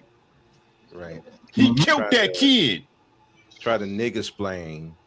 Wait, I'm not understanding why that's in it. Everybody understands he killed that kid. So what is there to talk about? I'm not even contesting that. So what is there to talk about? There's a difference between murder, homicide, and negligent homicide. There's a stark difference. But that's why I asked you those terminologies, brother. You stabbing somebody in the chest, you're trying to kill him. Yeah. That's hold on. This is why What was I the asked him those negligence? hold on. What That's was the why. negligence? Hold on, Uncle Rick. This is why I asked him those two terminologies because they're under the murder. They're under the murder. Answer The your murder. phone, bro. Yeah, no, I got it. The murder in Texas. It says death or seriously bodily harm. When you're stabbing someone, I hope that's not something that goes against your channel. You know that you're going to cause serious bodily harm. If you talk to anybody from military, and I'm from a military background, my family, they will tell you they will rather have a firearm, I mean a knife, which is called a K-bar, a military weapon, which is a knife. Shorten it up. They rather Shorten it up. have Shorten that. it up. Shorten it up. Shorten it up. I they would rather have that than a firearm in close quarters because there's no mistaking where they're going to put that knife at. They're going to hit all the organs. What's on the table right now is where was the negligence? Because he said negligent homicide. Where was the negligence? Yeah, do you know what that means? Negligent. Where was the accident in the kill? It's specifically in reckless disregard of. Right. Where was the accident in this kill? Yeah, because that's what negligent means. Hello? So, sorry. No, I was getting out of my car. Sorry. Again, I'm just speaking from somebody that understood, right? In that case, and this is just what. Sorry, I'm by the airport. That's cool. Sorry for the noise. All right, can you hear me? Mm-hmm. Yeah, go ahead. So my feeling on the reckless disregard comes from the not fact feelings, that not feelings. No, we're not dealing with feelings. Wait. You just asked me a question. Okay. Sorry. Yeah, but I don't want you to use feelings. I only want you to use thoughts. That's something that's men, and we got to stop using our emotions. So thoughts. No, that's fair. And again, I may have just been me speaking, but so here's my thoughts on the process, right? I'm looking at the totality of the circumstances, right? Of everything combined. And then if he felt like he was threatened in that circle and he hit him, if he was being bullied, right? Because in that case, that's what that would have been being considered what was happening. And his response was, hey, if I hit one of them, everybody else is going to run, which is actually exactly what ended up happening. He hit Austin and everybody else fled. He hit Austin, or he stabbed Austin? I said hit. I mean he stabbed him. No, I mean, he hit him with the knife. No. Okay, I'll be specific. I'll use specific language. Listen, bro. I don't want to do this to you, right? I don't know you well enough. I'm going to explain what I'm asking you. Words have meaning, right? That's fair. Same way somebody touching you is different from a shove. You see, I clarified with maybe that he shoved him, right? A hit means be fighting. Okay. Is a stab a hit? I apologize. I keep it a buck. I apologize. So he stabbed him. He stabbed the person who had their hand on him, which was Austin, and everybody else stepped back. I believe that was his actual intent. His intent was to not fight everybody. I don't know if he intended. Again, I can't say if he intended to kill him, but I know he intended to get him off of him. If I stab you in the chest, do I tend to kill you? Yes, yes. You're going to say he tried to kill me. That's what you. That's what. So what the fuck is he talking about? I gotta go, man. Take it easy, Uncle Rick. Y'all be easy, man. Take it easy. Y'all be easy, bro. Take it easy, Uncle Rick. He tried to kill me. No, He tried to delete me. I can agree tried with to you if delete he was slashing left and right. Right. And No, everybody. I mean, Huck's right. I agree can't be with mad you. at it. He's got a valid point. Hey, Woodrow, click the link, bro. Go If ahead. you stabbing somebody dead in the chest, where the heart is, where the lungs are, you know you're going to do seriously bodily harm. And the fact that a lot of y'all keep bringing up his GPA, y'all not helping him. You making it worse because that boy should know. That's Yeah, where you're the showing heart his is, competence. that's where the You're showing lungs his is. intelligence.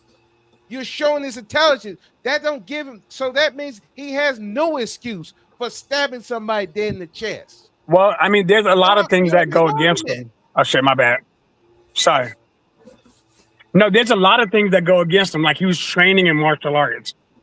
One of the people that were trying to become a witness for the defense, but the defense lawyer denied him, was his instructor. That came out. Who was training Uh, for martial arts? Karmelo, Anthony. Okay, so when they are saying that same thing about Austin, if they both training for martial arts, they on equal ground. And no, that yes and no, but there was a significant size difference of what was going on. Hey, You enter my favorite argument, proportionality. Let's talk about proportionality. Significant size difference. How big? How right quick. Go ahead. You think that's a significant size difference? Go in that prison. That ain't no significant size. That ain't no significant size difference. He's gonna be dealing with people. He's gonna be in the same cell with someone 50, 90 pounds heavier than him. Because we're talking about prison now. We're talking about in prison. That ain't no big side difference. It has to be at least 100 pounds. They're gonna fuck the lining out that boy. So they're gonna fuck that lining, boy. They're gonna fuck the stuffing up out of him. If you think this is a significant size difference, that's not what they think about in Texas. All right, so let me say this because you brought up proportionality, and I'm glad that you did. Right. Brought up the fact that he was trained and he was the captain of a football team and captain of a track team. I love it. Thank you for making my arguments for me. The only difference between Austin Metcalf and Karmelo Anthony was what? Like 70 some odd pounds. It wasn't super significant. Yeah, so about 70 pounds. Proportion wise, that would mean that Karmelo, he has a history of running into guys that's bigger than him, especially on the football field, right? I agree. Okay, so he's physically capable of handling these guys. Hold on, wait. Now, hold on. Give me 1 second, because my only counter to that is it wasn't just Austin. There was no testimony. There was no testimony that was found viable to prove that there was multiple people going up against him, even from his own statements from the original report where he said, I told him not to touch me. I told him not to punch me. I had defended myself. He said, I told him. He didn't say them. Yeah, he said he and him. I understand what you're saying, bro, but you got to understand now you're diminishing everything that happened leading up to it. Like, I hear you. What happened? I hear what you're saying, but to diminish, I'm just saying there were things that led up to even that initial contact. And I'm not just trying to defend him. I'm just saying, as a Texan who's been in his position, I understand what happened. Sir, I've also been in. But again, I'm not defending him on him killing somebody. He did do that. Should he serve jail time? Absolutely, but not murder. I'm sorry. Shadow, have you ever been jumped? Have I ever been jumped? Yeah. Okay. I mean, I was raised in Montana. Yeah. So let me ask you a question. After you got jumped, did you say, "Man, he shouldn't have hit me"? He should have hit me. Will you say that to anyone? Would you say, "Oh, he hit me," or would you say they jumped me? And please be honest. You're not. No, I'm gonna say they jumped me. Okay. Right. So, but that's the thing I'm saying. Hold on for a second. Woodrow is in the building. Woodrow, if you can, give me 1 second, y'all. Hold on. Woodrow, that looks like your full name. So give me 1 second, Woodrow. Let me adjust your name right quick. Well, I got a question, right, on the jumping. Hold on. Let me clear this right quick. Woodrow, you there? Yes, sir. How you doing? Are you on a headset?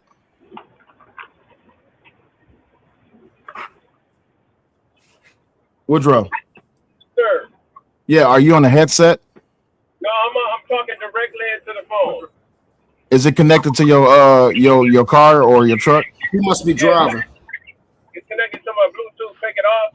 Yeah, take it off because it's hard to hear you when you connect it to Bluetooth. Yeah, he driving. How about that? That's so much better. All right, give me one second, Woodrow. Let me finish dealing with. I may have to go back in there and try to figure out how to do it because I can't hear you now. Oh shit. Try leaving. Are you on the Sam? That I hear you. I hear you now. I have to hold the phone to my head. All right, cool. So let's finish dealing with Brother Shadow, and then we can get to you, okay? All right. Hey, well, All y'all right. having the same issues with me? No. Oh shit, my bad. Your signal is just terrible. You got that Obama phone, so you know. I use AT&T. Stop it. That's the problem. All right, but so you do understand that? Would you agree, or you still holding on to the fact that he was being jumped and there was multiple people involved? I believe that again. Yeah, there was multiple people involved, and that changed the circumstances, especially how people move out here. Can I ask real quick, Will? So he wasn't intelligent enough to say the difference. So Shadow, and this is Omni, by the way. Shadow, when you got jumped, were you bruised? Were there any marks left on you at all? Yeah. Yeah, I mean, you didn't come out of it. So you know, you didn't come out of it. You didn't come out of it unscathed, is what I'm saying. Like you had like welts and stuff like that. Like I got stabbed in the shoulder that day. Oh, okay. So you know when they picked the kid up, he didn't have a mark on him. That's usually not consistent with being jumped by a group of people. Wait, hold up. Yeah, but I'm not saying he actually got beat up, though. I'm not saying they actually got into an actual fight, though. I think our conversation is different. I'm saying they came forward and they were postured, they were positioned to jump him if he swung off on somebody. That's how people move out here. That's why you come with your party. Right. So murder. So if they just position themselves around him, let's say I ride with you on this train, right? They position themselves around him, right? So you saying that you believe that he didn't have no way to escape? Okay, while he's talking, Woodrow, come off mute, G, in the StreamYard button. Yeah, man, I don't know if you guys have been listening to all of the different testimonies, because if you listen to all of the different testimonies, even the one that was on the for the defense, they all are saying different things. But if you got common sense and you can gather all the information, it's they all are saying, you know, he was surrounded. One say he went back, he was pulled back. So to say he didn't try to get away. And if he went back and was pulled back in, you know, and then I listened to the video with Dwayne. I listened to it's a couple other females and people who saw the actual video at the school. I just don't think people are really listening.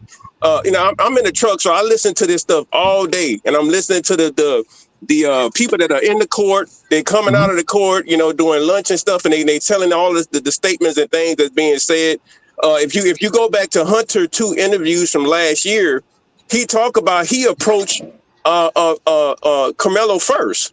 So he approached Karmelo first. He said, "Now you got to take into consideration." One of the witnesses said that Eddie called him over there. Now he was in that same tent a week before with Eddie. Now Eddie get on the stage and lie and say he don't know him, and then he was found out that he was lying. You got to take all of this stuff in consideration. These people had a year. These people live in the same city. They go to the same school, go to the same church. They had a reason to lie. Okay, they being coerced. They saying different things than what they said in the police report. You got to take all of this stuff into consideration. Okay, you can't prove it. Can you prove that they lying? You could prove that they lying if they saying what they did some different. You can prove what they lying, sir, if they saying different stuff than what they said in their police report. So if they saying different stuff than what they said in the police report. Wait. We don't have to be emotional about it because we all just having a conversation.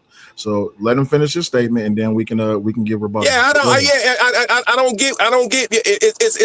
It's very documented that they are saying different things than what they said in the police report. So one of the witnesses on the witness on the defense, for the defense, said he was on the football field, right? He looked up and they seen him surrounding him. If you put all of this stuff together, he wasn't. And what Hunter said that he went up there first, and then they went 5 rows up. Austin said, and one of the witnesses said, "I beat your bitch ass." Yeah. If you go back to look, Hunter gave 2 interviews last year, right after this thing happened. See, this is what I'm saying. You guys talk about stuff and you don't know what the hell you're talking about. Hunter gave 2 interviews. Please. Hold on. Wait. Hold on. Let him finish. Hunter gave 2 interviews last year, right after this thing happened, and he said in the statement, you can Google the damn interviews. He gave 2 statements. He said they didn't know who he was. They asked who he was. He approached him first. He said his brother Austin always always jump in when he's involved with something. Hunter snatched his bag. He said that verbally. You can verbally go. You can pull up the video and see it. So you don't jump from going under the tent and who get out, leave the tent to if you touch me, I'm gonna do this if you touch me or whatever. There's stuff in between. There's stuff in, but you guys are skipping over leave the tent to if you touch me, you better not touch me. There's obviously a reason why he said what he said.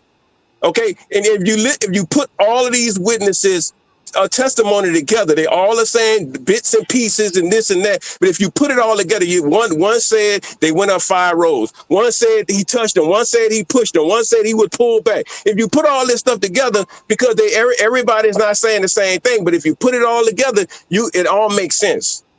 And I just don't understand that this boy did not go there. He was called over there by Eddie. He was in the tent a week before. These 2 boys were suspended from school. They just got back. And and one of them was an alternative school. He wasn't even in it. He wasn't even going to that particular school.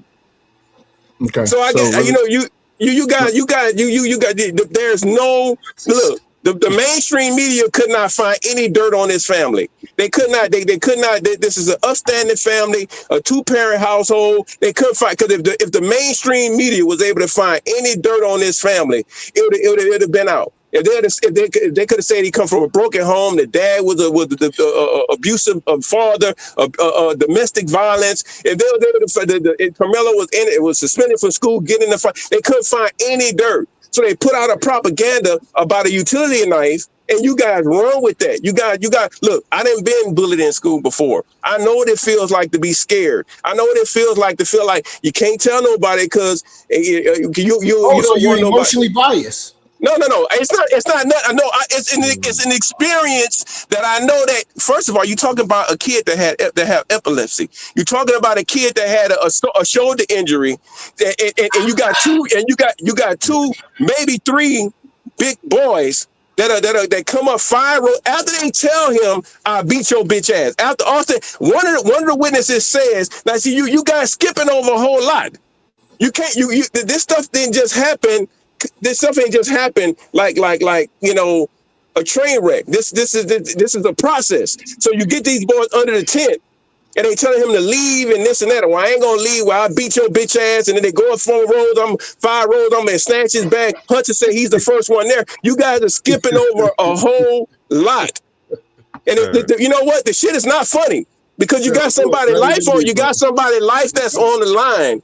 You got somebody's life that's on the line. You got somebody that's going through some shit with being bullied and all this shit at school. And you guys think this shit is funny. You think this shit is funny, but I've been bullied in school. I know what it feels like. Hold on. Yeah, my bad. We ain't got to argue. I don't mind us arguing, but we ain't got to argue. So let me respond to a few things that you said. Mm-hmm. So just to let you know, I've been arguing about this case with lots of people since last year. It's documented, and when we spoke about all the things that you just talked about, that was prior to the trial even happening, right? My point that I want to make to you is that during the trial, a lot of things that came out, and I'm asking you guys, I don't know how much you've been listening, so I'm gonna ask you the same questions I asked Shadow. What was shown in trial was that a lot of witness testimony corroborated with the fact that Karmelo Anthony was the aggressor. You're lying, bro. Because some of the witnesses say, "This my show. Hold on, bro. This my show. This my okay. So you trying to tell me? You trying to tell me none of the witnesses? Hold up. I just let you talk for 4 minutes. I just let you talk for. I just let you talk for. I just let you talk for 4 minutes. But you're not. But you're lying. But you're lying, I just bro. let you talk for 4 minutes. I just let you talk for 4 minutes. I just let you talk for 4 minutes. 4 whole minutes. I even stop everybody from jumping in. Right. Okay. Go ahead. Go ahead. We understand that during the trial, the majority of the witness statements was that Karmelo was the change it now. Change it and say the majority. The majority, not all. Yeah. Okay. So during the trial, the witness testimony summarized that Karmelo was the aggressor. How was he aggressor? How was he the aggressor? Look here, bro. I don't understand. I'm trying to be respectful. I really am. I'm trying to have a conversation. I hear what you're saying, man. I know you hear what I'm saying, but you're not listening. See, there's a difference between hearing and listening, especially when you're listening to respond, right?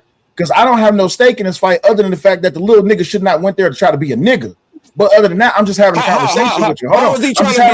I'm just having a conversation with you. Because the crazy part is that if this was your son that he stabbed, how would you feel? My son, first of all, my son ain't gonna be no bully. If this was your son, that's not. Hold on, my nigga, you getting out of your motherfucking body over nothing, my nigga. I asked you a simple. Hold on. My nigga, I asked you a simple motherfucking question. If this was your motherfucking son, if this was your motherfucking son, nah, you ain't answer my motherfucking question, nigga. You ain't answer the fucking question, nigga. You being emotional and you being pussy because at the end of the fucking day, your ass don't.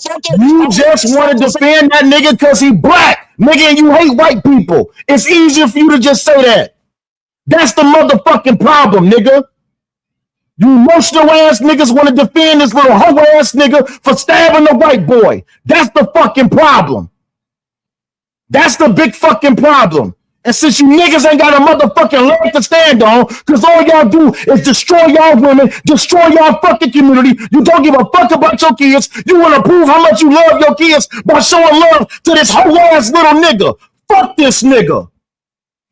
Now, I've been highly respectful to you, sir. I'm going to take you off mute. But what I don't do is I over talking shit. You damn sure ain't about to get down the fuck like that. Because I don't give a fuck about this little nigga. Period. A lot of you niggas only care about this little motherfucker because you trying to see your son within him. A lot of you bitch ass old niggas left your motherfucking kids behind to go be with the next bitch. So kiss my ass, my nigga. Fuck is you talking about? I'm gonna bring you back off mute, good sir. They came out of the military and they didn't bully nobody. I don't give a fuck about none of that, nigga. I was motherfucking 52 talking to my damn self, nigga. Fuck is you talking about? Fort Knox, Kentucky, nigga. I ran the motherfucking hills. I served this motherfucking country too. I got blood in the motherfucking sand just like everybody else. Don't trigger me with that bullshit, nigga. I brought home the motherfucking boxes with the flags on them too. Fuck is you talking about? Y'all niggas be on some funny style shit around this bitch.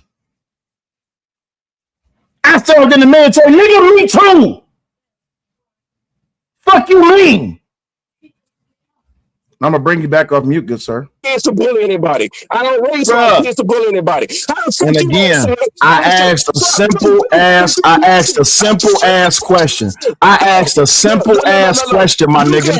If this little nigga stabbed another nigga, you wouldn't give a fuck. Right now, you wouldn't give a fuck. You wouldn't give a fuck. You wouldn't give a fuck. You wouldn't care. You wouldn't care. Anybody? You wouldn't care. To Google the fucking affidavit. You would not care. In court. You would not care. The statement. You don't want to listen. Fuck the statements that was made in court. This little hoe ass nigga didn't get up on the motherfucking stand. The statements made in court. Let's talk about the statements made in court. This nigga was a fucking hoodlum. This nigga was a nigga. He was trying to show everybody else he got big balls. He was trying to show everybody else I ain't to be fucked with. I don't give a fuck about his mama or his motherfucking daddy. You know why? Because neither one of them motherfuckers is at the goddamn track meet. If they cared about their fucking son, maybe he should have been at the motherfucking track meet. And the fact that this nigga even brought a motherfucking knife to the goddamn track meet lets me know everything I need to know about this whole ass, little ass nigga.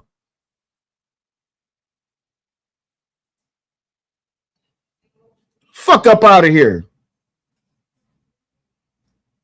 Sick of y'all brain dead ass niggas making this dumb ass motherfucking argument, nigga. I brought you up here to have a fucking conversation, and you will come up here on that dumb shit, that black and proud shit, like that shit motherfucking matters. Nigga, if it fucking mattered, your ass wouldn't have been sucking dick for rocks in the 60s, nigga. Fuck you on. Somebody call the trucking company and tell And me you Google the motherfucking statements. I'm not Googling nothing, bro. You just want to absolve this much. You want to absolve this little nigga. You want to absolve. Man, hold on, bro. Don't worry about it. How did you get the testimony? Don't worry about it. Egg before you get folded like an omelet, nigga. Ooh, that brother's floating in the air. How could his hands do this? Oh, someone get him out the air.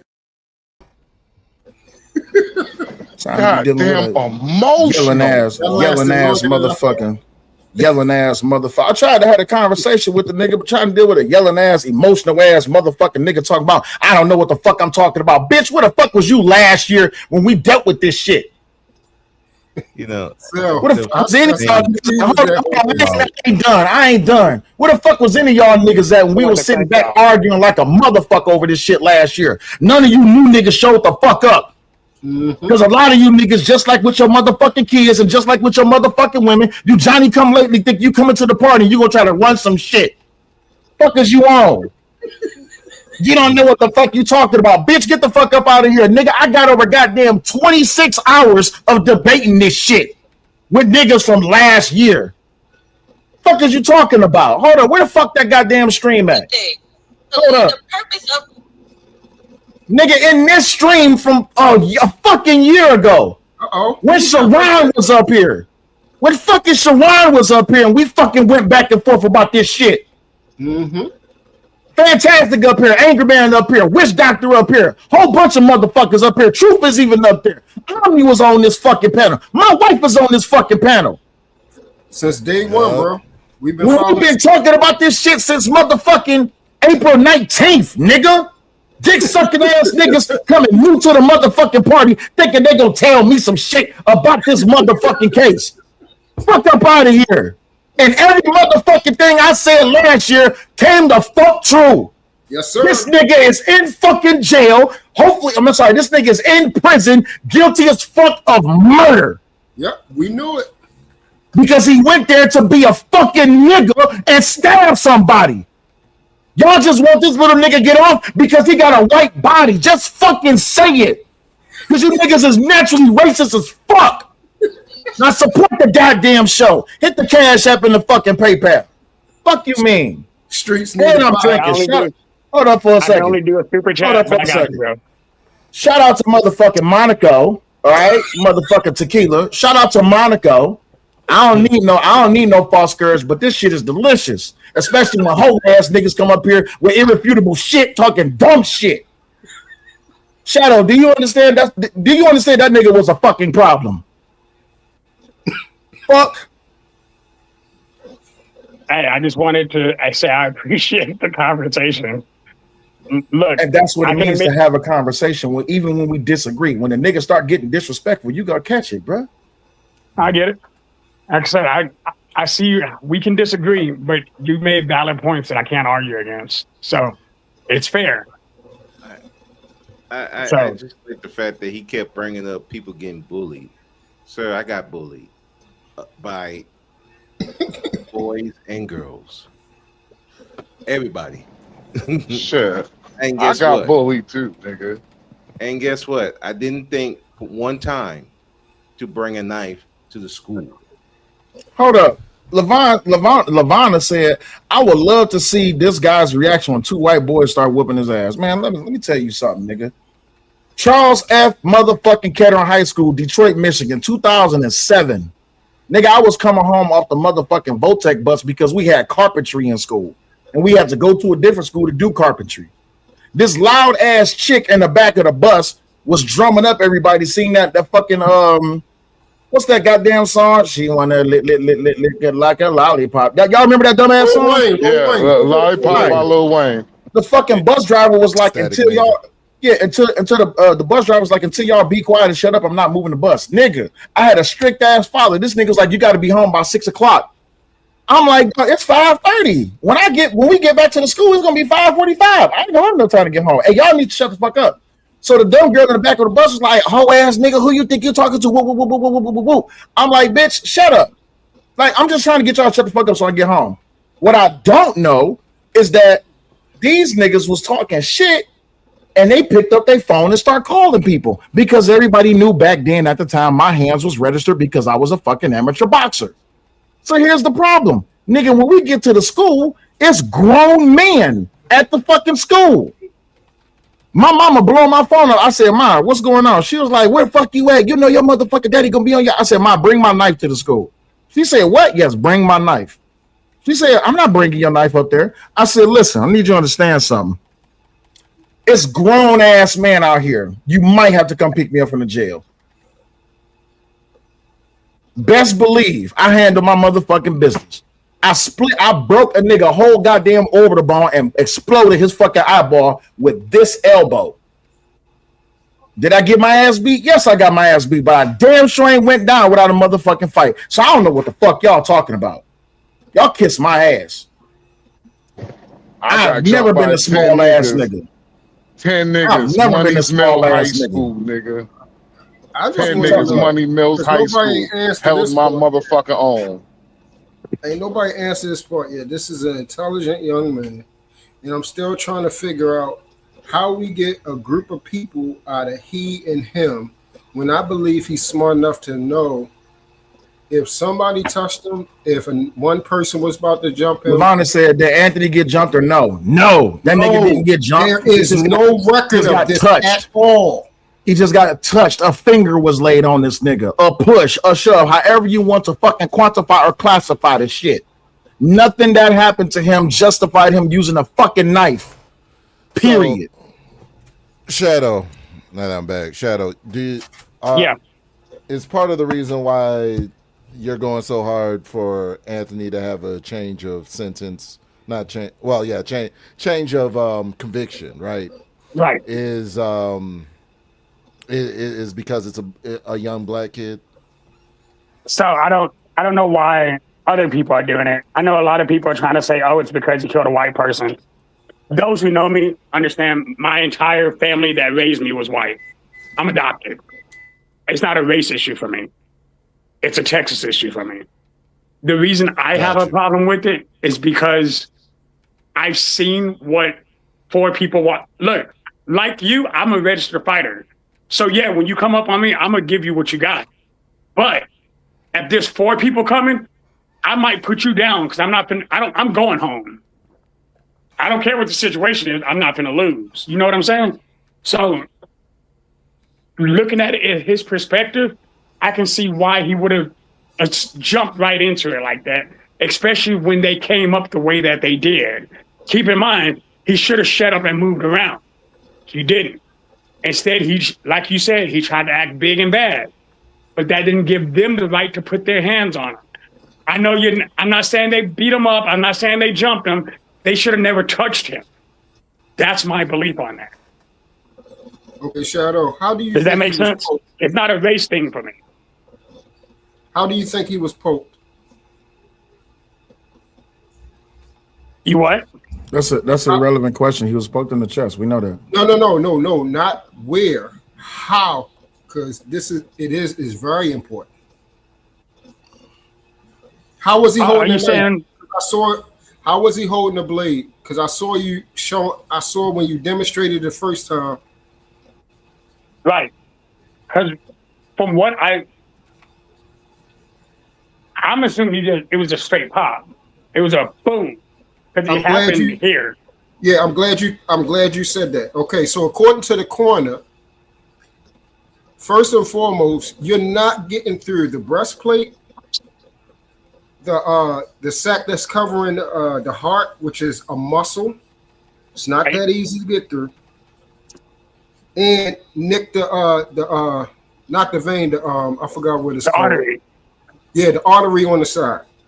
Right. Without extreme force. And in order without about 28 pounds of force. Right. Correct. All right. So in order to do that, because it's not easy to go through body. I don't know if you ever been stabbed, and I don't know if you ever stabbed somebody. It's not to go that deep. It's not. This is not the movies where it just happened like that. He didn't. He balled it up like a fist where the handle is going through his thumb if it's on the right hand. So the back of the handle is facing through the thumb part. That's the only way to get it through the body is by hitting it like a hammer, where your fist is hitting down, not pushing. You're hitting it like a hammer. So when he turned around, he had his hand in his bag, like Will said. It was open now. So you have to open it up. So that means, I'm about to use this. And then he turned around. Whoa. Stop the presses. Okay. Hold up. This is the judge. Name and how you spell it. My name is John Roach, John Roach. Now, I know the answers to that. I know the answer to that question, but I got to ask it for the 100%. record. You've been on the bench for... This is the judge that ruled over the Karmelo Anthony case. Some time. Yep, I've been on the bench for about 20 years. 20 years. And this is the end? And then 6 months will be in the end. Did you want to take on this trial? I wanted the Collin County Judiciary to take on this trial. It was important to me to have somebody from Collin County preside over this Collin County case. So I didn't ask for it. Oh shit, I'm terrible. Can y'all hear the video? My bad. Can y'all hear the video? Barely. Yeah, I can hear it. Okay, I'm sorry, y'all. That's as loud as the volume goes. So everybody, please mute up. My bad. Everybody in the chat, if y'all can hear, please push 1. No one. That's not how it works anyway. Yeah. I didn't ask for it, but I was certainly willing to do it because that was my duty. In your conversations with, I guess it's an administrative judge who goes, I know they go down the list and they say, all right, it's your turn and it's your turn. As they go through all the conflicts of judges that may potential conflicts, when they come and say, John, this may be yours, your first reaction is? I'll take it. Every time. I think it's my job. It's my duty. That's what I was elected to do. Yeah. That's the oath that I took, and I'm going to do my job. No consultation with your family or? None. No. Nope. And where does that come from? I don't know. I think it's just duty. I think duty, whether that's duty in the Marine Corps or just duty to my family and stuff, I take duty really seriously. And I took this job to perform that duty. And if that's what I had to do, that's what I have to do. Did you fully at the time grasp the enormity of that decision and the outside stuff? I don't know. I think in some ways I did. I think in other ways I didn't. I certainly knew it was very, very important case within our community. I didn't think I realized the enormity of the social media and the media during the trial. How long have you been prepping for this trial? I've been prepping for this trial with the departments, with the Collin County system, with the sheriff's office and everybody for about 8 months. Is that the longest you've ever had to prep? 100%. Why? Logistics. One of the critical pieces of this case where we had minors who were testifying. Prior to me getting the case, we had some of those witnesses doxxed and swatted and revealed on social media. I didn't want that to add to the already traumatic event they've been through. And I didn't want them to change their testimony or be uncooperative with people trying to call them as witness out of fear. And so my number one duty at that point in time getting the case was to how do we protect those minors who are critical to this case to come and testify. I'm sure you've already read and know that one of your fellow judges has already been doxxed and swatted and all the things. I did know that. And still no reluctance from wanting to take it on. None. Yeah. The decision to not have cameras or any kind of streaming, was that an easy one? Yes, it was an easy decision. And I'll tell you why. My primary goal in any case is to make sure that the defendant and the prosecution gets a fair trial, period. I have seen from other cases around the country where cameras in the courtroom changed the way that the judge acted, the lawyers acted, some of the witnesses acted, and we were not going to have that here. We were going to really isolate the purpose for which we were here for, which is to have that fair trial, and cameras in the courtroom did not enter into that equation at all. How much grief did you get from people around you about that decision? I don't know. I don't listen to it. I just flat don't listen to what's going on the outside. I do what I think is right, no matter what decision that is. and I sleep well at night knowing if I follow the law, then everything works out like it's supposed to. And so these outside influences, all the noise from the outside, I really isolated myself from that in this case and in all cases, and just do my job, do the best I can, following the law. How do you think we're talking with the attorneys, other attorneys outside of this. How do you think they describe you?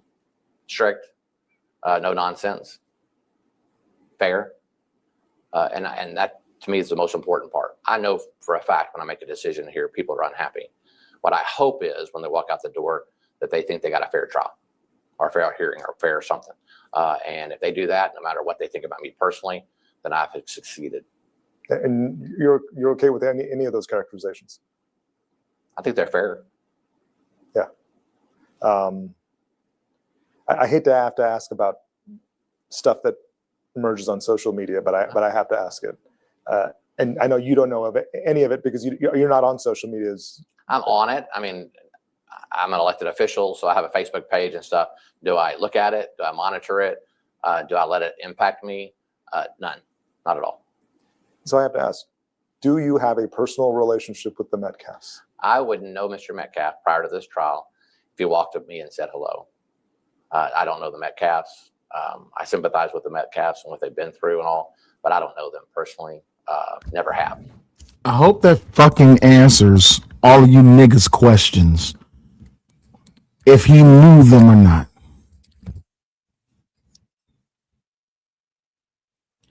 They're gonna still the you know how this thing works. They Yeah, still he gonna lying. bring it up for the next month. They're He gonna bring has it up to for be the next lying. month. And and he lying. That's, Okay. yeah. These AI images emerging of you and them at a party or drinking together, all Never of that. happened. And that's the problem with social media, isn't it? You can't tell what's true and what's not true. I will tell you, I got some reports of some things that were coming out of this courtroom, and I wondered to myself, were they even in the same courtroom that I was? It's that bad.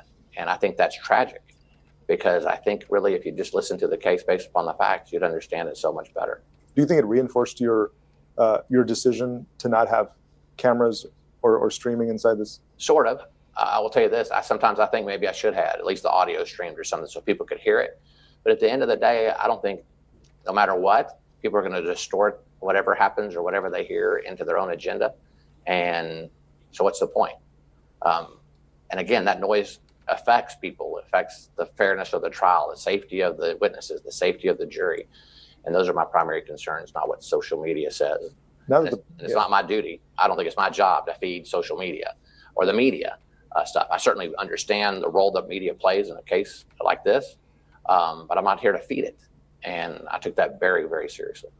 But Judge, when people don't have access to the trial or the courtroom, doesn't it invite speculation? Well, sort of, but I got 70 seats in my courtroom, and I had 200 requests by the media to sit in the courtroom. So let's say if I just entertain the press, then I have nobody from the public watching what's going on in their county.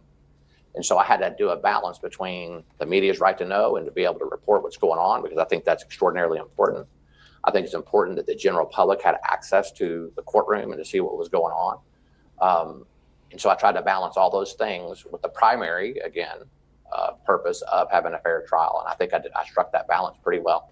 But the media's right to know is the public's right to know. Is the public's access. We are the extension of that public. I think somebody from the public who wanted to come watch a trial and know that they were excluded from a trial because all the media was there, I beg to differ. Do you think there was a possibility for a learning experience? I mean, people do not know about how trial works.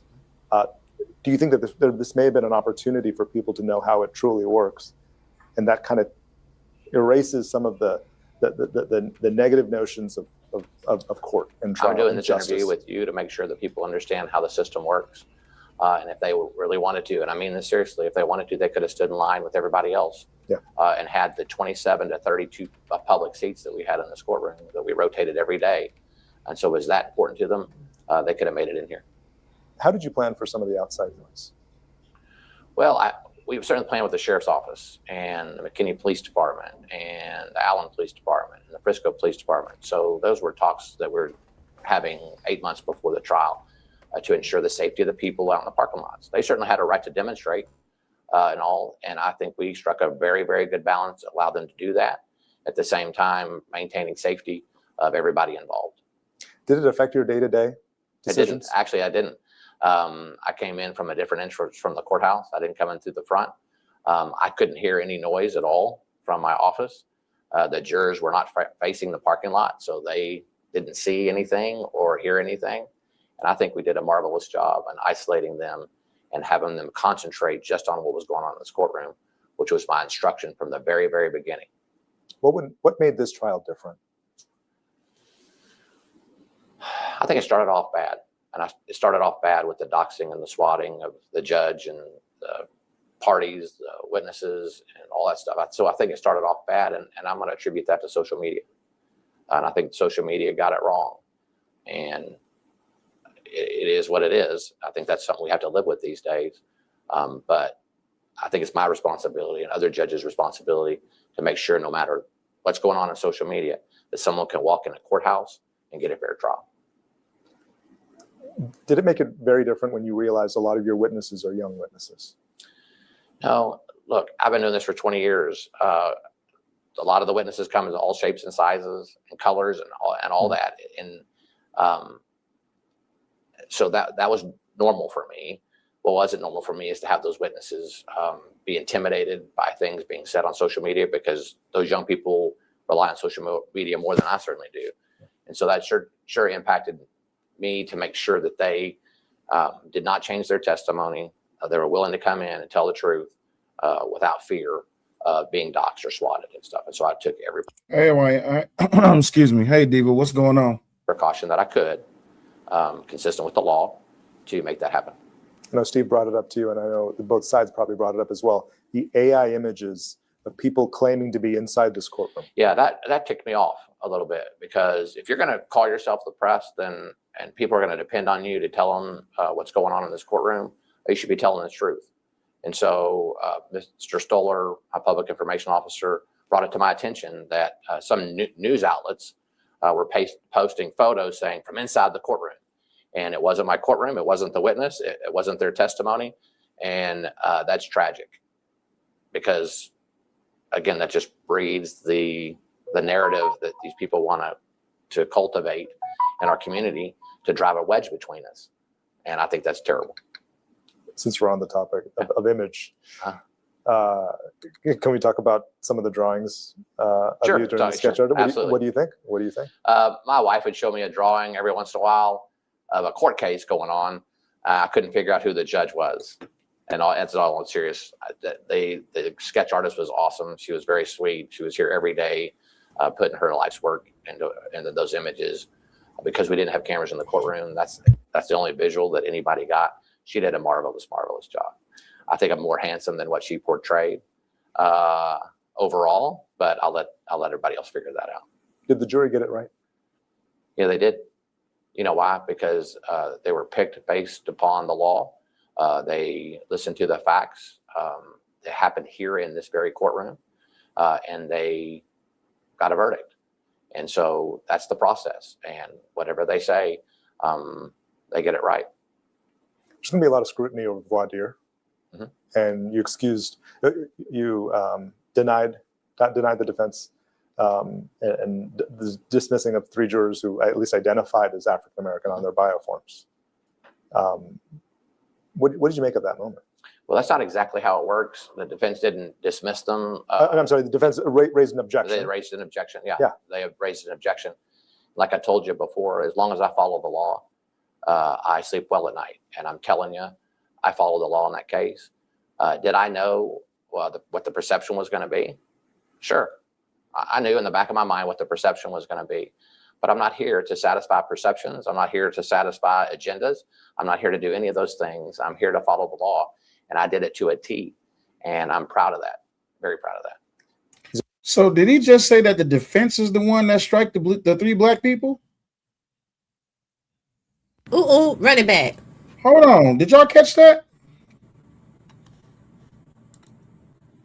Whatever they say, they get it right. There's going to be a lot of scrutiny over voir dire. and you excused, denied the defense, and the dismissing of 3 jurors who at least identified as African American on their bioforms. What did you make of that moment? Well, that's not exactly how it works. The defense didn't dismiss them. I'm sorry, the defense raised an objection. They raised an objection. Yeah, Yeah. They have raised an objection. Like I told you before. So the defense denied the 3 black people? No, he said they did not dismiss them. They raised the objection. And I believe the objection that he's talking about is the Baston Kennedy or Baston versus Kentucky. Okay, cool. Okay. As long as I follow the law, I sleep well at night. And I'm telling you, I follow the law in that case. Did I know what the perception was going to be? Sure. I knew in the back of my mind what the perception was going to be. But I'm not here to satisfy perceptions. I'm not here to satisfy agendas. I'm not here to do any of those things. I'm here to follow the law. And I did it to a T. And I'm proud of that. Very proud of that. Is this your last big trial? It's my last big trial. The sad part about it is, I will tell you before I leave at the end of the year, I'll try a couple more murder cases, for example. The parking lot won't be full. The gallery won't be full of people watching the case. But we still have somebody who's died and someone accused of doing the killing. And it won't draw the attention that this case did. And their death is no less tragic than the tragic death of the young man in this case. And so big trial, I guess, from an outsider's perspective and the social media and the media interest in the case. But crime still happens in Collin County, and every single person deserves to have as fair of a trial that Karmelo Anthony had. What's your take on Karmelo Anthony? I don't know. I really don't know. You've had a lot of defendants in your courtroom. I have had a lot of defendants in my courtroom, and I talked to Mr. Anthony a couple times because I'm legally required to go over some things with him. He seems like a nice young man who committed a crime, and he understands today more than any day before today the consequences of committing a crime like he did. Last question. Yes, sir. The future of the justice system. Wow, he seems like such a racist. To what do you call think the about black it? kid a nice young man. You know what I'm Oh saying? yeah, he Seems racist so- as fuck. God. Yeah, he racist as hell. I blame Shadow Titan because he's extremely racist. Yes, not Shadow Titan is racist. I see you guys got into I wasn't even yelling at Shadow Titan. That wasn't even who I was yelling at. oh, who were you yelling at? I'll run it back for you so you can watch it. I'll run it back myself. I heard you yelling because I was at work real quick. And I was like, oh God, what is going on? But here's the thing. Now that y'all get to hear from the judge, I hope that gives an added layer of perspective. This gentleman is following the letter of the law. Look, bro, say KKK mask under the bench. Child, I can't. Y'all gotta stop. Y'all gotta stop. Be nice. I'll say this after hearing that. I mean, I'm not going to call the judge out on anything. I think he went down the line that was there. Mm-hmm. Y'all know my feelings on what it should have been, but I can see. I still don't think it was an unfair judge. I think it was ineffective assistance of counsel because he should have had a better defense. And I think that's as far as I can take it now because hearing his statement helped. Yeah, not only hearing the statement, watch how he was talking. Well, I mean, where the nervousness? Where's the confusion? He was straight to the point. I think the thing that go ahead, Wait. baby. What's up? Big T610 said funny the KKK ain't show up to the trial, but the Black Panthers did. Them ain't the Black Panthers. We rebuke them in the name of the ancestors. That And was not the Black Matumbo. Panthers. Yeah, that was not the Black Panthers. I feel like doing it just to have a little fun. Let me go ahead and play you a Yeah, it little wasn't bit. the Black Panthers. That was the Trash Pandas. So Oh, they're the trash pandas now, man. I thought they were the Temu Panthers, bro. Let me They go ahead all and they all that and more. That was some crack pandas. Them is crack pandas. Okay. yeah, there was something else. Let me go ahead and give y'all a little replay of what just happened right quick. Let you talk for 4 minutes. I just let you talk for 4 minutes. 4 whole minutes. I even stopped everybody from jumping in, right? Okay, go ahead. We understand that during the trial, the majority of the witness statements was that Karmelo was the change it now. Change it and say the majority. The majority, not all. Yeah. Okay. So during the trial, the witness testimony summarized that Karmelo was the aggressor. How was he aggressor? How was he the aggressor? Look here, bro. I don't understand. I'm trying to be respectful. I really am. I'm trying to have a conversation. I hear what you're saying, man. I know you hear what I'm saying, but you're not listening. See, there's a difference between hearing and listening, especially when you're listening to respond, right? Because I don't have no stake in this fight other than the fact that the little nigga should not went there to try to be a nigga.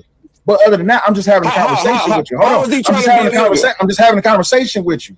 Because the crazy part is that if this was your son that he stabbed, how would you feel? My son, first of all, my son ain't gonna be no bully. If this was your son, that's not. Hold on, my nigga, you getting out of your motherfucking body over nothing, my nigga. I asked you a simple. Hold on. My nigga, I asked you a simple motherfucking question. If this was your motherfucking son, if this was your motherfucking son, nah, you ain't answer my motherfucking question, nigga. You ain't answer the fucking question, nigga. You being emotional and you being pussy because at the end of the fucking day, your ass don't. You just want to defend that nigga because he black, nigga, and you hate white people. It's easier for you to just say that. That's the motherfucking problem, nigga. You emotional ass niggas want to defend this little hoe ass nigga for stabbing a white boy. That's the fucking problem. That's the big fucking problem. And since you niggas, my God, today. Oh, it ain't say it with your chest, Will. It ain't over. The fucking leg to stand on, because all y'all do is destroy y'all women, destroy y'all fucking community. You don't give a fuck about your kids. You want to prove how much you love your kids by showing love to this whole ass little nigga. Fuck this nigga. Now I've been highly respectful to you, sir. I'm gonna take you off mute, but what I don't do is I over talk your shit. Yeah, that misplaced love to get down the fuck like that. Because I don't give a fuck about this little nigga. Period. I think I said it back on Fight Club. I don't know if you heard me say it once, Rob, but people was like, what's the biggest problem in the black community? And I was like, misplaced love. Absolutely. Because they're using this kid as a surrogate for the kids that they probably not taking care of in their own life. They're using this kid as a surrogate for their family members that are probably behind the wall and they can do nothing for. Ooh, that hurts. Just like that whole your mama black thing, whenever we call out contemptuous behavior of contemptuous women in the community, what Rob refers to as the sisterhood of the traveling coochies. Bitch, y'all nothing like my mother was. Facts. Yeah. And they don't know your mama black don't do it for me. I'm sorry. It's dumb because all you're gonna do is remind somebody of their terrible mother. I've been saying long ago, these guys say they hate their mother, but then you need to let them know how to deal with it. But tell them that's your mother. Okay. So all y'all my mother, I'm gonna treat you like my mother. Did you say the sisterhood of traveling coochies? Yes, I have a song. It's on iTunes. Yes, trademarked by my Chaos, bro, and the Pedophile Progressive. Yeah, Rob trademarked to that. It was a wave that was going on. It's dead ass. It's a song, right? Follow the Petty LaBelle's on iTunes. Big facts. I'm just letting you guys know. Whenever we taking that roller coaster to hell, I call shotgun. Oh, we ain't done yet. Let's keep going. Niggas only care about this little motherfucker because you trying to see your son within him. A lot of you bitch ass old niggas left your motherfucking kids behind to go be with the next bitch. So kiss my ass, my nigga. What is you talking about? I'm gonna bring you back off mute, good sir. They came out of the military and they didn't bully nobody. I don't give a fuck about none of that, nigga. I was motherfucking 52 talking to my damn self, nigga. Fuck is you talking about? Fort Knox, Kentucky, nigga. I ran the motherfucking hills. I served this motherfucking country too. I got blood in the motherfucking sand just like everybody else. Don't trigger me with that bullshit, nigga. I brought home the motherfucking boxes with the flags on them too. Fuck is you talking about? Y'all niggas be on some funny foul shit around this bitch. I served in the military. Nigga, me too. Fuck you mean? I'm gonna bring you back off mute, good sir. Kids to bully anybody. I don't raise my kids to bully anybody. And again, I asked a simple ass question. I asked a simple ass question, my nigga. If this little nigga stabbed another nigga, you wouldn't give a fuck. Right now, you wouldn't give a fuck. You wouldn't give a fuck. You wouldn't give a fuck. You wouldn't care. You wouldn't care. Anybody you wouldn't care to Google the fucking affidavit. You would not care. In court. You would not care. The statement. You don't want to listen. Fuck the statements that was made in court. This little whole ass wait, hold on. Is he about to cry? Yes. It sounds like he's about to cry. Oh my God, yes, bro. He was about to cry because I would not give grace to this murdering motherfucker known as Bitch Mello Anthony. Yes, he was about to cry. That's why I said somebody please call the trucking organization because he's highly emotional, and that is very dangerous driving on that highway like that. Yeah, so absolutely. I've been hit. Hold on. He a truck driver too doing this shit? Yeah, he's driving. He's a trucker and he's driving currently right now. Emotional like that. That is very dangerous. I'm dead serious. That's an accident where I got hit by a truck, and he's giving me great fear. Shit, I'm a truck driver. I've been driving this whole entire time. He gave me great goddamn fear. He probably was that motherfucker who, you know what? Never mind. I ain't gonna say shit. Don't do it. Don't do it. Man, it was the statements made in court. This nigga was a fucking hoodlum. This nigga was a nigga. He was trying to show everybody else he got big balls. He was trying to show everybody else I ain't to be fucked with. I don't give a fuck about his mama or his motherfucking daddy. You know why? Because neither one of them motherfuckers is at the goddamn track meet. If they cared about their fucking son, maybe he should have been at the motherfucking track meet. And the fact that this nigga even brought a motherfucking knife to the goddamn track meet lets me know everything I need to know about this whole ass, little ass nigga.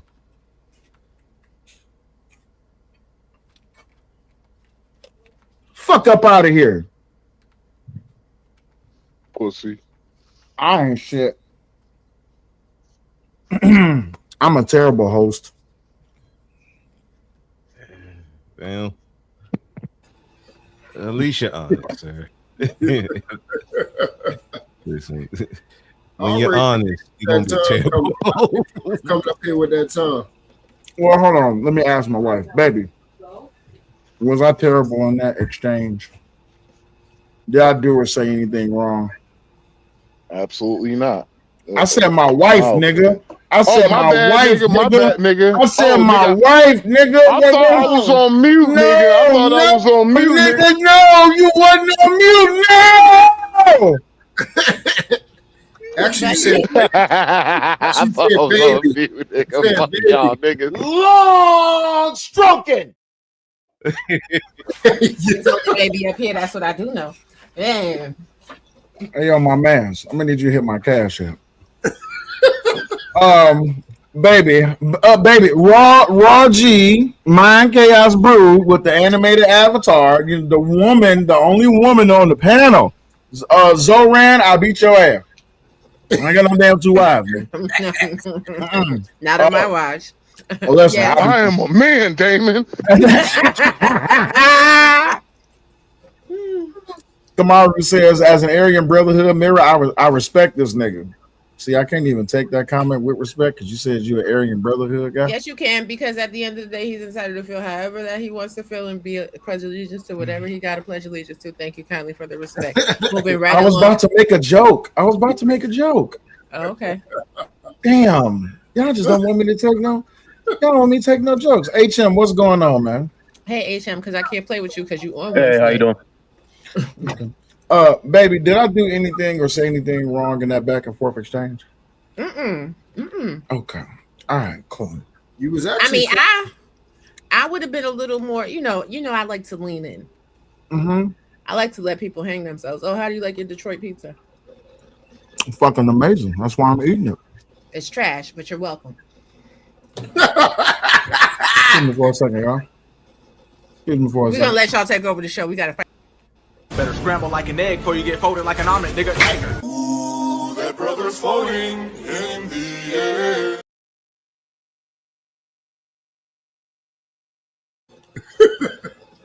Well. Yeah, they gonna be fighting in the bag. I'm sure they're On gonna today, pop out. Did you hold up the pop out. New York pizza is the best. fucking mic? On today on Fox 5 News, we have a local couple that Fuck all that motherfucking shit.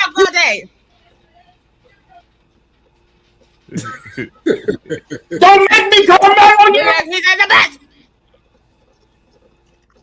All right, knock it off. Enough.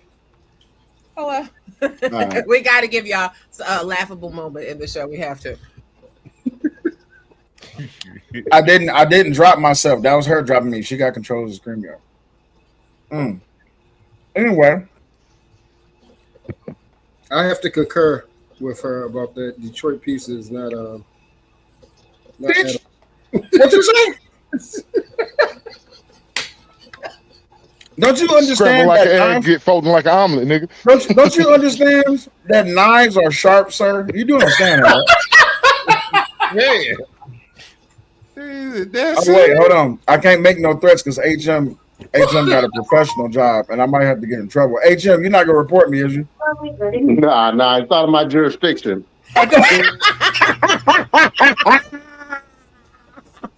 He said Shout it's out to not my JB, the jurisdiction. realist.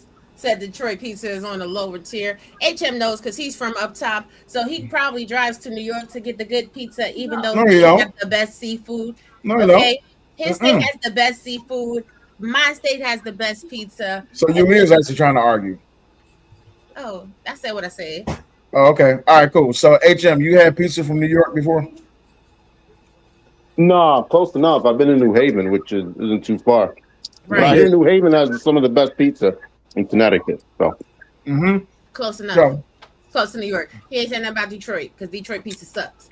Detroit pizza got the best pizza. I don't fuck. I don't wrestle. I beat bitches up. I don't fight. I don't.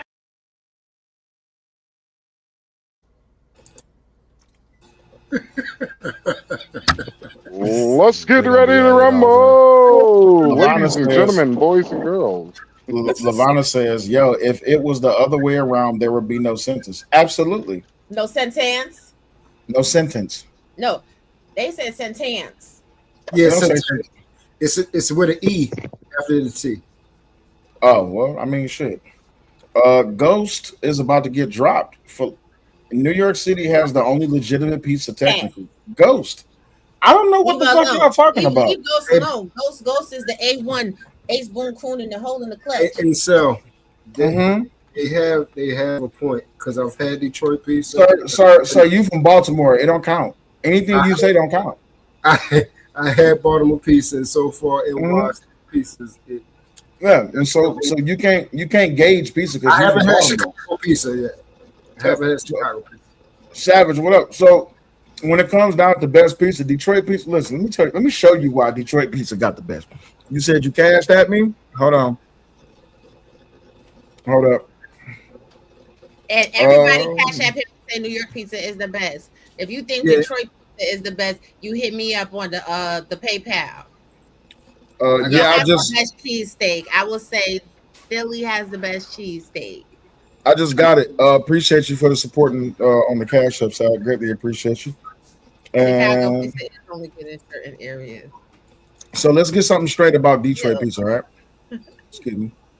So this is not technically a Detroit pizza. I'll tell you why it's not a Detroit pizza. This is technically this is a deep dish cheese pizza.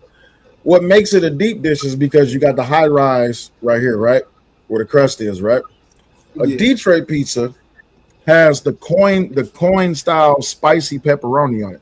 Which, if you had a Detroit pizza, which technically comes from Buddy's Pizza in Detroit, you would know that once you put that slice of pizza in your belly, you know that it's the greatest piece of pizza you ever had in your life. New York pizza, the problem with New York pizza is it's soft and it sags. It's always greasy and it's runny. It has no body to it. Diva says, meanwhile, Sal want to be Benny Siegel so bad. Look at him, guys. First off,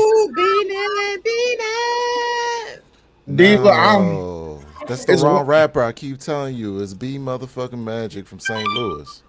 No, it's Bun B, bro. Yeah. Bun B. I told you once. This motherfucker's scared. I'm from the motherfucking Lou. That's how motherfuckers play. I will look at Diva. Look at Diva running in the chat. Look at Diva running in the chat. Must have slipped, fell, and bumped your motherfucking head. So if y'all think my cuss outs is legendary, if y'all think Raw's cuss outs is legendary, y'all must have never heard Diva cuss somebody out. Now I'm about to talk shit. If you ever hear a Diva cuss out, you'll be sitting back like, God damn, I don't never want to be on her bad side. So let me tell y'all about Diva and why she's sitting up here talking stuff. I'm gonna go ahead and I'm gonna put Diva on blast. I don't want to look like Beanie Siegel. Beanie Siegel want to look like me. I look better than Beanie Siegel. First off, that's number one. Number two, Detroit got the best pizza of all motherfucking time. I don't give a fuck what none of y'all talking about. Because that saggy, greasy, nobody, no good spices, having ass shit that y'all be having in y'all cities ain't got shit on Detroit. I don't give a damn what nobody say. I heard what Angry Man said that, and my wife said that about Joe's Pizza. That's the name of that place, baby. I didn't say nothing about no Joe's Pizza. Stop lying. Oh, okay. Well, let me tell y'all something. You was Googling. I sure was. Nah, I'm gonna tell you what makes a good slice of pizza a good slice of pizza. A good slice of pizza has, excuse me? Damn. A good slice of pizza I say what I say. Is delicious from top to bottom. And they gotta have body, all right? And it's gotta have little black crunchy bits on it too. No burnt spots. All the burnt spots. So we're gonna go around the room. 3-man, burnt spots on pizza or no burnt spots? Hell yeah, burnt spots on the pizza, bro. Kick your ass off. Hell yeah. Bro, speak. Burnt spots or no burnt spots? No burnt spots. My man, true. Burnt spots or no burnt spots? Here, bro, fruit. Burnt spots. Omni, burnt spots or no burnt spots? Need that char, son. Need that char. See, that's what's wrong with you niggas right there. Shout out to New York. That's what's wrong with you niggas right there. Now, if you really want some fire ass pizza, you go to Tommy's Pizza. Okay, that's on 4033 East Tremont Avenue in the Bronx. Now that's some good ass pizza. You see how she put her New York accent on that? Yeah, I heard him. But see, she can talk about it. I can show it to you. I ain't got it. That's cool. That's so cool. good. You wouldn't even try to compete. I swear to God, our pizzas are great. Eat pizza in Detroit. There we go. 7 days a week from a different ethnic group and have a completely different taste and experience. That's Detroit. Detroit style is that deep dish pizza in a seasoned Look at that blue shit. steel pan. Hell yeah. Oven that's set up a certain way. Look at that pizza. Fresh and tasty. Boo. It is awesome. There you go. Very nice. Thank you so much. Hell yeah. Here is the original. I'm supposed to be on the motherfucking diet, man. I want some to pizza, the people bro. of Detroit, I want a some spicier pizza, pizza, and we call that the Detroiter. I like I'll tell you Chicago what, pizza better. Like Is you done? Is you done with that whack ass shit that you wanted to present to us, and you think that's Actually, I'm That's getting what I ready was to saying. drive through Chicago. I'm about to grab me some deep. I'm about to dish. cuss That's what I'm Diva out. She's talking about some ill. You know what? That's crazy. Let them know. Ew. That's all right. I'm gonna buy you a ticket, and you and Diva, y'all can go to whatever pizza spot y'all want to. Y'all is wait. Hold on. Time said deep dish pizza is trash. You might as well eat it with a fork deep dish. First of all, you don't eat pizza with a fork. That's that New York shit. Y'all eat pizza with a fork. No, we don't. We eat pizza with our hands. What That's he's saying is Chicago. that nasty You gotta ass fold that Detroit. shit over. Chicago Yeah, you pizza fold you it, nigga, can't. with a napkin, nigga. So Uh-huh. the Fuck grease you could niggas. I drain want in the pizza now. napkin. God dog it. Yo, Okay, dude, I'm about to drive through Chicago. I might grab me a slice, Look nigga. at this. On Look God. at With a fork. We did What that we looking for at? walk Why I bys hate in the niggas. place. He whispered to me, "Let me hold this mic." No, well, we were doing the walk by. We reenacted. What you told me to get the upside down. The upside down. Upside down? Definitely. Did you whisper upside down to me? Yeah, I did a little walk by. And you whispered. He walked by. Did this. Frankie walked by me. Here, give me. I'll do what we're gonna. Yeah, well, this is exactly what I was walking in, mind my own business. He goes, Upside down. "That's exactly what he fucking did." I tried Tom's on East Tremont, maybe a half a mile away from losing earnings that you guys did. Yep. 7 stools. Guy only makes regular and Sicilian. No specialties, no nothing. Any of it? Tommy's Pizza on East Tremont. We're gonna come to Tommy's. Came out, became part of the pizza review. People loved them. I've never had anyone take the pizza in here. We're already going back and forth. He's like, look at the clock and the clock. They got a clock and a clock. Wouldn't let me pay for it. He's like, you're my guest, I'm your guest. He bought the pie. What pressure on you? Because first of all, this place is like an hour away. It is far. How far was this? 45 minutes? And am I the first 2-time non-celebrity reviewer? Well, non-celebrity 2 times. Yes. Hey, man, that's a lot of talking, bro. Just get to the pizza, You're man. almost the first not celebrity scheduled. Help you No, out because Patricia, you know Joey Patricia. you Detroit people got low attention span. Had a Look at that. Come on, Yes, had a lot of perfect. cash Look the at size of a that. mountain. That shit looks like trash. Credit cards. Perfect. No, well, do they even take credit cards? They don't, and I don't either. That actually is a very good sign. Generally, all cash is generally how you do it. One bite every nose. Feel the front. And Yeah, it's by the very way, good. the No fluff. cornmeal. Have you ever had pizza with the cornmeal? I have. Joe's has that, I believe. And you're gonna. All right, we'll see. I think I'll burn my face. I don't Perfectly think so. folded. Perfectly crispy. Yeah. Tell her again. No. That's a Corner of Get that shit out of Miles, here. and I don't know where. First of all, why you a hater? Slices are Why bigger. you a hater? Luxury bucket list says I may need to go full Karmelo if you bring me pizza like that. Facts. First of all, Facts. luxury bucket. Take your ass to New York. I don't know what you're talking about. That's dirty Nope. work. Like I said, I'm gonna get you a plane ticket. You and Diva, y'all can go have pizza wherever y'all want to go have. You can treat whatever y'all gonna do, right? I'm taking Omni to Detroit, and we're gonna have a Detroit style pizza, and we're gonna see who got the better pizza. That's what we're gonna do. I'm going to New York with them. You said you what? Yeah, I'm going to New York with them. So Omni, you ain't gonna come to Detroit with me? You scared of Detroit? Going to NY. You scared? You scared of Detroit? I ain't scared of none of you niggas. I'm going to New York for the better pizza. I need foldable What the slices, fuck? my nigga. Did you say foldable slices? Look at it. Ew, yo. Sicilian. Ew. You know it's good when the white people go in there too. All right, she ran 10 miles to go to Tommy's Pizza. She All right, didn't run no damn 10 she miles. did across the Throgs. Look She at that. did. Look at that cheese pull. It's amazing. It's great. It's fantastic. No. Look, get that out of here. Look at this shit. Look at this. Look at this deliciousness. You know what? We're talking about Look at this. Karmelo Look at Anthony. this. You do this every time. You do this every time, and we don't give a damn about your pizza. How can I kick your Anyway.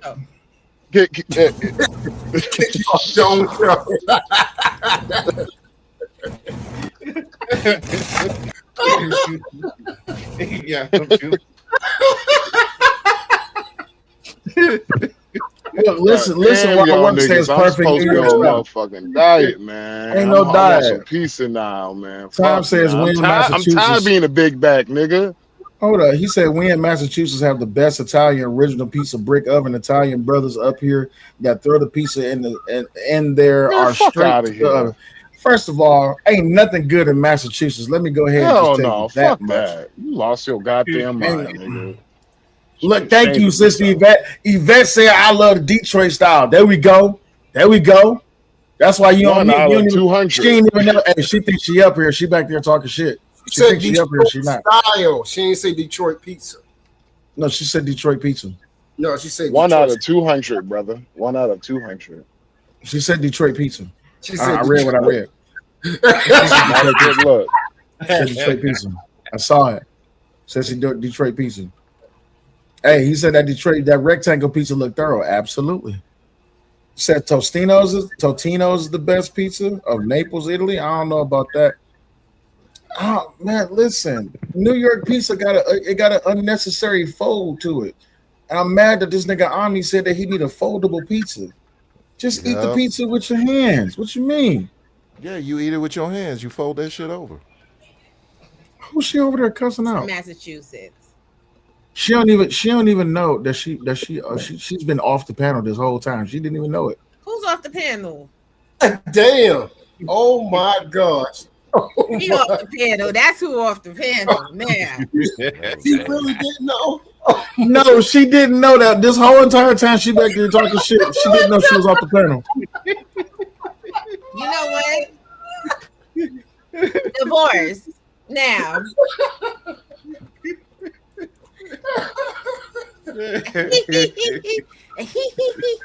Whoa, hold up. Important. Come out. He claims that the judge or prosecutor erred in the jury selection where they were intentionally trying to target black jurors. Do you think that there's anything nefarious going on, or do you think that the answers you heard gave legitimacy to striking them? So of course, when that was, I was there for the third day of jury selection when this was going down. Of course, I was running in and out of the courtroom because we were allowed to float during that day. I was doing television and running back in. But the issue was it came down to these three black women, right? That they wanted to strike, and they, the defense claimed they're striking them on, racial bias, but then the prosecution said they were striking them based on occupational bias because all three of them were teachers, and this happened at a school, and that was where they went with that. And then of course the judge granted them to be stricken. How that went. So those are the only three black jurors that were, I guess, possible towards the end. But there were three Asian women and then two other Middle Eastern, East Indian looking women that were on the jury as well. So of course it was a majority white jury, but there was a sprinkle of diversity in there. But of course, that big headline with the optics of this being, black kid, white kid, heinous crime, no black people on the jury. Is this really a jury of his peers? Which I guess I can see, the sides where that's coming from, but I didn't sense anything nefarious as far as, targeting, that, like, let's make sure, let's not have any African Americans on the jury. I didn't sense that, but of course I don't know what was going down, back in the room when they were making those final selections. So the state wanted to strike them because they were teachers, not the defense, right? Yes, correct. Because I was wondering, I was like, well, I would be nervous to have a teacher on if I was the defense. That would make me nervous. So that would have been an interesting call on their part. But okay, so now we know the state wanted to strike them because they was teachers. Got it.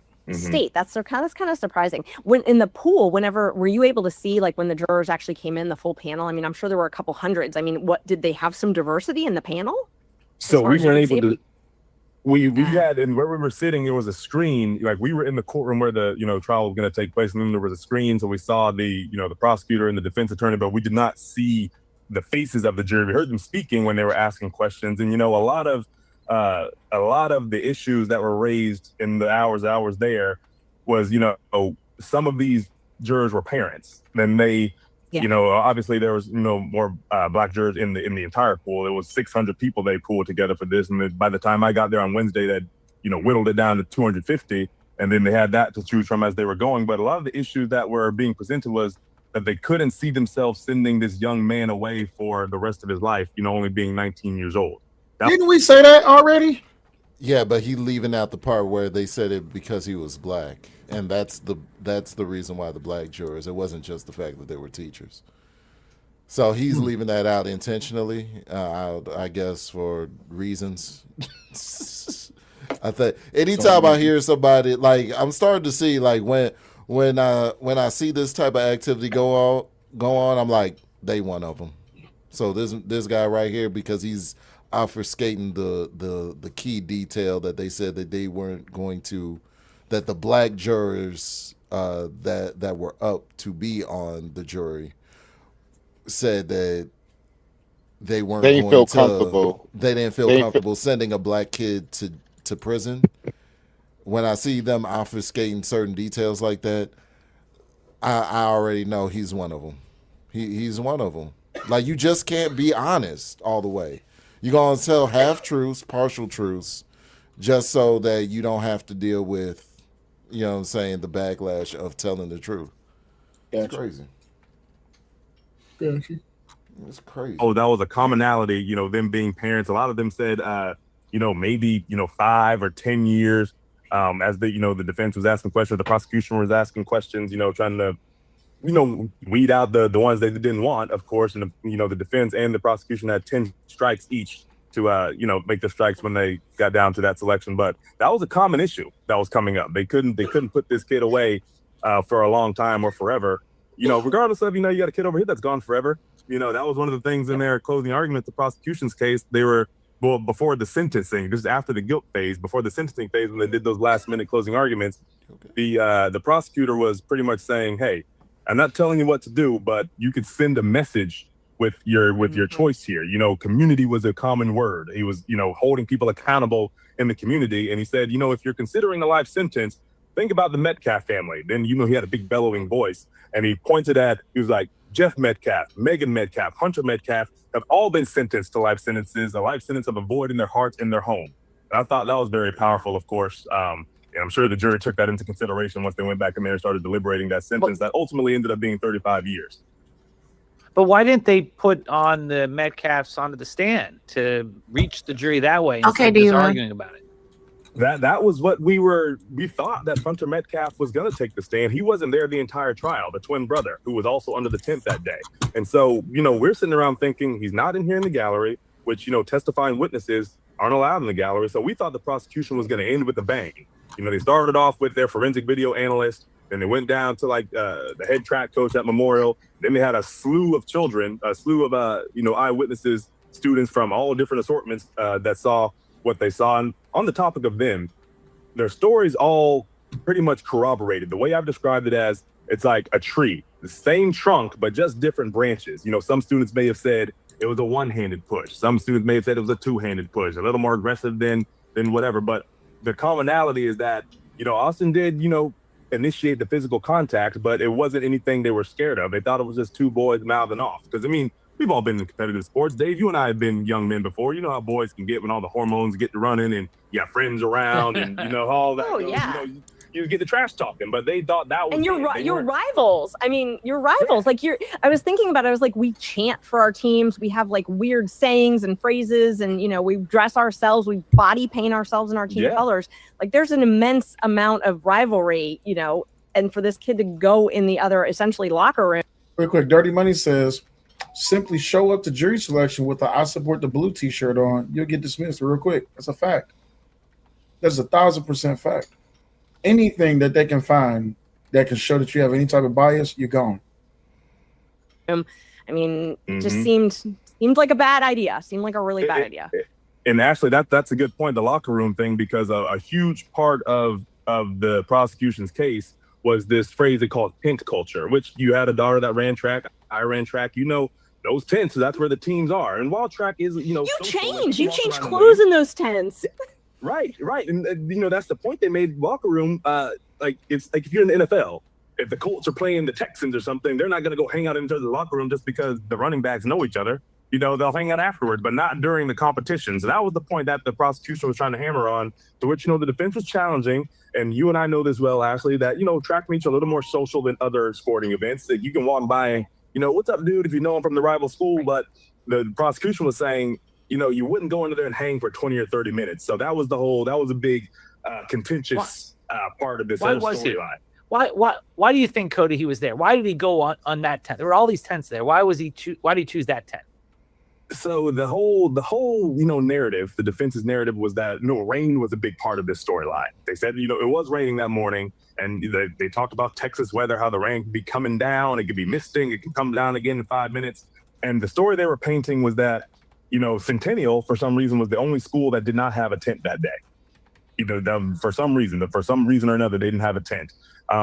You could get under the bleachers. That was also an option. That was what the prosecution was bringing up, but the defense was trying to say he was in these bleachers. It was starting to rain, and we heard about this character, this student named Eddie, this Eddie kid that we heard about in opening statements. The defense said, "Oh, Karmelo and Eddie knew each other. He was under the Memorial tent. That's why Karmelo walked over there, because Eddie was childhood friends from a young age, 5 or 6 years old, with Karmelo's ex-girlfriend, some girl he was dating at the time. So that was the link they were trying to make with Eddie, right? And so Eddie takes the stand for the prosecution, which surprised me, because I'm like, if the defense is talking about Eddie, I thought Eddie was going to be a defense witness. And so Eddie gets up there under direct examination with the prosecution, all but says, I knew Karmelo. Karmelo was, we were cool and all, but I wouldn't say we were like friends. And I was like, what? We've heard about this Eddie guy. And then, which the defense pushed back on. The defense did push back, and they brought up 8 or 9 pictures of Karmelo and Eddie in these pictures together, these,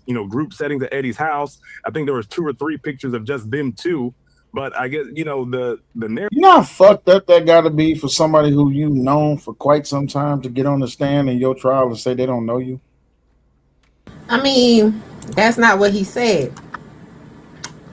What he said was, I know him, but he ain't my friend though.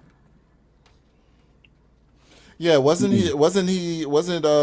Karmelo really the friend of the girl that the guy was seeing? He was smashing on the girlfriend. That's crazy. Carmelo I was would have sleeping sent with the him away for girlfriend. 30 years. And no, but that was like her cousin or something like that. I believe that's what they just said as well, that was her cousin. Okay. So if I'm sleeping with you, and just because I see somebody in your family member, they my friend? No, hell no, they don't know me for real. Facts. Yeah. That I feel like no, he wasn't on Carmelo's crew. The jury went with is that if Carmelo's dating this girl whose family and Eddie's family are really tight because they've known each other forever, if he's dating her, then by default he's going to be at these family gatherings at Eddie's house, because the majority of the pictures were group settings, right? And he's going to be cordial. He's not going to go to these houses and these grandmother's birthday parties and be acting a fool or anything. So that's where I feel like the jury went as far as the picture pushback. But Dave, to your question, or to your point, I guess it's up in the air as to why he was under that tent, because some people say he went under there the whole to instigate purposefully. Of course, the jury came back with murder, so they decided on premeditation, whether that was 10 minutes of premeditation or 2 minutes of premeditation with the hand in the bag, the touch me and see what happens. I guess they could take that as even though it was only 5 seconds, you had your hand on a blade and you thought about doing it. Told you. I fucking told you. And to that mother. Oh, here, I'll rewind it back so you can hear it. He's not going to go to these houses and these went as far. I guess it's up in the air as to why he was under that tent, because some people say he went under there the whole to instigate purposefully. Of course, the jury came back with murder, so they decided on premeditation, whether that was 10 minutes of premeditation or 2 minutes of premeditation with the hand in the bag, the touch me and see what happens. I guess they could take that as even though it was only 5 seconds, you had your hand on a blade and you thought about doing it. So that's all it takes. It's all it takes. Yeah. Told you, motherfuckers. Johnny want to listen. Like that nigga Woodrow. Y'all are in creating your own diverse language when it comes to the understanding and the perception of the law. I told you motherfuckers. Damn it. Oh, such a tragedy. So you were also outside. I want to, before we lose you, I want to talk about what the scene was like outside. I know we've got SOT 4, if we can play that. And then if you just can sort of explain how it felt walking in and out with all of these protesters. If we could play SOT 4.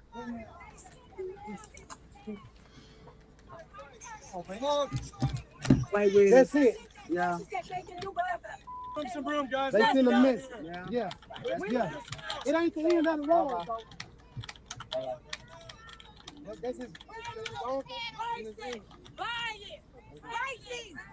I love you. So that's Carmelo's mom, right? Mm-hmm. No, that was his grandmother. But that's the thing. You sure you keep saying that? I know the bitch look old. I'm telling you, that's his mama.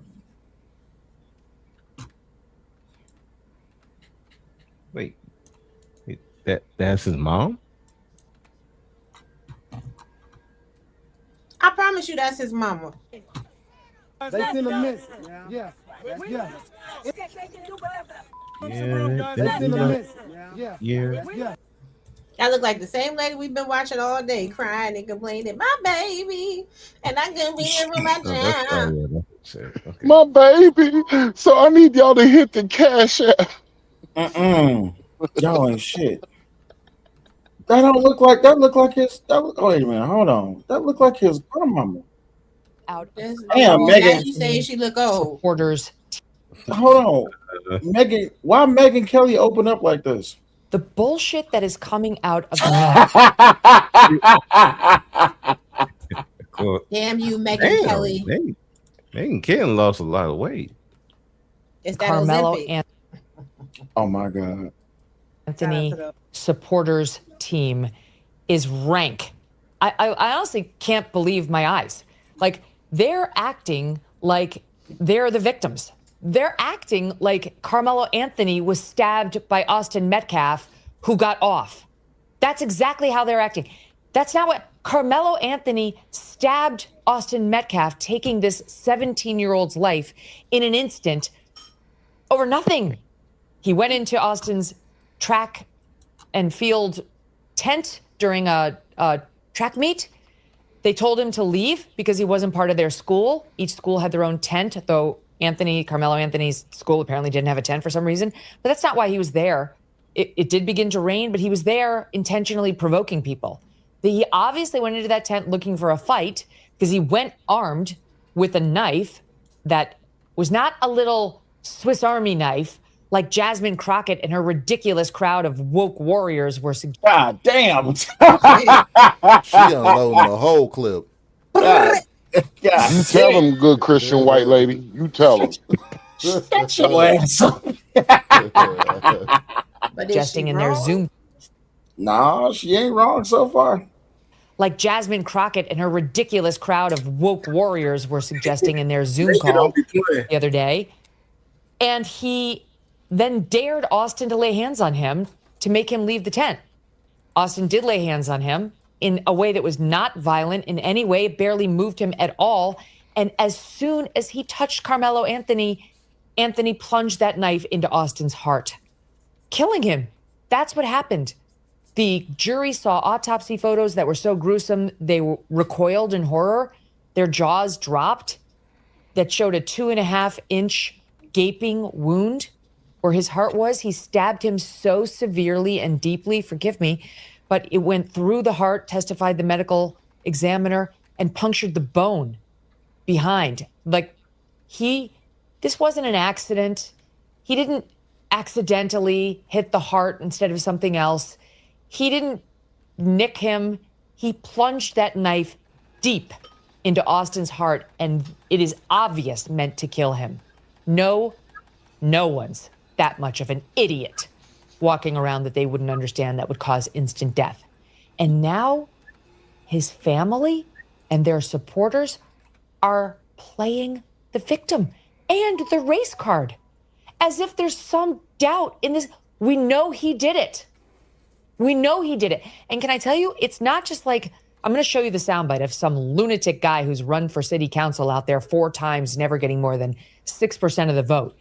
His name is Devonte Peters. You're an idiot. It's also people like Jasmine Crockett, who, we all have strong feelings about her. I'm sorry that I keep saying she's representing Houston. She's representing the Dallas area. All my Houstonian fans are like, for the love of God, please stop doing that, MK. I apologize. I don't know why I have such a mental block on it. She's from Houston. That's why she was like born there, or when she was young, she was there. In any event, she doesn't represent Houston, and she's not going to represent Dallas long either. She's been redistricted out of her seat. She ran for Senate. She failed. So the racist piece of shit 704 Joe in the chat. Fuck you and get out. And so now she's trying to make it, I guess, as a social media commentator. I'm not sure what the fuck she's doing. Sorry, forgive me. She is just vile, but she's not a complete idiot. She went to law school. She went to a very Tony private school before law school, something much better and nice and more expensive and fancy than probably what you or I went to, for sure, what I went to. And then she decided to get all street. We've walked you through it. The Benny Johnson tape is amazing. And but she's not a dope. She was a practicing lawyer. So she's got some legal education too. This woman is out there trying to pretend, like I said, that it was like a Swiss Army knife. Wait, if you've seen a Swiss Army knife, it doesn't have a real knife to it. It's almost like a nail clipper. That's not, we just put the knife on the board that Carmelo Anthony used. It's a dagger. It's a dagger. You could gut a fish or a human with this in seconds. And that's what Carmelo Anthony did for nothing. Here, I want to play, I'll kick it off with her, but I got to get to the parents. But since I'm on Jasmine Crockett, 25B. Listen to her. If a 300-pound man is beating me like on top of me and beating me down, I'm not limited to fist. You know, I would argue that even the only time we go into things like people's hands being considered deadly weapons is typically like if they're a professional boxer or that kind of stuff. But I think by the time you start getting to like football player, good argument. Good freaking argument. We're not talking about like the golfers. We're talking 17-year-old football player, mind you. So a high school football player on top of Jasmine Crockett, she pulling that thing out. That's what she said. I'm sorry, I was on mute. First of all, man, why is you even in the vicinity for a 17-year-old to be on top of you? Can we start there? Whoa. Oh, it's too soon? Whoa.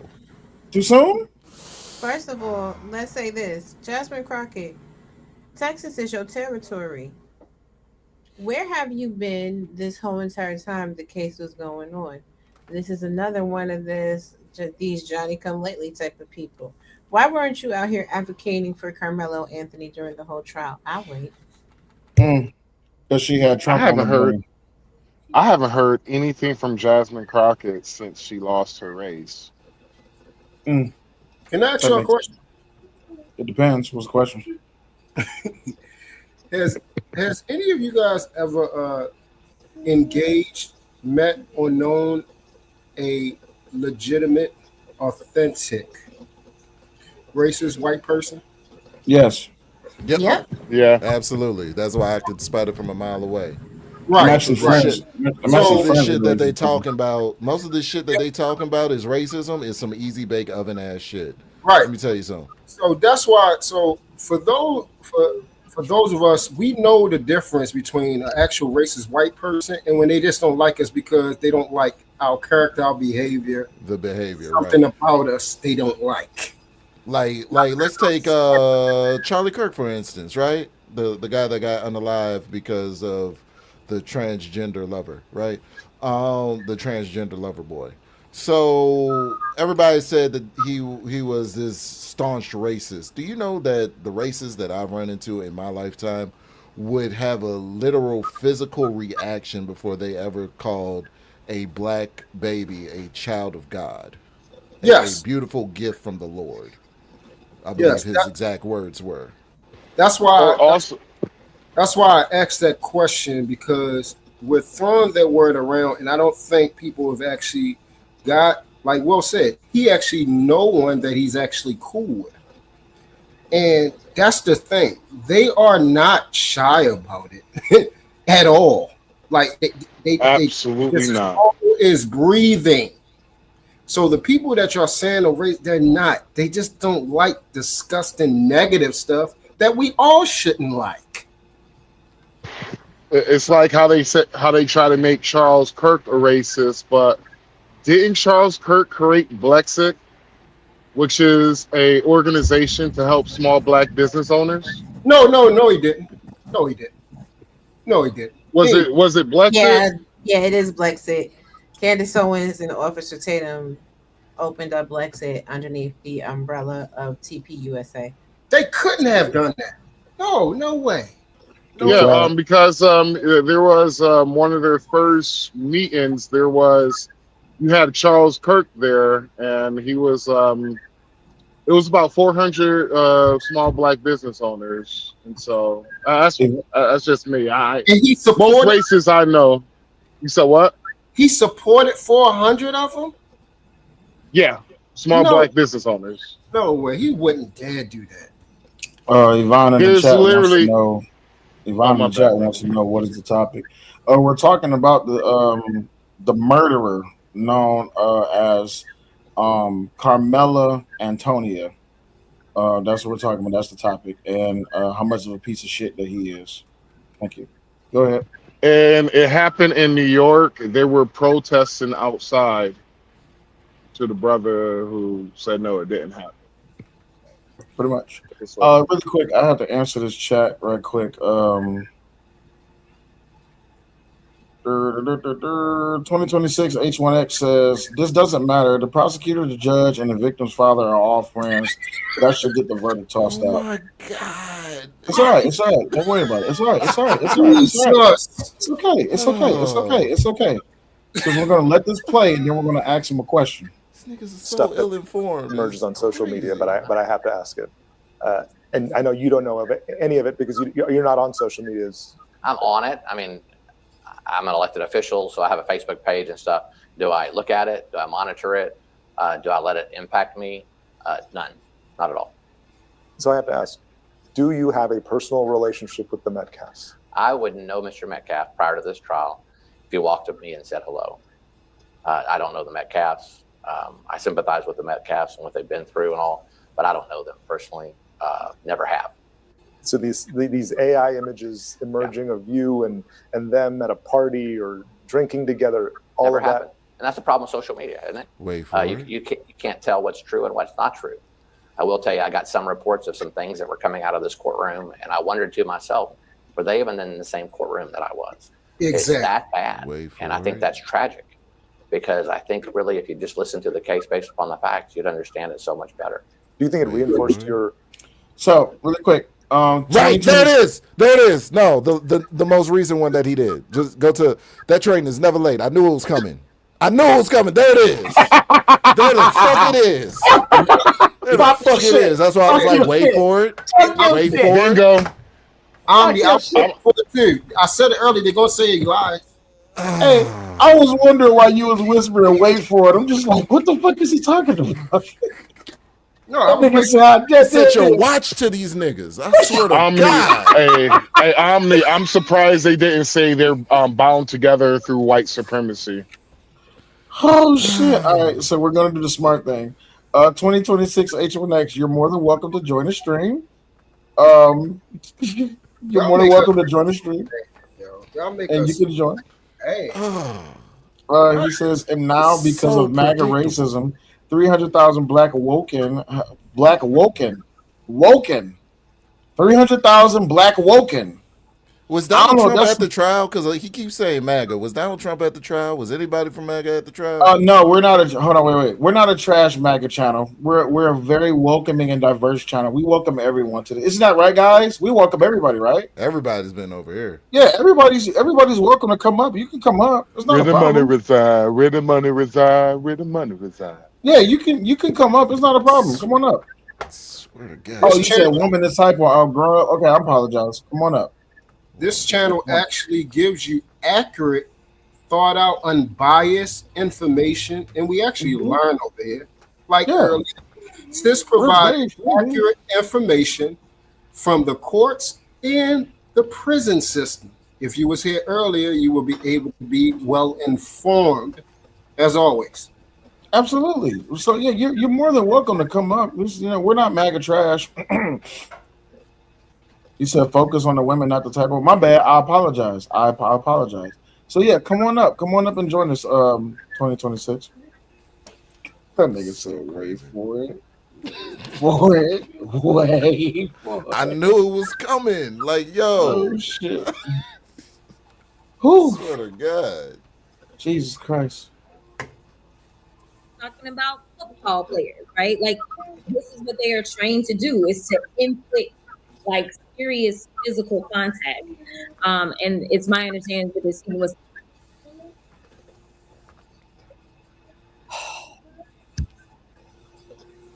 they weren't 300 pounds. Austin wasn't 300 pounds. Devontae was a large man. He wasn't some shrinking violet. And he provoked the entire encounter. How dare she try to analogize this? Karmelo. Sorry. Devontae's, I'm going to get to him in a second. Karmelo. How is anybody still pretend listening that this to her is- when the lead of her security detail got arrested for impersonating an officer and got into some gangster shit in the hospital parking lot? Like, Allegedly, she was smashing. Oh, you mean the dude that she was cheating on her husband with? Oh, damn, I didn't know she was even married. I Wait, know she she was not married married? too. Damn. Hell no, she ain't married. Wait, Jasmine Crockett is married, right? No, know she was she's not married. Which one of you disgusting motherfuckers just burped into the goddamn thingamajig, didn't say excuse me? That was absolutely me. Oh, man, we already Excuse got me. focus. We already got 2026 over. They think that we're MAGA trash. You gotta have some manners, sir. Okay. It's a manners, sir. It's manners. Situation in which a man was beating a woman, a huge football player was beating a woman who felt no choice was available but to defend herself with a knife. What? This is like utter nonsense, what she's saying. And she's intentionally stoking the fires, which don't need any more stoking, Jasmine. Leave the national stage. We're tired of your 2 minutes and your stupid street affect. You don't talk like that. Even here, she was playing it up. She doesn't talk like this. She's just leaning in because she thinks it's going to give her cred. It's going to give her some sort of cred with some faction. Is this racist? No, because I've said from the get-go she's I'll allow it. ATL. No, I'll allow it. she's disgusting. Jasmine Crockett She is like the behavior. Jasmine Crockett is the living caricature of Nunu from ATL. You got a Picasso in your house. Well, at least we know the pussy's not on back order though. What did he? It might be on back order. If you know a little bit about Jasmine Crockett background, she literally went to private school majority her whole entire life. Yeah, I knew a couple dudes who ran gangbangs on her. Until she ran into Rashad. You know what I mean? Like that's... What happened, baby? Right. I can't stand all these daggone Oreos trying to run around here and then start talking hood because they seen a couple hood quotes or buzzwords on here. But understand, it's more acceptable of the like code switching, which is what Jasmine does flawlessly and effortlessly, right? Because she's allowed to. It's more accepted by black women than it ever is in black men. Because if I start talking proper, if I start talking like the degree that I worked my ass off to earn the past 3 years, then you know what I'm saying? Oh my God, that guy Omni, he's such a coon. But you know what I'm saying? You just want to speak up for the right thing? Ooh, play that shit. Yeah, Wait a minute, play that shit. See, this is why I love this. Why y'all excited? Wait, time out. Why y'all excited? Because I want to know what's going to happen. But why are you excited? Look at the comment. The first comment is killing me. Girl, read the room. No matter what we do, we're fucked. Oh my yeah. God. So that means she went against it. Or maybe if you just walk away, you know what I'm saying? Like maybe so niggas is telling me that if he walked out of the tent in the rain, he didn't want to get his fresh retwist wet that day. If he walked out and stayed out of the tent, that he wouldn't be in jail right now. That's what you telling me. I feel vindicated. Can y'all look on the screen? Because I've been running with this all week. What's Can that? y'all look on the screen, but right underneath her in white? What does that say? Well, I don't know. Let's not pay attention. Let's listen to the words. Okay. This be a lesson to us, especially to teach our young black boys, because we have definitely seen this in our community, where the slightest of things has touched off something that can't be reversed. So we need to be having conversation with our young black boys about emotional regulation and decision making and discernment and wisdom. And those are not easy conversations to have in a world that sees them the way that they do, but we have to have them to save them. When the fuck did she become red pill? This is crazy. Hold the fuck on. That's why me and Omni said, hold up, we want to see this. When did this bitch become red pill? This is some shit, boy. I promise. Keep playing it, Will. This is amazing. I love this channel. Fuck on. I love this channel. KP, what up, though? I'm getting my membership tomorrow. I love this channel. What's up, man? When did Jamila Hill become red pill? She's not. Oh no, you gotta listen to shit. She's saying, she's hold on. converted today. She's converted. Oh no. I gotta restart this shit. Hold on. Wait a minute. Wait. We're gonna listen to this shit. Yeah. Listen to this shit. Hold on. We'll listen to this shit. Wow. This be a lesson to us, especially to teach our young black boys, because we have definitely seen this in our community, where the slightest of things has touched off something that can't be reversed. So we need to be having conversation with our young black boys about emotional regulation and decision making and discernment and wisdom. And those are not easy conversations to have in a world that sees them the way that they do, but we have to have them to save them, to preserve them. We have to have them. Let this be a lesson. So she is red pilled. That's crazy. Can y'all read? Because she didn't read what the white part said. Can y'all read that? Because that has been my whole trope this whole week. He touched me. I told him not to. He didn't say them. He said one person touched him, and people think that's it's okay to murder. Checkmate. It got to be AI. Is that AI? But this is what we've been saying for the longest time. One person touched him. That's what he said in the police report. So Not where people according got to- this jumping shit from, nigga? Because there were multiple witnesses on the scene and they just assumed that everybody's against the black kid, even though it was other black kids on the scene. You see what I'm saying? It's mental gymnastics. They will do whatever it is because they want this kid to be the new OJ Simpson. Oh. They Wasn't want there him to be like the new OJ. wasn't some of the witnesses black? Yes. Yeah, that's what I'm saying. The witnesses, the people on the scene were black. How dare you? Shut up, both of you. None of the witnesses were black. You understand what I'm saying? It was one black boy. It Yes, was a ma'am. sea of milk, Yes, okay? I White apologize. witnesses, white prosecutor, white judge, white jury, white COs. Everybody was white. The only black things in there was the YouTubers and his parents. Actually, I remember correct. Yeah, one of the witnesses was a black female. No, hold on, 3-man. She said a sea. Podcast. It's a sea of Sea of it was a milk. sea of She said a sea of milk. Hashtag that, Milk. please. Sea of milk is crazy. Please hashtag that. Man, just blame this See, shit on man, white it's supremacy, crazy. bro. That's what just blame on white supremacy. Goddamn Not they got Trump. caught in front of the motherfucking courthouse. All right, day one, about to go in. Let's see how this goes. All right, yeah, no, not gonna lie, this is kind of crazy. I'm gonna go check out the food. Maybe it's not that bad. Okay, yeah, everybody's looking at me. Hold on, I got something. All right, they're all staring at me. Whatever, we're gonna fix the vibe. Can't just walk in here all awkward, you know? See, I'm trying to bring the energy. Oh, chill, I'm filming. All right, day one. I hate you so fucking much. I really do. Oh man, I'm going to hell. I'm going to hell for laughing. I Oh, knew, my God. I knew I was going to heaven before. I rebuked all that shit before I I came gotta get on ready this for it. page. But damn it, It's fuck you. self-fault. It's self-fault. We can blame self for this. So, We're going fuck down. you. Oh, If I I go wasn't to the going to hell purge before, gates. I know I'm going to hell now. God. I damn. lived and came back, and Everybody get grab a Oh, 5-gallon shit. gasoline tank and just join the train because we're going straight. I am not going because I am not laughing with you at these AIs. Those are diabolical. Man, you was laughing yesterday. Stop lying. Who? You was laughing yesterday when he was crip walking through the through the jail cell with the lube. I'm a white woman, okay? I would never laugh at anything. Such haberdashery. What's okay, Pete?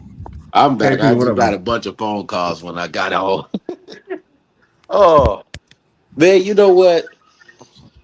This is interesting to me, and the reason it's very interesting is I told somebody else earlier. I knew he was going to be guilty. I don't know why they didn't think he was going to be guilty. All they had to do was look for the black quote unquote civil rights leaders. They didn't see them. They showed you that there was no money to be made out of this. They didn't show up. You didn't see Lee Merritt. You didn't see Ben Crump. You didn't see nobody. You didn't see my son. You did not see Maxine Waters. You know, none of them. They disappeared. But they'll show up for an immigrant. They'll show up for an immigrant on you quick. But the interesting thing too is that they showed up. They didn't show up. No press conferences. None of that shouting. And none of that. So they let you know that they knew that boy was going to be guilty. Because if they thought he was going to be innocent, they would have defended him. Would have been there. They would. It was simple to me. Because even the other lady that saw on Raw showed this morning, she even ran late and had to make a whole bunch of excuses and justifications why she ran late. That none of them was there. That's a great daggone point, bro. Let's ask this one question. Everybody, here's a question I got. In the event that they would have let Karmelo Anthony go, the racism of quote unquote America would have then been allowed to let Austin Metcalf, the next one, kill a Karmelo Anthony in perpetuity, right? Yep. Facts. So I'm just trying to figure this out. Tell me the way that it would have made any sense to let him go. There's no way to let him go. There was no way. There was no way. It made no sense. You can't. And it's not even. Me and Raw was talking about this the other day. There's not even a political reason to let him go. You would destroy you would destroy a lot of things. Hey, it's Paige. What's going on, it's Paige?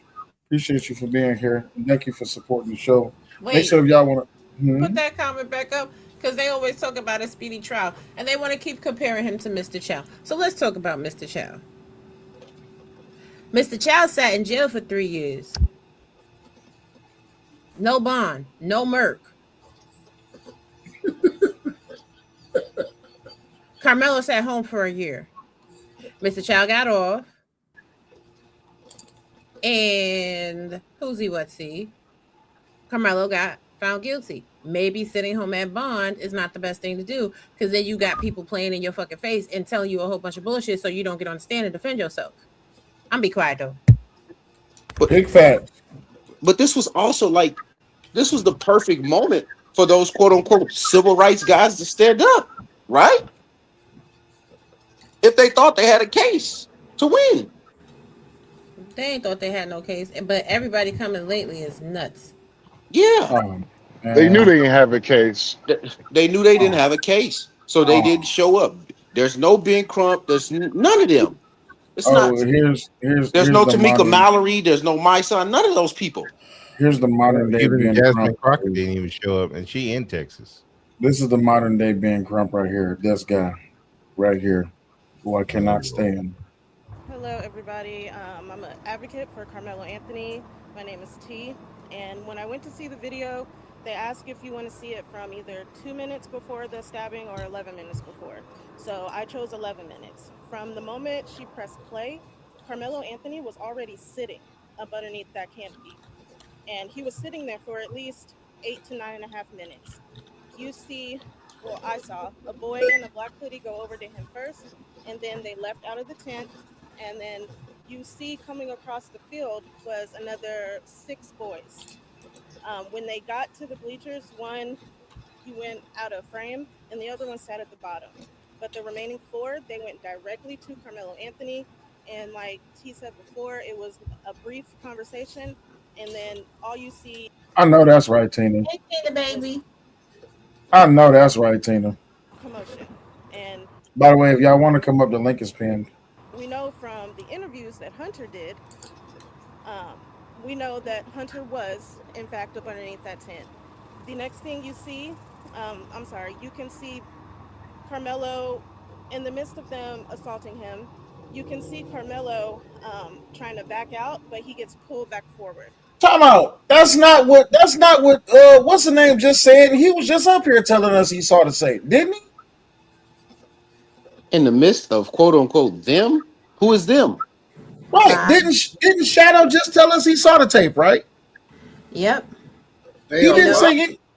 He didn't say anything about backing out or them attacking him. He didn't say nothing like that, did he? You know what it is, don't you? Oh, okay. Why the fuck you lying? Why you always lying?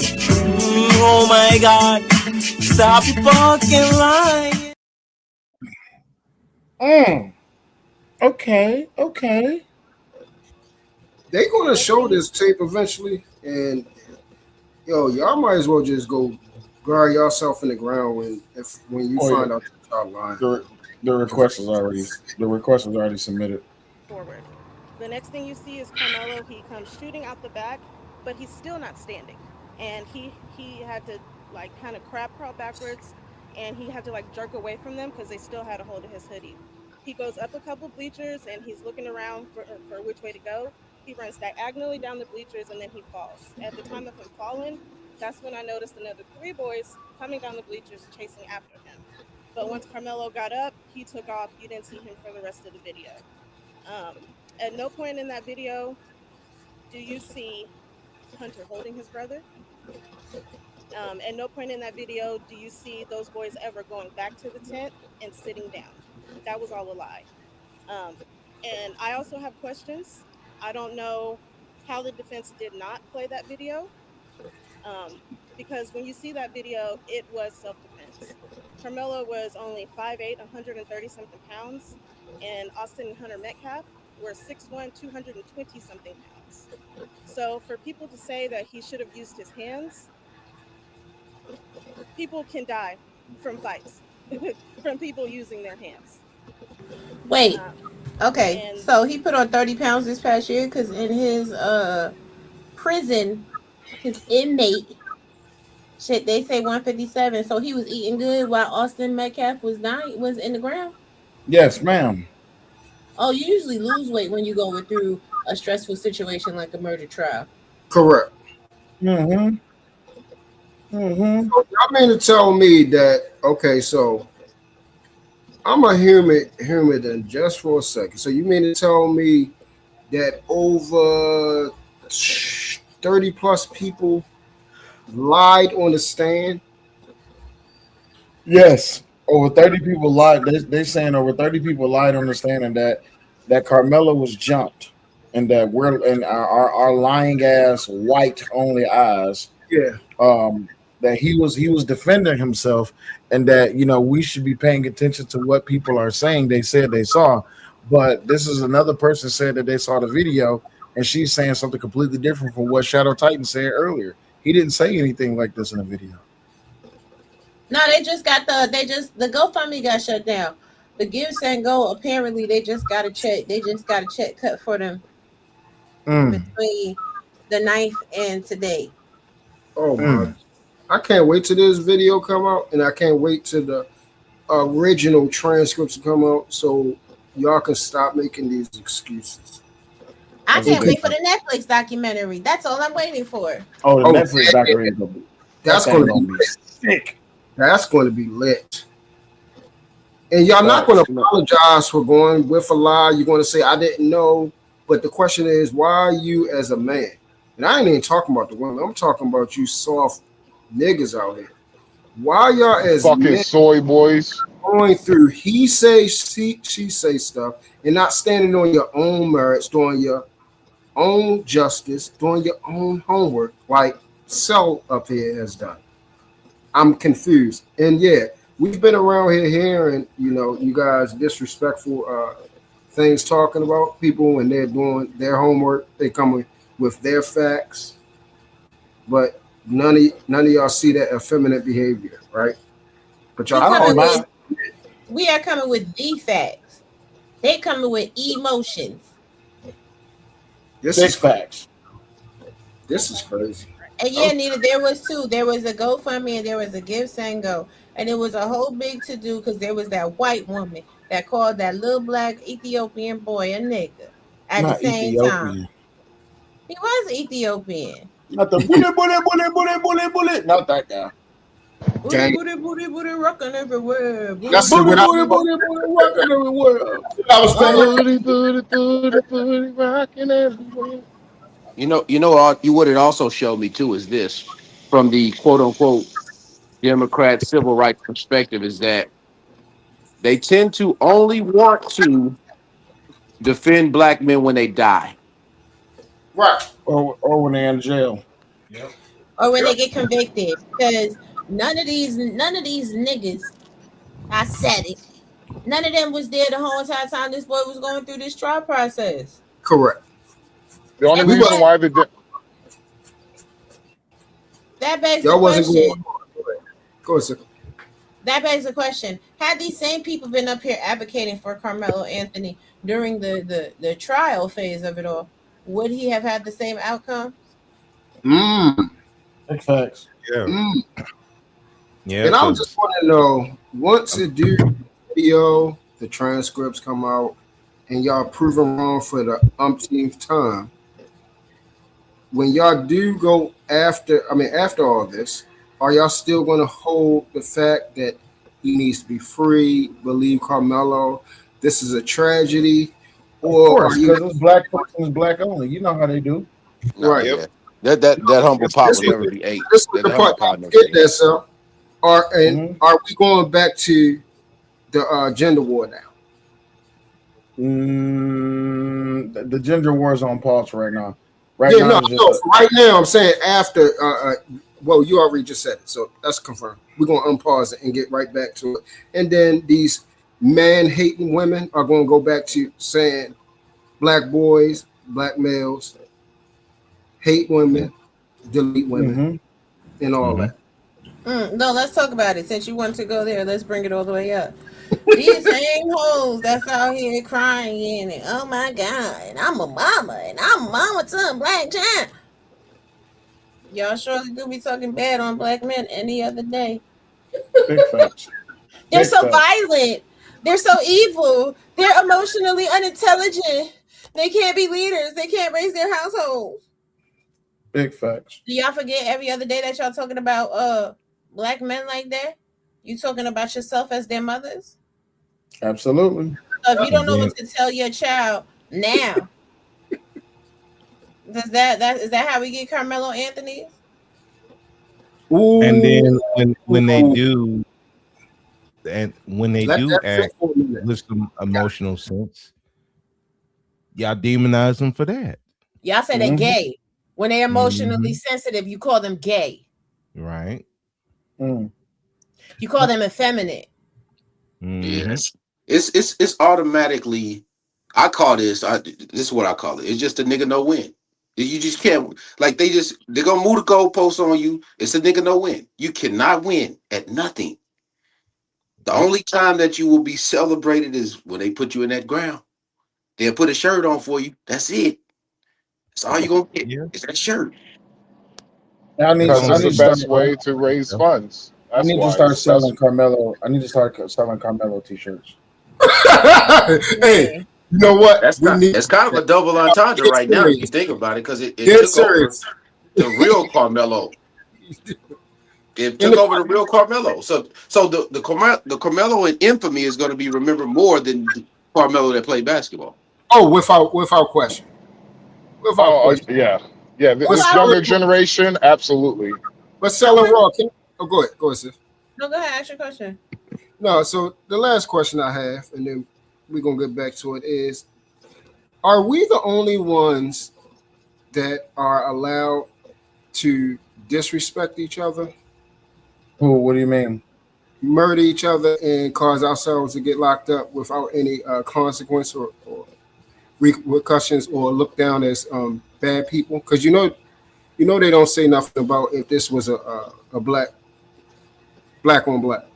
Oh man, you stepping in it. You stepping in it. That's acceptable. That's acceptable. Yeah. Oh, okay. Yeah. Hey, Ninja's words of acceptable. DC. It's a less valuable thing. It's less valuable like that. In the words of DC, it's just a little bit of murder. Bruh, shut the hell up. I wanted to strangle DC.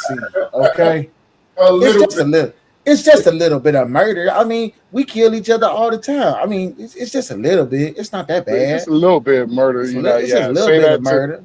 Say that to the young children who get hit by stray bullets. So find that soundbite, please. We need. I'll find it. I'm not gonna lie to you. Being black right now is completely embarrassing. You niggas are some of the most vile, inhumane species that have ever graced the earth. For days, I've watched black people jump around like monkeys, act a belligerent fool, act the whole entire. Oh yeah, by the way, that guy jumping up and down, he got arrested outside the courtroom for having he was carrying an illegal firearm. So he now has a felony.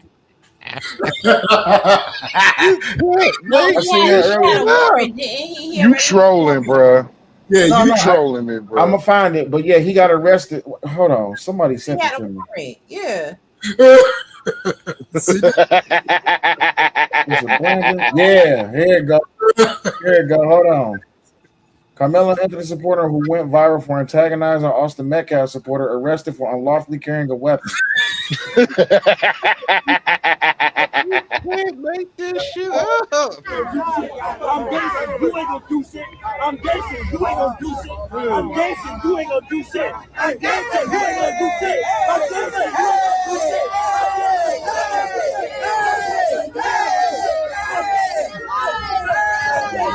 I hate you niggas. Are y'all And you got embarrassed to be women, black? you got women celebrate dudes acting like little boys, but then want to complain about Yes, to answer why your question, they Sel, yes, I am. Yes, I am. And I'm not even pointing. I'm buying bleach tomorrow, bruh. I'm buying some bleach, some man. Hey, Goodbye, fried chicken. Michael Jackson, here I come. Brother Peace Speaks out. was talking. Y'all so damn rude. I already said I'm African. I'm not black no more. For a decision that somebody chose to do. And now y'all are out here harming innocent white people in the name of Carmelo Anthony. So I again, as I've said before, I am a Christian woman. And I know that the Lord don't make mistakes, but I just know that he has to look at the nigga population and know that he definitely made a big time mistake with child. Since I'm on the road with keep it real about you niggas, let's keep it real. Y'all with this nigga mentality mindset is holding white people hostage. And you're holding white people hostage for some shit that you did. But see, you niggas have been violating God. Y'all have been violating God since the biblical time. Y'all been so disrespectful to the word of God so bad that he put a curse on them. Said that your kids and your kids' kids and their kids are going to feel the effects of your disrespectfulness. And it's so crazy because to this very day, y'all still continue to defy God. We are the reasons that we are at the bottom of the totem pole. No other race is responsible for why we are here. Same behavior that's happening now was the same behavior that happened back then. And because of that, we are still reaping what we sow behind it. We put our own self in bondage. We put our own selves in captivity, all because of our stupidity. It's all because of the bad behavior. What do we say? We know when a person has learned their lesson through changed behavior, and the behavior is still the same. We have not learned nothing. Because we have learned nothing, we are continuing to rot as a nation of people. That is why I'm so grateful that God has separated me from the majority of you niggas. And I know a lot of y'all don't like when I use the term nigga. But you have to understand that this is a subset of black people. It's not all of us. It is a subset of us that displays this animalistic behavior that make y'all think that we as a people, that we all act like that and we don't. And I hate to say it, but until the mindset of black people change, this Carmelo Anthony case is going to be a continual thing. Black kids will continue to die. While this case is closed, the headlines will still continue. We are always the usual suspects and common denominators in everything. And until that changes, we're going to expect more funerals on the horizon because y'all don't believe in change. Y'all not going to change the problem. And it's just going to be a continual cycle. So let's just be prepared to see more Carmelo Anthony's in the future. Y'all be blessed. This woman is very smart, and the data backs. What do y'all think about what she said? Truer words had never been spoken. Nigga, you ain't saying nothing. You ain't saying nothing. Nah, she she said the truth. Like, over it. Like, I'm over the whole thing. But from a biblical aspect, this is the book of Obadiah being relived in real time. God told y'all if y'all didn't follow the rule, when he led y'all out of bondage, he would return you to bondage. The book of Obadiah details that. You're welcome, all you good Christian folk. Okay. All right. I think we're all still in shock. He says their lives were taken away too soon. This is exclusive video of Cordarius Hobbs making his initial court appearance in Simpson County. He's charged with breaking into the couple's home, killing them, and then getting into a standoff with law enforcement officers. Oh wait, hold on. I played the wrong video. My bad. Hold on. Have you watched the Jeff Metcalf video yet? Not yet. I'm saving that for the stream later tonight, which we about to get off of here for a few hours before I go live and review it. And actually, I appreciate you for reminding me. To everybody, that I do need to take a nap and I need to spend some time with the kids. So I appreciate everybody hanging with us all day. We've been live for 7 hours, going on 8. You know, I don't know. I should do that tomorrow. It's already been live for like 7 hours today. Yep, family time. Yeah, Right, because I was surely about to let y'all know. I was letting him finish it. He ain't come back loud tonight. Damn. Damn. What if I wanted to play video game? That's right, Raw. Ain't no video game. Get the You can play the video game. It's playtime for real. Listen, you can play the video game, but you ain't playing the live game. We're about to play. I got a game you can play. Come on. Okay, go back. Hey, I need y'all to make sure y'all support the show by hitting the Cash App and or the PayPal. If you need the name, it is right there on the screen. It is $SELLYOULIGHT. For Cash App, for PayPal, it is going to be Butterfly Progressive. Greatly appreciate you. I would ask y'all for y'all last words, but you know y'all black, and I got to be discriminatory towards black people because you know, you niggas is crazy. So yeah, I appreciate y'all. Bye bye. I got special long stroking. Wait, what? Huh? Oh, I was gonna say long stroking. What was you saying? I said I'd send you a text if you got it. I don't think you got the right number, bro. My number's in the private chat. All right. Appreciate y'all.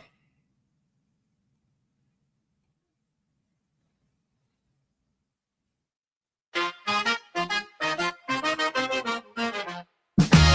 you wanted to fuck around, I'd love to help you find out. Oh, you're about to find out. If you wanted to fuck around, I'd love to help you find out. Don't get knocked out. Walking down the street, some asshole's glued to his phone. Head so far up his ass, he don't know where he's going. Don't get knocked out. Slams right into me, not a single damn word. I think, motherfucker, you've got some nerve. Then some douche on a bike flies through a red light, flips me off like he wants to fight. I step off the curb, but he's gone like a flash. I'm burning inside, ready to whoop some ass. If you're ready to fuck around, I'd love to help you find out. Oh, you're about to find out. If you're ready to fuck around, I'd love to help you find out. Don't get knocked out. At the coffee shop, some prick cuts a line with a grin, acting like